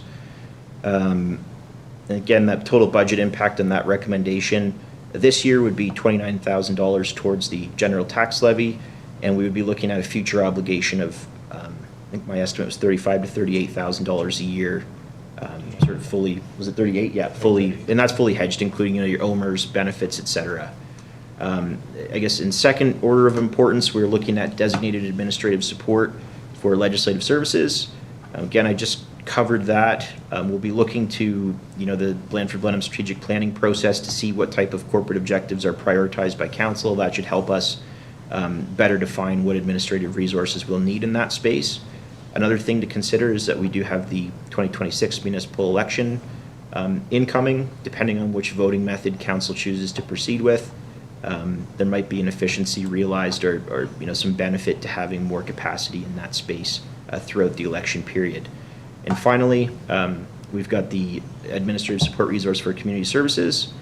And on that one, we need to look at, again, what our findings are within the Parks and Recreation Master Plan. And that'll help us define different priorities such as program delivery, customer service expectations, and facility usage, and allow us to assess what our needs are. So as I said before, the 2025 operating budget includes a $29,000 consideration for the addition of a physical services clerk position. And we do think that the addition of this position would reduce our reliance on external resources as a result of the chief building official and the director of public works having more capacity in the absence of current administrative responsibilities. So again, we're expecting that Jim's going to send fewer files to K-Smart for support, given the extra capacity that he has, in the same way that Ray would send fewer files to RSM. And we're estimating that this could represent a $5,000 to $15,000 positive budget impact per year. And I would hope that we'd be able to report on that moving forward if council's in favor of moving in this direction.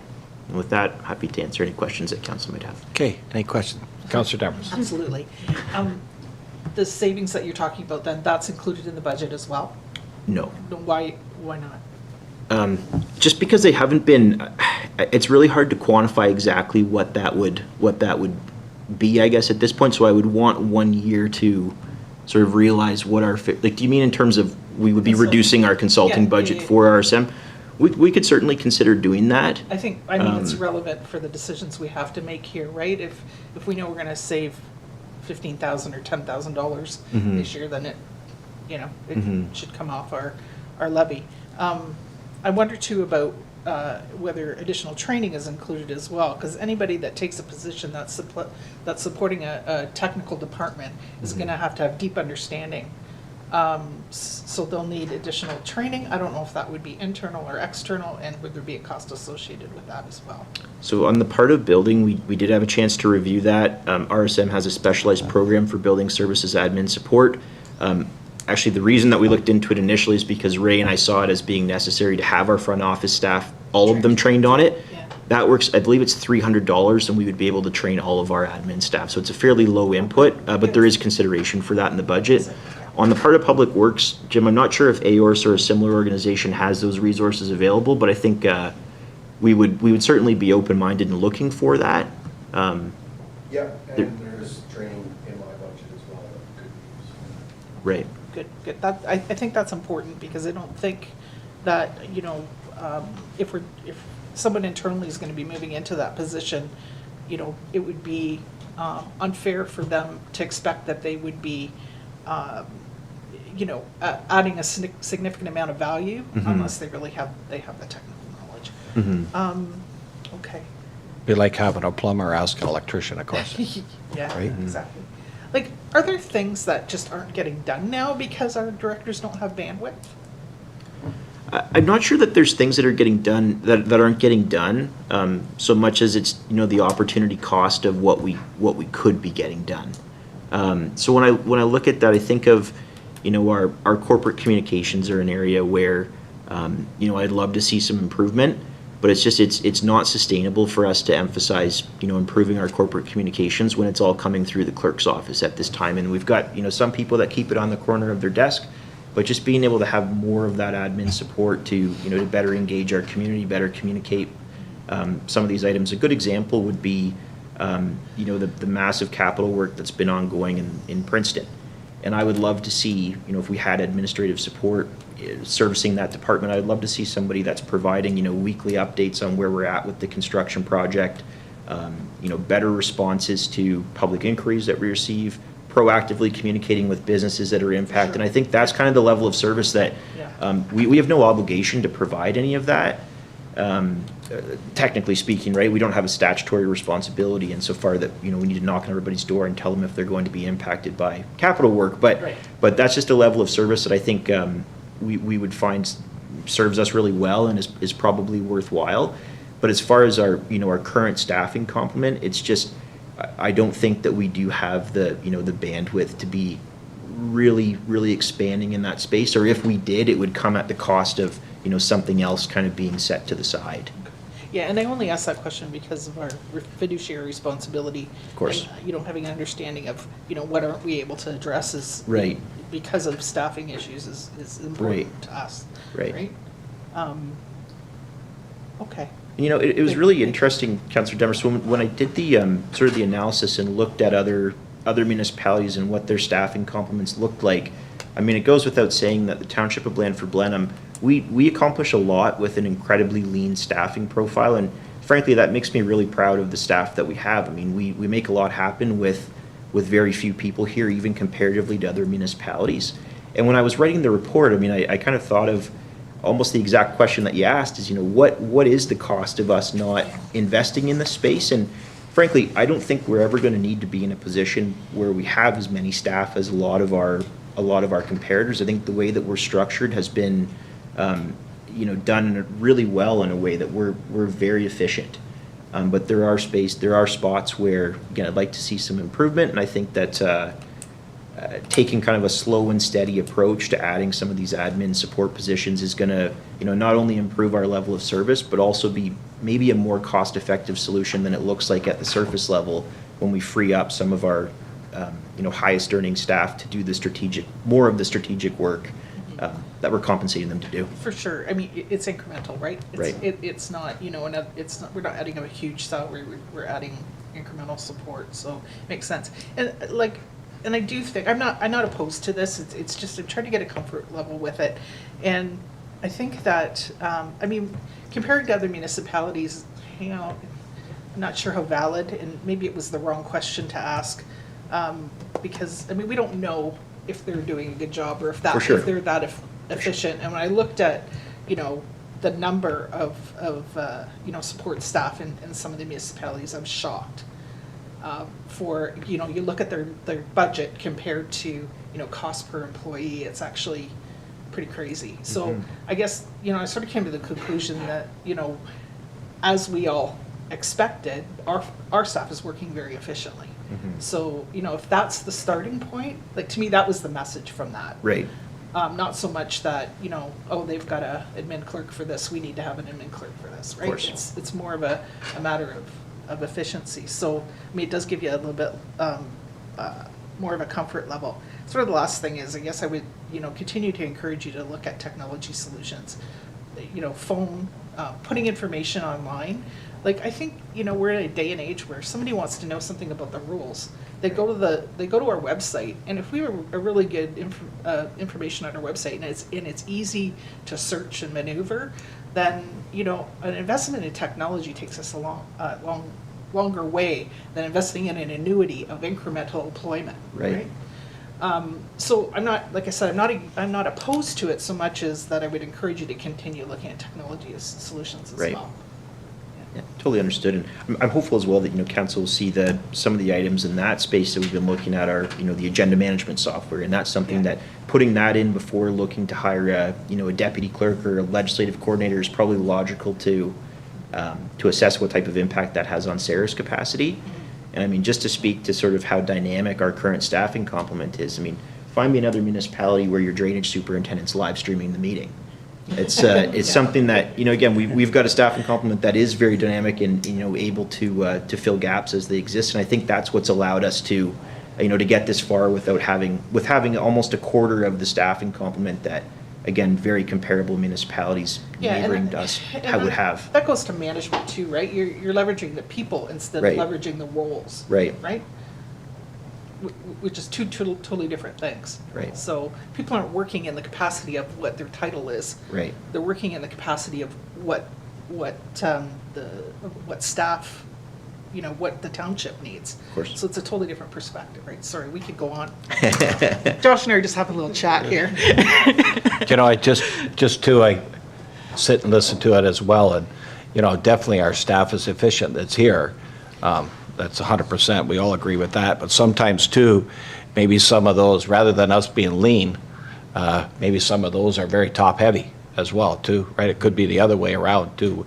We always look at it as, oh, they got this many, we need to get that many, but maybe they're completely top-heavy, whereas compared to where we are. And I agree, like our staff is very diverse and well-trained, so it's good that way. Just follow up to something that Councillor Demers said too. One of the common questions probably is, and I'm just thinking in the building department, is how big a shed can I build? Probably you get that all the time, right? Because I get people call me all the time asking. So I'm just wondering, on our page where we have, we pop up, there's the agenda, that we take 2 or 3 of those things that are the common, like a shed. How far can my shed be from my fence? Those little ones. And maybe we can make it as simple as when they go on our main page, it's right there. How big a shed can I build? Click, it's there. Like some of the more common questions that way, it's easy for us too to just say, hey, just go on our page and click on it. It's right there on the main page. So I know we added the agendas because that was something too, right? To try to find the agenda, you got to go to here, you got to go to here.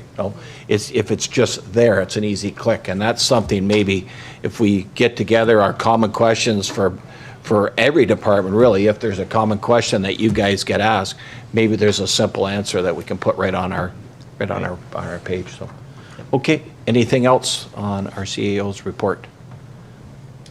Okay. I have a resolution for it. Okay. Receive it as information. Yep. Okay. Be it hereby resolved that report CAO 2501 be received as information. Okay, can I get a mover and seconder, please? Moved by Councillor Banbury, second by Councillor Young. All in favor? And opposed, if any? And that's carried. Okay, so I guess that gets us to the end of our 2025 draft budget. So now, has council got any direction to give to staff on whether you want to add something or something be deleted on there? And she can add, take away. If we need a report on something that it's going to cost, well, we may have to wait to our next meeting. But I know just off the top of my head, I'll add one right off the hop. I think that $20,000 that we added for the Princeton Fire Hall sale, I think we could remove that one and take it out of, like you said, any reserve. That gets us back to that 6.86, and then we'll just put it back in there whenever that time comes that we sell that building. I think that's a no-brainer one. Just before we move on, did you Sure. want to take a 5-minute recess? Yep. Does anybody want to take a 5-minute recess? Okay, we'll take a 5-minute recess, and then we'll come back. We'll come back at 3 o'clock. That's 7 minutes, 6 minutes. My back teeth are... Yes, we switched platforms.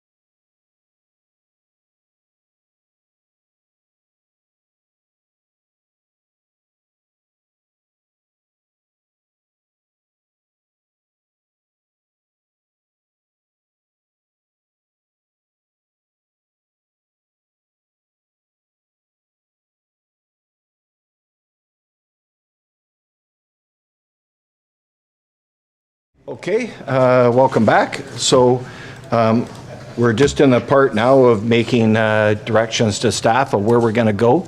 So is everybody in agreement on that 20,000 one that I mentioned? Is that okay? All right, okay, so we're good with that. That brings us back to where we started. Yeah, so now we're back to where we started. So I'll open it up to council to come up with some ideas of what you want to see. If there's anything you want to see deleted or added right off the hop, now's the time, and then we can go from there, I guess. Anybody? Go ahead, Councilor Bambury. Well, without discounting the value of the Parks and Recreation Master Plan, I think that's something that could be put off. We've got an excellent Director of Public Works. He's in constant contact with the community groups like the Friends of Princeton Park, the Lions Club in Plattsville and Jumbo. And I really don't see the value received, especially if we're talking about $60,000 here for some consultant to come in and tell us what we should be able to figure out ourselves. So I would advise us to eliminate that, at least from this year, possibly put it down the road a year or so and revisit it. But I really honestly don't think that we need it done this year. Well, if we do it in-house, there'd be no cost, right? Exactly. If we do it in-house. So we could do it in-house now if we wanted. There'd just be no cost. Did it indicate even in-house it was gonna cost maybe half that or something? Staff expenses. like- Yeah, so I think we put 1,000 just for public engagement type items. Yeah. It was just the other option that I think you're thinking of was to put 30,000 in a reserve for the next 2 years. Yeah. But you're in favor then of doing it internally? Yeah. Oh, absolutely, Yeah. yeah. Okay. I agree. I think we have a dynamic community. It's different than some other larger, maybe, municipalities. And like Councillor Banbury said, like, Trevor knows what happens in our community, what is successful, what works. And I think building that committee of people is great, and getting that public engagement, however that looks, I think I agree. That's an easy. Yeah, I agree as well. Okay. We got great staff here, and I think we can do it ourselves. Yep. Okay. we do. Yeah, I Councillor. would tend to agree that we can do it internally. I'm not, opposed to consultants generally, but I think we have kind of a unique situation here. Okay. With someone who has lots of depth of knowledge, but also excellent relationships. The only thing I might suggest is, instead of $1,000, we maybe put a little more in, so that we can maybe do some of the things that, like Councillor Young was talking about with community engagement. Like, instead, we talked about doing some community meetings, but if we have to put, if we're doing something online, maybe that's something we're able to outsource. If we decide to do mail outs, whatever, $1,000 seems a little slim, I think. So what do you think? Maybe it doesn't even have to be that much, even 2,500 or 2,500? 3,000 or something, yeah. 2,500? So instead of, do it in-house, but maybe a little bit more money. Okay. Is that? So I think everybody in general is in favor of doing it in-house, add $2,500. So I guess we would take $5,750 off if that's easy for you to do. Okay, so where are we at now if you're, you're done, sorry.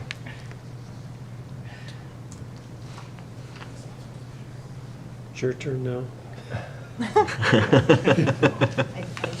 Okay. If we So each get rid of that's- 50,000. There you go. That's Started the, okay. 0.8. So that's got us at 6.06. Okay, and Councillor Young, go ahead. I did wonder, and I think we deferred the tire storage from last year as well. I'm just throwing it out there, but,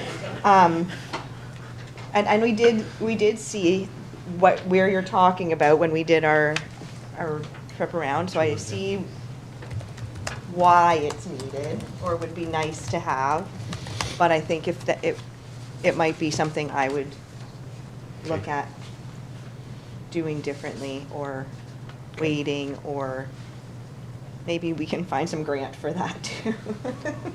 I think it's smoke and mirrors. I think he puts it there so we'll get rid of it on purpose. That's what Exactly what I was gonna say. Yeah, Sorry, but that's all just, hanging fruit. maybe I spoke out loud when I shouldn't, Yeah. I guess, I don't know. Yeah.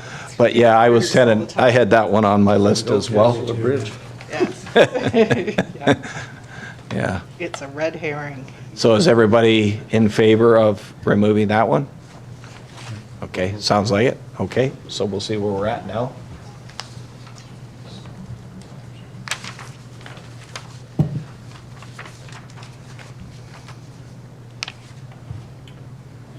All right, we are at 5.37.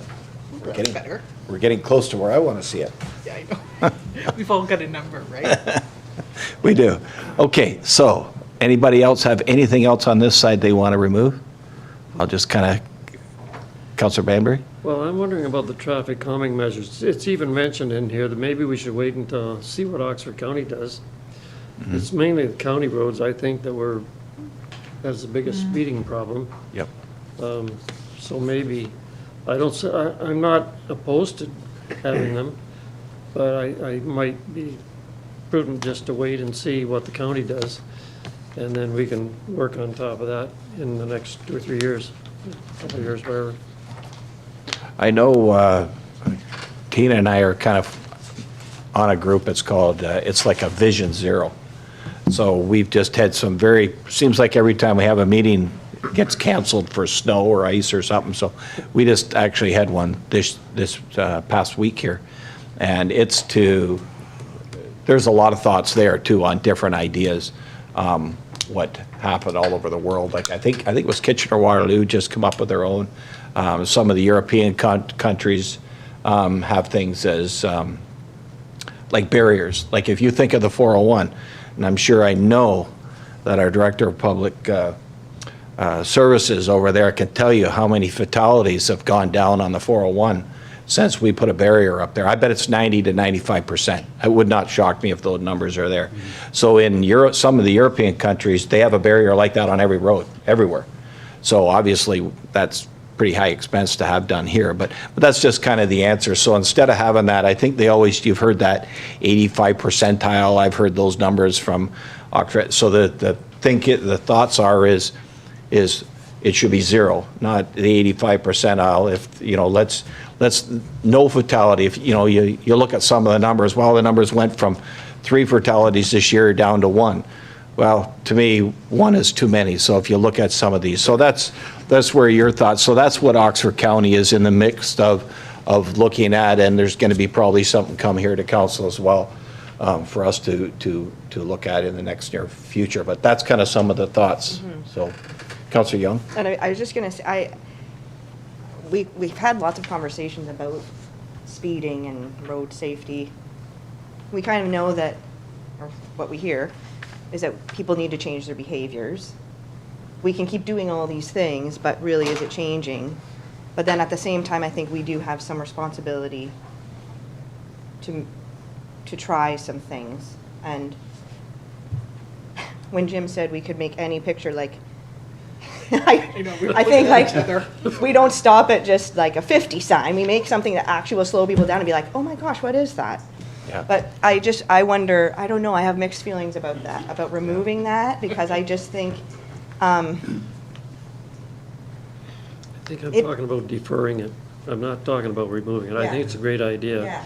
But I think we maybe should wait until the county, see what they come up with and what they implement, and then Right. we'll kind of continue on from there on our own roads that warrant some kind of consideration. yeah. One thing I I agree. just want you to realize what Yeah. I'm getting at. Yeah. Well, one thing I agree, and Bruce, I know you've brought it up many times, and I actually brought it up in our Vision Zero meeting we had the other day, is the concept if we do something in our cars that when you get to a certain speed, it just shuts you down, right? You can't go any faster than that. I'm sure the technology is already out there. It's just a matter of somehow getting that implemented. I really do think that is the future, how you're going to stop the speeding, because you'll never stop all of it with what we're doing. I know, Ever. I've heard a couple of presentations at the Good Roads Yep. talking about Vision Zero. Yep. And they're making all sorts of changes, even to guardrails and that sort Yep. of thing, raising them up a little bit. They do all sorts of studies on, Yep, any death is not good. yep, that's right. But if they can, I think at the last one, the motivation was to prevent death. You're not gonna prevent injuries, all the Yeah. injuries, there's Nope. still gonna be injuries, but their vision zero is eliminate deaths. Well, you look at 97 highway out there, where they put in the traffic light and now they're the roundabout. And you look at Highway 59 and County Road 3 that went up there where there was that fatality there. You look at the stats that were coming out, the amount of accidents were coming out of those were no-brainers to make changes long time ago. And that's the thing I think we need to look at, is some of this data where we have these machines that read the speed limits and everything and where they are. You know where the speed limits are. It's the same thing with crashes. If you have repeat crashes at the same spot all the time, it's only a matter of time it's going to turn into a fatality. Well, if we need to start looking at that data where there's repeat crashes all the time and go, yep, it's time. We need to do some measures here to make it so they have to physically stop. And instead of waiting until it happens and then we act. So we need to be a little more proactive in some of our measures. I'm a little iffy on the same thing and removing it. I'd like to see, I'd like to see some things happen. I'm not totally against deferring it a year, but I'd still I've seen those things. And actually, if anybody, when you guys go to Good Roads, if you go through that thing, they'll show you the stuff that they melt in. Actually, I think it might be even at Roma. I think I've seen it there as well. So, no, they're really good. They're quite heavy that go in, so. I was actually thinking more of, can we do a veterans crosswalk with it? Can we do a rainbow You crosswalk? can. That's what I'm with thinking. You can, it? actually. Yeah. Yeah, I Yeah. agree, something that, Yeah, because we Yeah. end up, like, I know that, there's service clubs that are talking about, doing the veterans crosswalk and, for next year or whatever. And I think we do the rainbow crosswalk every year. Pottsville's talked about doing a rainbow crosswalk. So I would tend to agree. I don't think it's critical this year, but yeah, I like the idea of deferring it too. Think about it again next year. Okay, so that's council thought of deferring it for a year? well, that gives us time to see what kind of picture we want. Okay. So when you go to these, when you go to these conferences this year, go and see those people there. They have books full of designs they've done. Get some ideas. I know I have looked at them before. And there's some that, I think they all have a bit of a grid on them, because I know their concern was how slippery they were, because they're really like almost like it's like a big sticker almost that you're putting on the road. It's quite heavy. It's quite thick. So, okay, so council's thought of deferring that one. I think it's 10,000. It's already way ahead. We're at 5.23. Anything else? So I'll throw one question. I'll throw it. I know I mentioned it to Drew.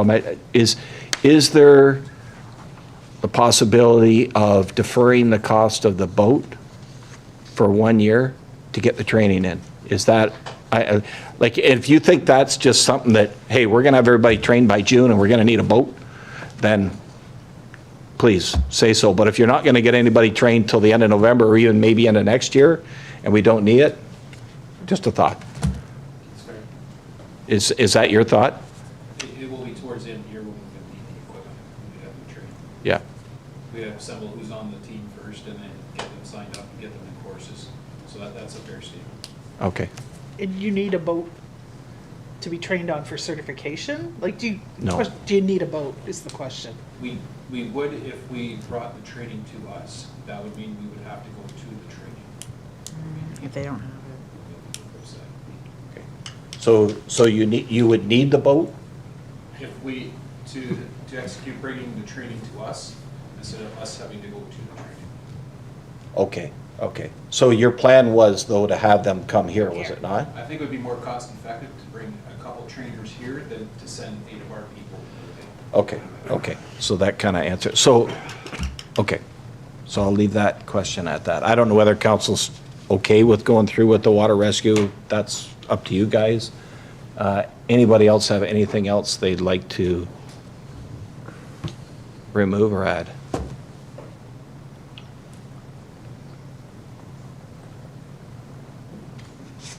No? So I know from my thoughts, I know we talked about this last year, and I think we got it, was it down to 6 or just under 6? Weren't we at 6 point something last year? I think it was just under 7. Just under 7. So I think we asked council, or asked staff to go back and get it under 7. I think that's what we asked. My personal preference is, and my goal was coming here to get it somewhere under 5. So we're really close. So I'm not, so, The combined, The combined like the Yeah. county. rate? no, county ought to be down even lower. Is that, Councillor Demarest, you mentioned about taking 10 or 15,000 of the savings of having, so could we, So it would be, we'd have to look through Public Works to Yeah. find that amount. I'm not sure, like, that might be one that you can send Jim and I away with, and we can evaluate it. The only challenge is, I mean, as much as we probably should do the same for building, that won't have any levy impact, being it's all coming right. from the building reserve. yeah, I get it. Sorry. But if you leave that with Jim and I, we could probably reduce some, we could find something in professional 1850, services for, 1846. maybe say 5,000. Okay.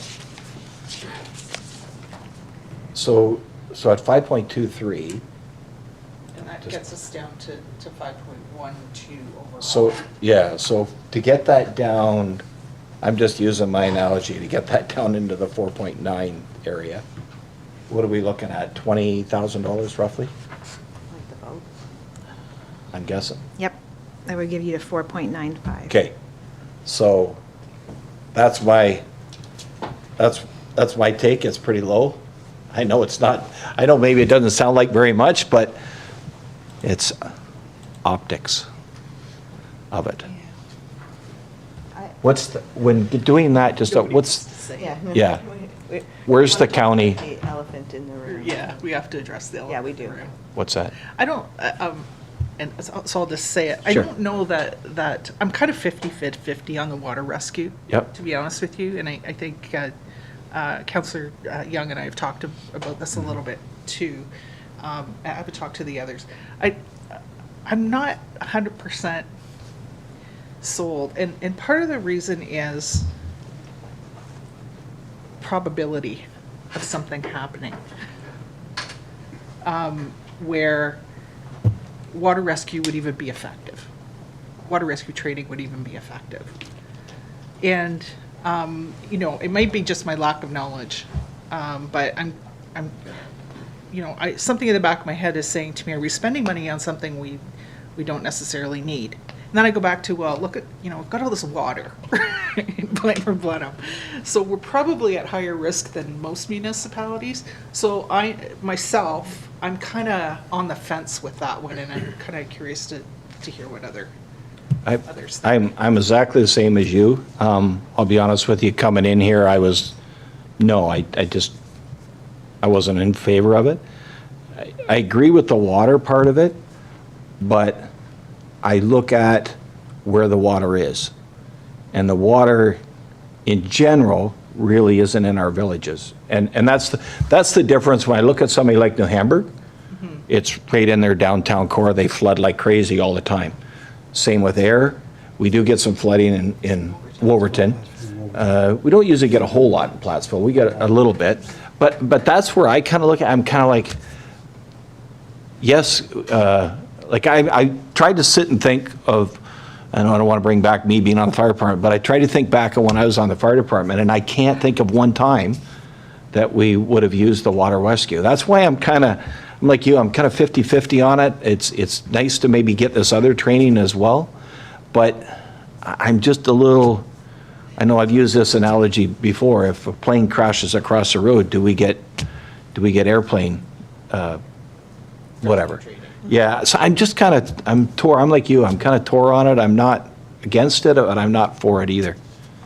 What kind of sells me on it is the fact that we're joining up with 2 other municipalities. So we're gonna have access to hazmat, and high-angle rescue, which we might But possibly. the hazmat isn't, that's a maybe. Oh, that's a maybe, is it? It was the high angle and water rescue. That's, So the 13 that could be a possibility that we would. Oh, I see, potentially look okay. at would be Yeah. that. Okay. That has never been. Well, discussed. regardless, if that does come to pass, it would be a nice combination without having to spend enough money for training in all three. Like, I appreciate the innovative thinking. yep, me too, absolutely. Going to the effort of, looking for alternatives so that, it's more affordability for all of us. So that's why I'm kind of stuck. Yeah. I agree. My worry is, not only we have flooding, but we have probably 10, 15 roads that flood every year, and some of them are 8 Yeah. feet high with flood. You're gonna get a vehicle in there, they may go down the river, maybe they're running right into the river, not even see it, now they're down the river, so Yeah, that's there's right. possibilities that way too, because we gotta think about the Yeah. rural part too as well, right? Yeah, Because 100%. that floods over a lot of roads over there. Unfortunately, I don't know if it's so much as water rescue. I Well- think probably, most of the time, it's going to be water recovery is what I'm thinking. I'm sure probably our director's thinking that as well, that that's probably where it's most, so I'm just, like I say, I'm just a little torn. There is some water rescue or water recovery, whatever you want to call it, around us. There is a few of them around us. I know New Hamburg has one. I'm presuming probably North Dumfries does. I know Paris and all. And yep, unfortunately, when there's a flood, they're probably all going to be used at the same time. So like I say, I'm a little torn on it as well. I'm not 100% against it. I'm just like, how far do we take that? Because every year from now on, that will be in the budget every year for the extra training and everything. So I'm just, how far do we take it? Councillor Young, go ahead. I think it's going to be in our budget every year regardless, even if we don't say okay today, because we talked about it last year too, and we know that our weather's changing, we know that we're seeing worse storms and more water and more flooding, so that part makes me think this is a wise decision. But the other side of it is exactly that, the time that it's going to take for somebody to respond. Is it a rescue Recovery. or a recovery? And I can't make that, I am not the expert in that. So I'm really torn on it too, and I think I really appreciate the creativity in this. Even partnerships, I think, are so important in a small community, and I think we've talked about this even in the past, like if we could call on some of those other municipalities to support if we needed it, and then it's kind of like, well, they may not be able to support us if they had other things going on. So I too am, it's a really tough decision because, like we heard earlier, you can't put a value on someone's life. So for us to sit here and think numbers over, like it's a really complicated, like, internal decision because you're looking at money and lives and how that. Unfortunately, though, like I've said before too, is we do put a dollar value on on life with every decision we make here, right? Otherwise, like I mentioned, we'd have a cement barrier down every road. We'd have a hospital in every village, and so I mean, we do put a dollar. I guess that's the pleasures of living out where we live, is that sometimes you have to give up some of those things that can't come in other. Like I say, I too, I agree. I want to commend our director for coming up with a creative idea. I'm kind of torn on this. I'm sitting on the fence. Councillor Banbury. One nice thing about it, we already have the personnel to carry out this. I think Drew indicated there's several people who would be interested in taking the course to carry this out. So it's not like we have to hire any additional personnel. There's no increase in salaries or anything like that. So I'm just throwing that out there as another thing to consider. What do you think, Joe? Well, I think, once a year training too as well, right? That'll be, you were talking about once a year training? Like after they have their It's 40 certificates hours, I and then think. once a year they go for a certain amount of training? Well, it'll be training once a month. Once a month, As okay, yeah. 3 hours every month. Yeah. Yeah, so it's about 40 hours a year Yeah. training. Good. Counselor Demers. Drew, it seems like, I don't know, maybe it's as long as I've been on council, but it seems like more and more training requirements are being established for municipalities. And we've done a really good job at getting our guys and girls up to speed and maintaining, and it's all required stuff. And this is obviously something that's incremental, but is your sense that, you know, we've had all these new requirements and we've absorbed all the expenses associated with it and continue to maintain it. Is there a sense that there might ever be any funding to help us out with, with all of this? Because it's really, I would say in the last, you know, probably 6 years, at least since I've been on council, maybe before, it's just been constant. You know, we have to get this training, we have to come up to, you know, we have to do this, we have to do that. It just, the dollars are unbelievable. And then, you know, somewhere along the line, you know, we need to like say, hey, you know, we need help with this. You're asking us to do way more. Is there a sense in your world that funding might help be coming along at some point in time? They will fund in the manner of, for instance, the washer for cancer prevention. Right. So that type of thing. They expect that you get to a level of training to meet your requirements of what you need to serve. The one thing to remember is that was the benefit, the cost savings that we had was the form of RIFSOC. So we were ahead of the curve. Now we make sure that our costs are low, and then once with the RTC now, that if somebody from outside of the RIFSOC group comes and takes a course, our group, if they're taking a one-day course, pays $65, and that course could be $300 to Right. help offset the cost of it, and that comes directly from the province now. We don't collect it and then divvy it up, that's strictly. That's directly from that, yeah. That way. Yeah. One thing to note was 2 years ago when we really got into certification and we needed 110 courses to bring our department up. Right now we were down to 15 courses needed. Yeah, So I know. we're right there. Mhm. And so the discussion that council is having right now, I'm kind of actually smiling because it's a tough decision and I don't envy your spot, but the discussion is a well-had discussion, and I can see merits either way, so that makes me know that I did my job to present it to you so that you can make that decision one way or the other. So I appreciate the time that you're putting in. And I know you always work really hard at, you know, trying to manage costs and look for alternatives, and, you know, that's very evident. I guess the other thing that Drew brought up in his presentation was that, you know, having this training in place may actually help us get the funding to help support the Princeton build. Is that correct? The grant is geared towards skills, so if you can show that you are maintaining and improving your skills, then that's what the grant is all about. Okay. So it might help our position, or do you think our status quo training that we continually do is? We can't show a level playing field, like the bar can't just go straight across. Right. So this is It's gotta be definitely incremental. trended in the upward position. The other thing that will help that as well is we have never been able to hold any courses in the south. They've always either been in Plattsville because of the size of the building, or Bright because we have the outdoor space. Right. So finally, we can start holding some courses, even RIFSOC courses in the south, that will help with our skill development. So that's another consideration as well, right? We're talking about spending $50,000 here on something that could, it's not guaranteed, but may help get grant funding for, so. Yeah, it's just, like I say, I'm all for the extra training. I'm just afraid how far do we go for more?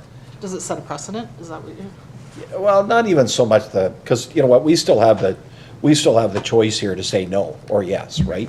So I'm okay, like I always say, I would just as soon them make a presentation to us no matter what it costs, and it's up to us to make that decision. We unfortunately have to make that hard decision. And at the end of the day, you know, I mean, I'm proud of all the firefighters that are out there. I was one time, and I'm extremely proud of what they do and the extra hours they put in, the volunteer, all that. I'm extremely proud of all of that, and it has nothing to do with any of the firefighters that are out there. I'm just looking at future, how, you know, I mean, just remember, it's a cost this year, but it's a cost every year going forward, right? And, you know, 10 years from now, do we need a new boat and a trailer? Well, you know, maybe, possibly, right? So we have to look at that big picture too, right? I know I mentioned to Trevor the other day about our parks. I said, I'll be well gone by the time all these parks are, you know, the things are gonna have to be replaced, but it's part of doing business, right? That's what we're here for, is to do things that's right for our community. Is this a right thing? I don't know whether it's a right or wrong thing. I sometimes look at it and go, and I'm afraid because he'll bring something else back, but I sometimes look at it and go, $50,000? It's not a huge amount of money by any means. Like, it's like, what, maybe 0.6% of budget or something like that, 3/4. But I kind of look at it and go, could we use that money for something else that I know you would use more? I don't know, right? And I'm sure if he had something else, he would have put it in the budget anyway. But I'm just but I'm just saying, that's where I'm kind of at. I'm really torn. I'll be honest with you. I don't feel comfortable making a decision one way or the other, and we don't have to make that decision today. Definitely not. I'm just trying to do the numbers of what that expense of the training is and moving forward. So it's 15,000 for training, I think I caught in your thing. So that, For the 110 hours? I think it said somewhere in the report, it was 25,000 for the water and 15,000 for training. I saw that just in his last 15,000 one time and 10,000 ongoing. ongoing. So Okay. a total of Okay. 25,000 for training and 25,000 for the equipment. So that 15,000 for training, is that levy as well?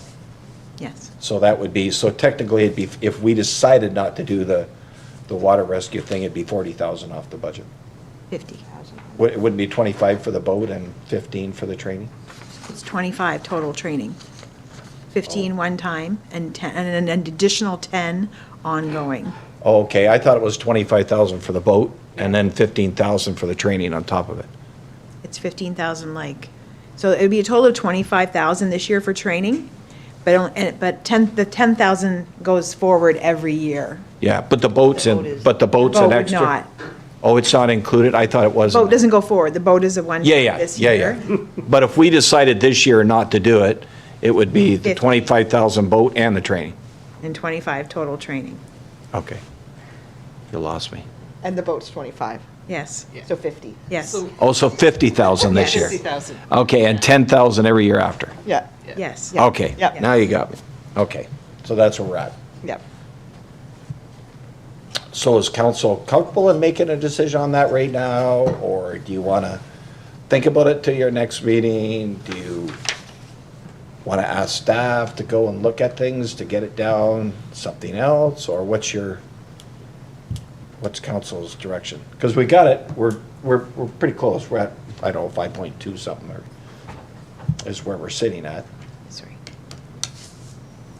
So I think you took 20,000 off to get it to that rate where you Right, were? I took the Yeah, 20 so back we out would, again. if we didn't do the boat, We're at it'd be five. actually 50,000 off. So, We could change the COLA adjustment.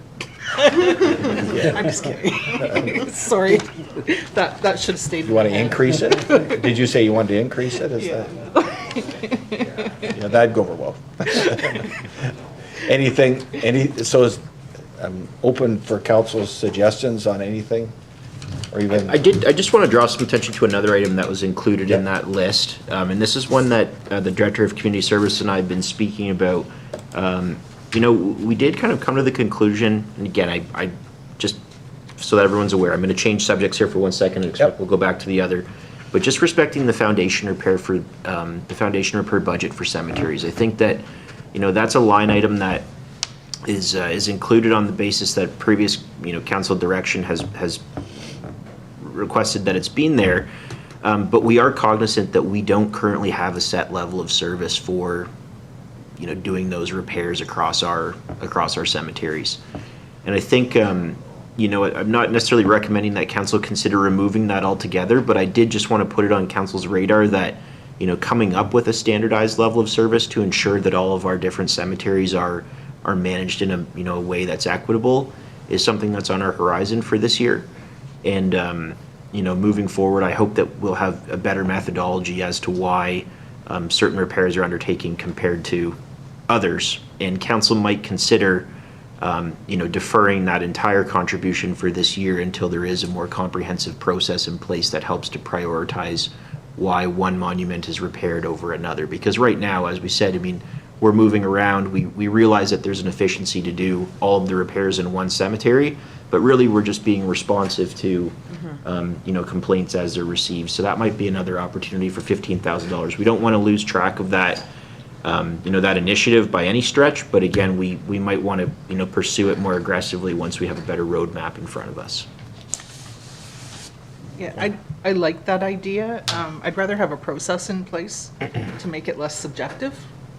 And it seems to me not that long ago that we supported a resolution from multiple other municipalities for additional funding for so there might be a little bit of momentum there, that, that if we can get somebody's attention, that, especially rural municipalities might be eligible for something in the future. That's not guaranteed, but there does seem to be some pressure there right now. Does anyone know what the cost is per foundation? Depends on, Oh, okay. we were getting. Different sizes, I guess. They were getting 7 to 8 a year with $7,000. And we originally with $7,000 when we first started the program, we planned on using 10 to 12. So $800 to $1,000. How many do you think are left to do, Trevor? Hundreds? Yeah. Yeah. So it's not something we're going to fix overnight anyway, for sure. Sure. Yeah. We could cut it back to the 7,000. What we Or started. 7,500, I guess, Yeah. for this year, I don't know, until we come up with a, Yeah, more of a policy. at least we get some done. Yeah, it wouldn't come to a complete halt, Okay. and public could see what we're actually doing some work there. So is that council's thought? Is to just reduce it to 75? I like that. So, idea. Was that levy directed, or was that out of the reserves? That's levy. Okay, so we could knock it another 7,500.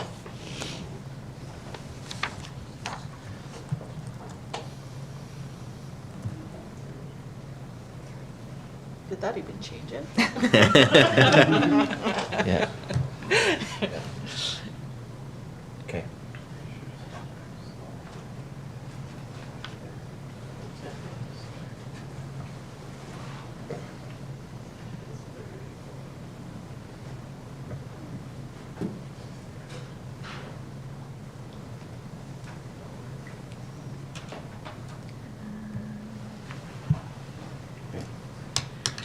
So we're at 5.13.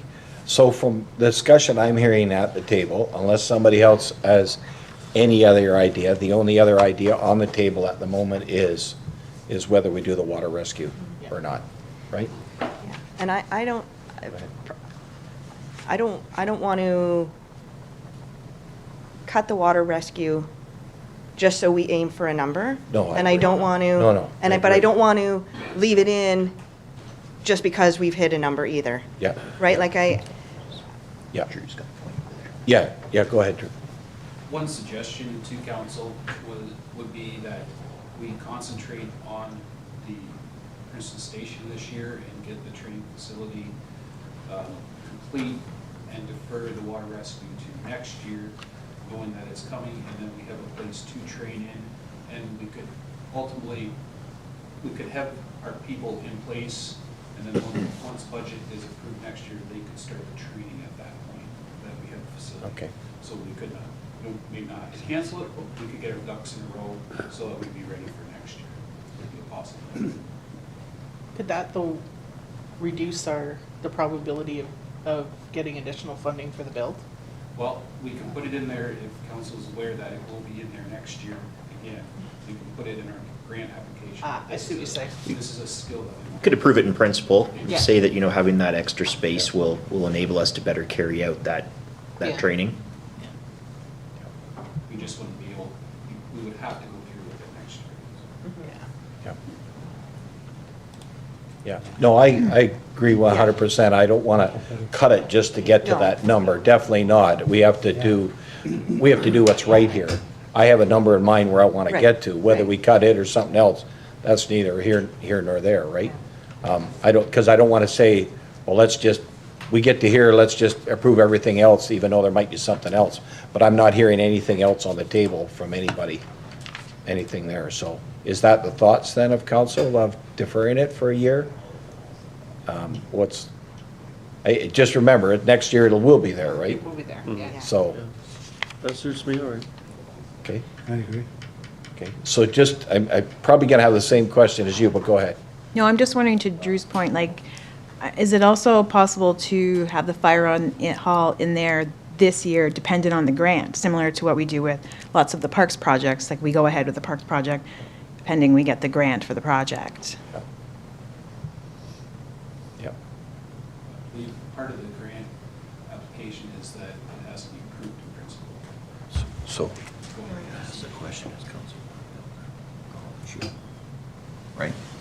We will be looking for some clarity on that. yeah, so I think to get the clarity on where you're coming from, and Drew as well, is council in favor of doing the hall this year, completing the whole thing, the whole project? Or were you on, let's get the yard done and do it next year? So I just want to make sure I get, because that's in our budget as well. I just want to make sure I get clarity. It's not going to make a difference really in the budget so much. It's just, next year's budget, it'll be on our debenture will be, right? Will it be there next year? Yes. Yes. If the hall is completed in 2025, then we will have to Yeah. debenture. So I just want to make sure what council's direction is going forward. Are we planning on doing it this year? Or are we planning on just doing the groundwork and the building the next year? Just so I have clarity. The grant is to do it, right? To do the build. It's a first come, first served. Right. Yeah. And I Yeah. feel like that's a big chunk to, I mean, it's a toy cost, do we get it or don't get it, right? So I just want to make sure that council is giving direction to staff to say we're either building it or we're doing it one of the two ways. I think do it this year, we're saving on added costs if we put it off Okay. a year. Plus, we might get Okay. the grant as well, so. That's kind of what I'm thinking. Add those Everybody's things done that? together, it's Okay. probably substantial. I just wanted to make sure that direction would, before we say we defer it or whatever, that's our plan. Okay? So the plan is, so if we were to think, Right. if we, yeah. I have all these thoughts, they're not coming out. If we were to not make a decision on water rescue today, what does that look like? so we would defer it for Until- another year? Is that what you're saying? No, like, I don't know. Well, Is we'd that have an to- option? We either say yes, no, or next year? Those are our Yep. three options? Yes, no, or defer to whatever you like, whatever you decide to put on the table. And as the chief said, that Like water next week? rescue component is somewhat, right, Yeah. intermingled with the grant Absolutely. application. I think I'd also be curious to hear, and I think I know the answer, but, as far as maintaining that discussion with some of our neighbors in terms of sharing services, if we approve a program rollout like that in principle, do you think that keeps that discussion ongoing with the neighboring townships in terms of that service sharing, or?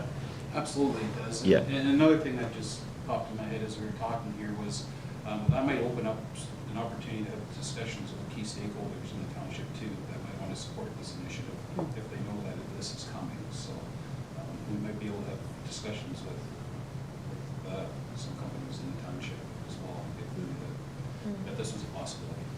So I guess realistically, there's really like four options. We can say yes, we can say no, we can defer it, or we actually can pre-approve it for next year's Yeah, budget. proven principle, yeah. Yeah, so we really have 4 options on the table to what you want to do. Yes, no, defer, or approve it in principle for next year's budget. Prove it in principle for next year's budget. Okay, Prove it for a principal. okay. Next year. Any thoughts? Or you, like I say, you don't have to make the decision today. Like, I really don't want to put pressure on council to make that decision today. We can make it at the next meeting. We've got, Can we- what, 2 more budget meetings scheduled? It's just as part of the regular council meetings. Yeah, yeah. I think, where we're at in the process, we've got it boiled down to the point that there's very few outstanding variables, so it Yeah. probably wouldn't be, I don't want to speak out of turn here, Denise, but it wouldn't be unreasonable for us to just provide that finalized budget and then council select option, leave it a blank for council to fill in, and then we could approve at that meeting once we have that. We can just generate the totals for the different scenarios, yeah. So- When is our next, like, I know we meet next week, but, Next week. It's next week.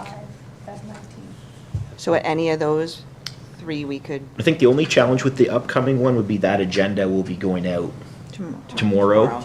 So we might appreciate having the opportunity to Yeah. do that on the first week of February. Sure. But I think that would be reasonable for staff to So- get it complete by then, yeah. So Denise, just so we can see, can you take, it'd be 50,000, right? Can you take 50,000 off of there, just so we see, so we see what our number's at? So 4.43, that's without all of it. yep. That's too. Now, just out of curiosity, can we see it with just 25 out without the boat? That was another option, right? Because if our training wasn't happening till later in the year, that next year we would need the boat. We can select which training we have. We won't be able to complete all training. And when you say boat, this also encompasses the wetsuits, the helmets. Oh, you might need those. Oh, yeah. So some of those things we will need, and we'd be able to start the process. Right. We would not be able to complete it, but we Right. would be able to start the process. Do you know what, just my thoughts are, why don't we, rather than trying to make the decision today, there's no panic to finalize our budget today. Why don't we let Drew come back to us and say, this is what we'll need for our training? Is that, or does council want to defer this? Like, prove it in principle? If somebody wants to put something on the floor, we can vote right now, but I think we should wait till another meeting, let everybody think about it. But it's up to you. I mean, through Mr. Mayor, I think it would be reasonable for staff to, we have a pretty good idea of a few of the different options that have been outlined. We can summarize those options in a report and just have council fill in the blank recommendation. Again, with those associated budget impacts, Denise can run the numbers for each scenario, and then we could aim to approve that budget at the first meeting in February. I feel good about that. It just gives some time to take all of that Yep. and digest it and make maybe a well-rounded Okay. Is decision. I agree. that all right with council then? Okay. I think, are you clear with direction, Drew? You're okay? I will go with those different options. Okay. All right. If council's all good then? That's it? So you'd like staff to be directed to bring the revisions back at the February 5th meeting? Yeah, is that what it is, February 5th? Yeah? Yeah, I think so. It'd be too close to try and do it for next week. I'm sorry, I'm just curious, what revisions would Drew need? Like, we have all our information, don't we? From Drew? Or is there something else? Well, Options. my thoughts were is if they need some of the gear, the body gear for some of the training and not the boat or, Oh, that was my only thought. Maybe you can answer that now, Drew, but, My concern is we're trying to piecemeal this together. Yeah. And we're either in or we're out. Yeah, I feel the- think- I kind of feel the same. And the middle ground is to defer to next year. That would be the middle ground, but I really am not sold on the idea of going halfway. okay. And it's not all gonna happen in 1 year either with the training. Yep. thing. But we are gonna need some of these hard costs Yep. to do the training, and we need some of the training to get better. So, Okay. as So- far as my staff, or as far as the firefighters, I'd be leery on going halfway. Okay, so I guess realistically, we're down to those 4 options. Does council want to wait till the next meeting? Or, when I asked, a couple of others were kind of, whether you wanted to or make that decision now. That's the only reason I wondered about deferring it to the next meeting. I would feel good waiting till the next meeting, but that's me personally, and I'm only one of. I suppose it depends as well, what level of analysis council's looking for. If it's a matter of just running the numbers on the different scenarios, I think that's something that's reasonable that we could, finalize tomorrow and include on the agenda if Sarah's all right with publishing that on Friday midday. But if we are looking for a really thorough level of analysis and kind of discussion from the fire chief, in that case, that was kind of my understanding before when I said we could aim for early February. But if it's just a matter of running the different scenarios at a high level with the associated numbers, we could take care of that tomorrow and have the agenda out on Friday. But just from coming by what he just said, I think we're either in, we're out. We either say yes, no, defer, or we approve in principle, right? Isn't that what you're really kind of asking? So, That's all I really wanted clarity on, what Yeah, were okay. the options, because we seem to sort of, yeah, so we're not gonna, that's why I wondered if you needed parts to do certain training, but it's either we buy all the equipment to do the training and we approve it, or we don't, one or the other, right? I think we need to decide whether we're, like I say, either in, out, defer, or approve in principle. I think that's really the only options on the table for going forward. So, there is 2 that want to approve in principle. what do you want to do? I don't know yet. I'm still a little bit tore on whether to go down this road. I get it. I don't know. It's a lot of, it's not that it's a lot of money. I just don't know whether the training is needed for that. That's just I have no problem putting the money out if it's needed, and I've told that to Director Davidson himself. Go ahead. It is something we could bring back to the table at a later date. The only risk is taking it out of the grant application, but it's not the do or die of the grant. No. It just helps. It would help. Yeah, absolutely, So absolutely. it's something we could revisit at a done. The way I look at it, Mr. Mayor, is we got a tremendous amount of money tied up in our fire department, in facilities and equipment. And this is only going to give us one more tool in our toolbox for the fire department that they can use in hopefully a situation in which never arises. And we hope no situation arises, even a fire. We have the fire department there for insurance. And like I said before, we spend a lot of money on insurance and hope we never use it. And I hope we never have to rescue somebody from drowning. But it's, the capacity will be there. That's the way I look at it. I've said this before, I value this table and the staff and everyone's opinions, and that's where I kind of look at, it's sometimes hard to make a decision when we're sitting here because we're also speaking for our whole township that's not in this room. Yeah. And it's hard to make a decision sometimes without hearing some of that feedback as well. Not that, I mean, I think everyone knows me well enough to know I'm not going to make a decision based off the social media posts. Yeah. But it does give you other food to think about sometimes, other than the facts that we read on here or the conversation we have. That's why for me, I feel like I really value those conversations as well. So I would be interested to hear, kind of outside of this room as well, the thoughts or feedback from people. So that's why for me, I think a week or 2 weeks or whatever our next, like, that just allows some time for me also to sit on that, to rethink this, but also to have those conversations as well. But that's. Yeah. I know for me personally, my opinion coming in was 100% no. And I commend the report that was presented, because now I'm a good 50-50, and I really honestly don't know which way to go on it. My only concern is just more.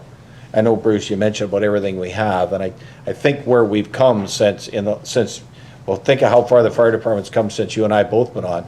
It's gone, man, it's gone like tenfold. And it's good. It's good that we have it. And I'm like you, if we do this water rescue training, I hope we never ever use it once in 20 years. I hope we never use it, because that means that somebody's either died or had some stress. Go out and build a new building, or we Yeah. don't have to go out and hire more people. Yeah.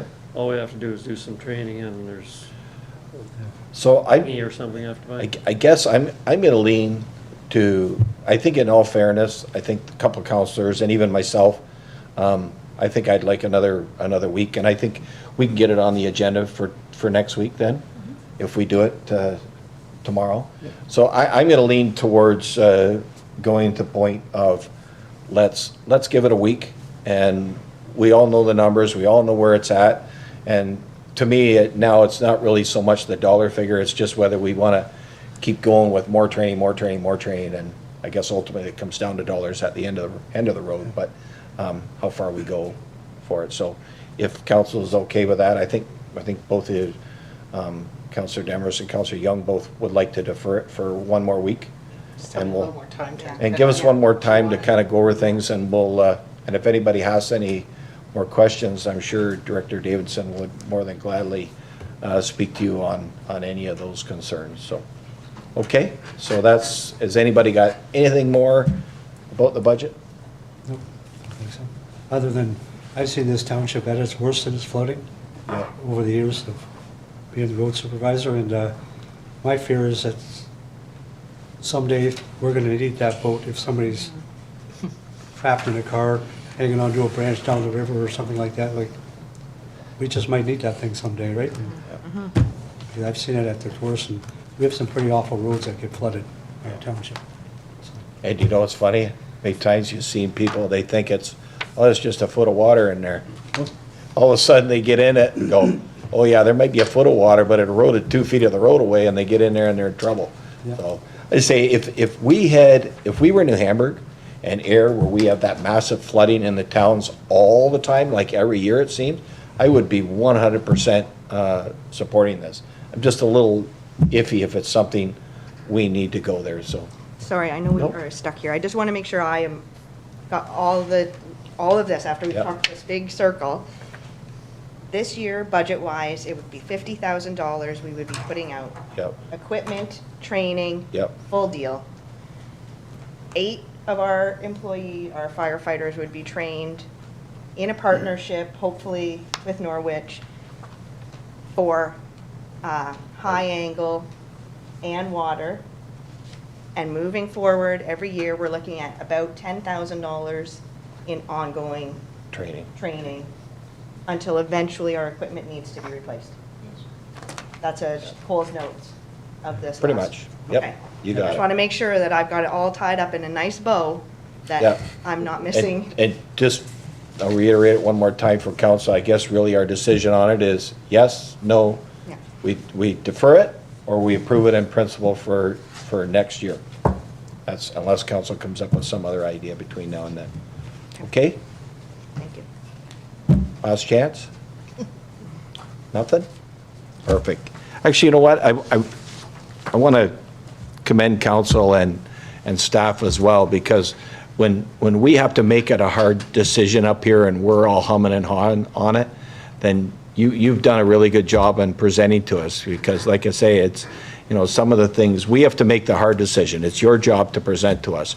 And I want to commend you all, Denise, and I know all of you, everybody in this room was involved in this budget, every director of every department, and, you know, I know you're all looking at going, trying to be fiscally responsible. That's our job, but you're trying to help us with that as well. And I just want to commend you all on doing a great job. The presentation of the budget is very easy, I find, to follow. I commend you on that, Denise. It's very, I find it, you know, you could go page by page, and I find it fairly easy. So I just want to commend you all on doing a great job on it, and making it our job. You're making our job harder sometimes by doing a good job, but thank you very much for doing a good job, so thank you. Okay, we can. Resolution for the budget. Yep. Be it hereby resolved that the 2025 draft budget be received, and that staff be directed to make the necessary revisions to the estimates for presentation at the January 22nd, 2025 meeting. Okay, can I get a mover and a seconder? Moved by Counselor Demers, second by Counselor Barnes. Any comments? I think we've had lots. Okay, all in favor? And opposed, if any, and that's carried unanimous. Thank you very much, everybody. Okay, we're at correspondence. There's none. General, there's none. Staff reports. Reports from council members. Anybody got anything? Just the only thing is, I think there's 2 of us going to Roma this weekend, and we'll try and give you a Coles Note version of it next week. But I can't think of anything that's going on in the township off the top of my head. Trevor, anything going on? No, I can't think of anything. Okay, nothing else? Okay, unfinished, nothing. Motions, new business, closed session, bylaws. Be it hereby resolved that the following bylaw be now read a first and second time, 2476-2025. Okay, can I get a mover and seconder, please? Moved by Councillor Demers, second by Councillor Banbury. All in favor? And opposed, if any, and that's carried. Be it hereby resolved that the following bylaw be now read a third and final time, 2476-2025. Okay, can I get a mover and seconder, please? Moved by Councillor Barnes, second by Councillor Young. All in favor? And opposed, if any, and that's carried. Okay, and nothing under other, anybody? Your last chance. Okay, and we'll adjourn to our next meeting, January 22nd. Whereas business before council has been completed at 4:03 PM, be it hereby resolved that council adjourn to meet again on Wednesday, January 22nd, 2025 at 4 PM. Okay, mover and a seconder, please. Moved by Councillor Young, second by Councillor Banbury. All in favor? Opposed, if any? Thank you very much, Council.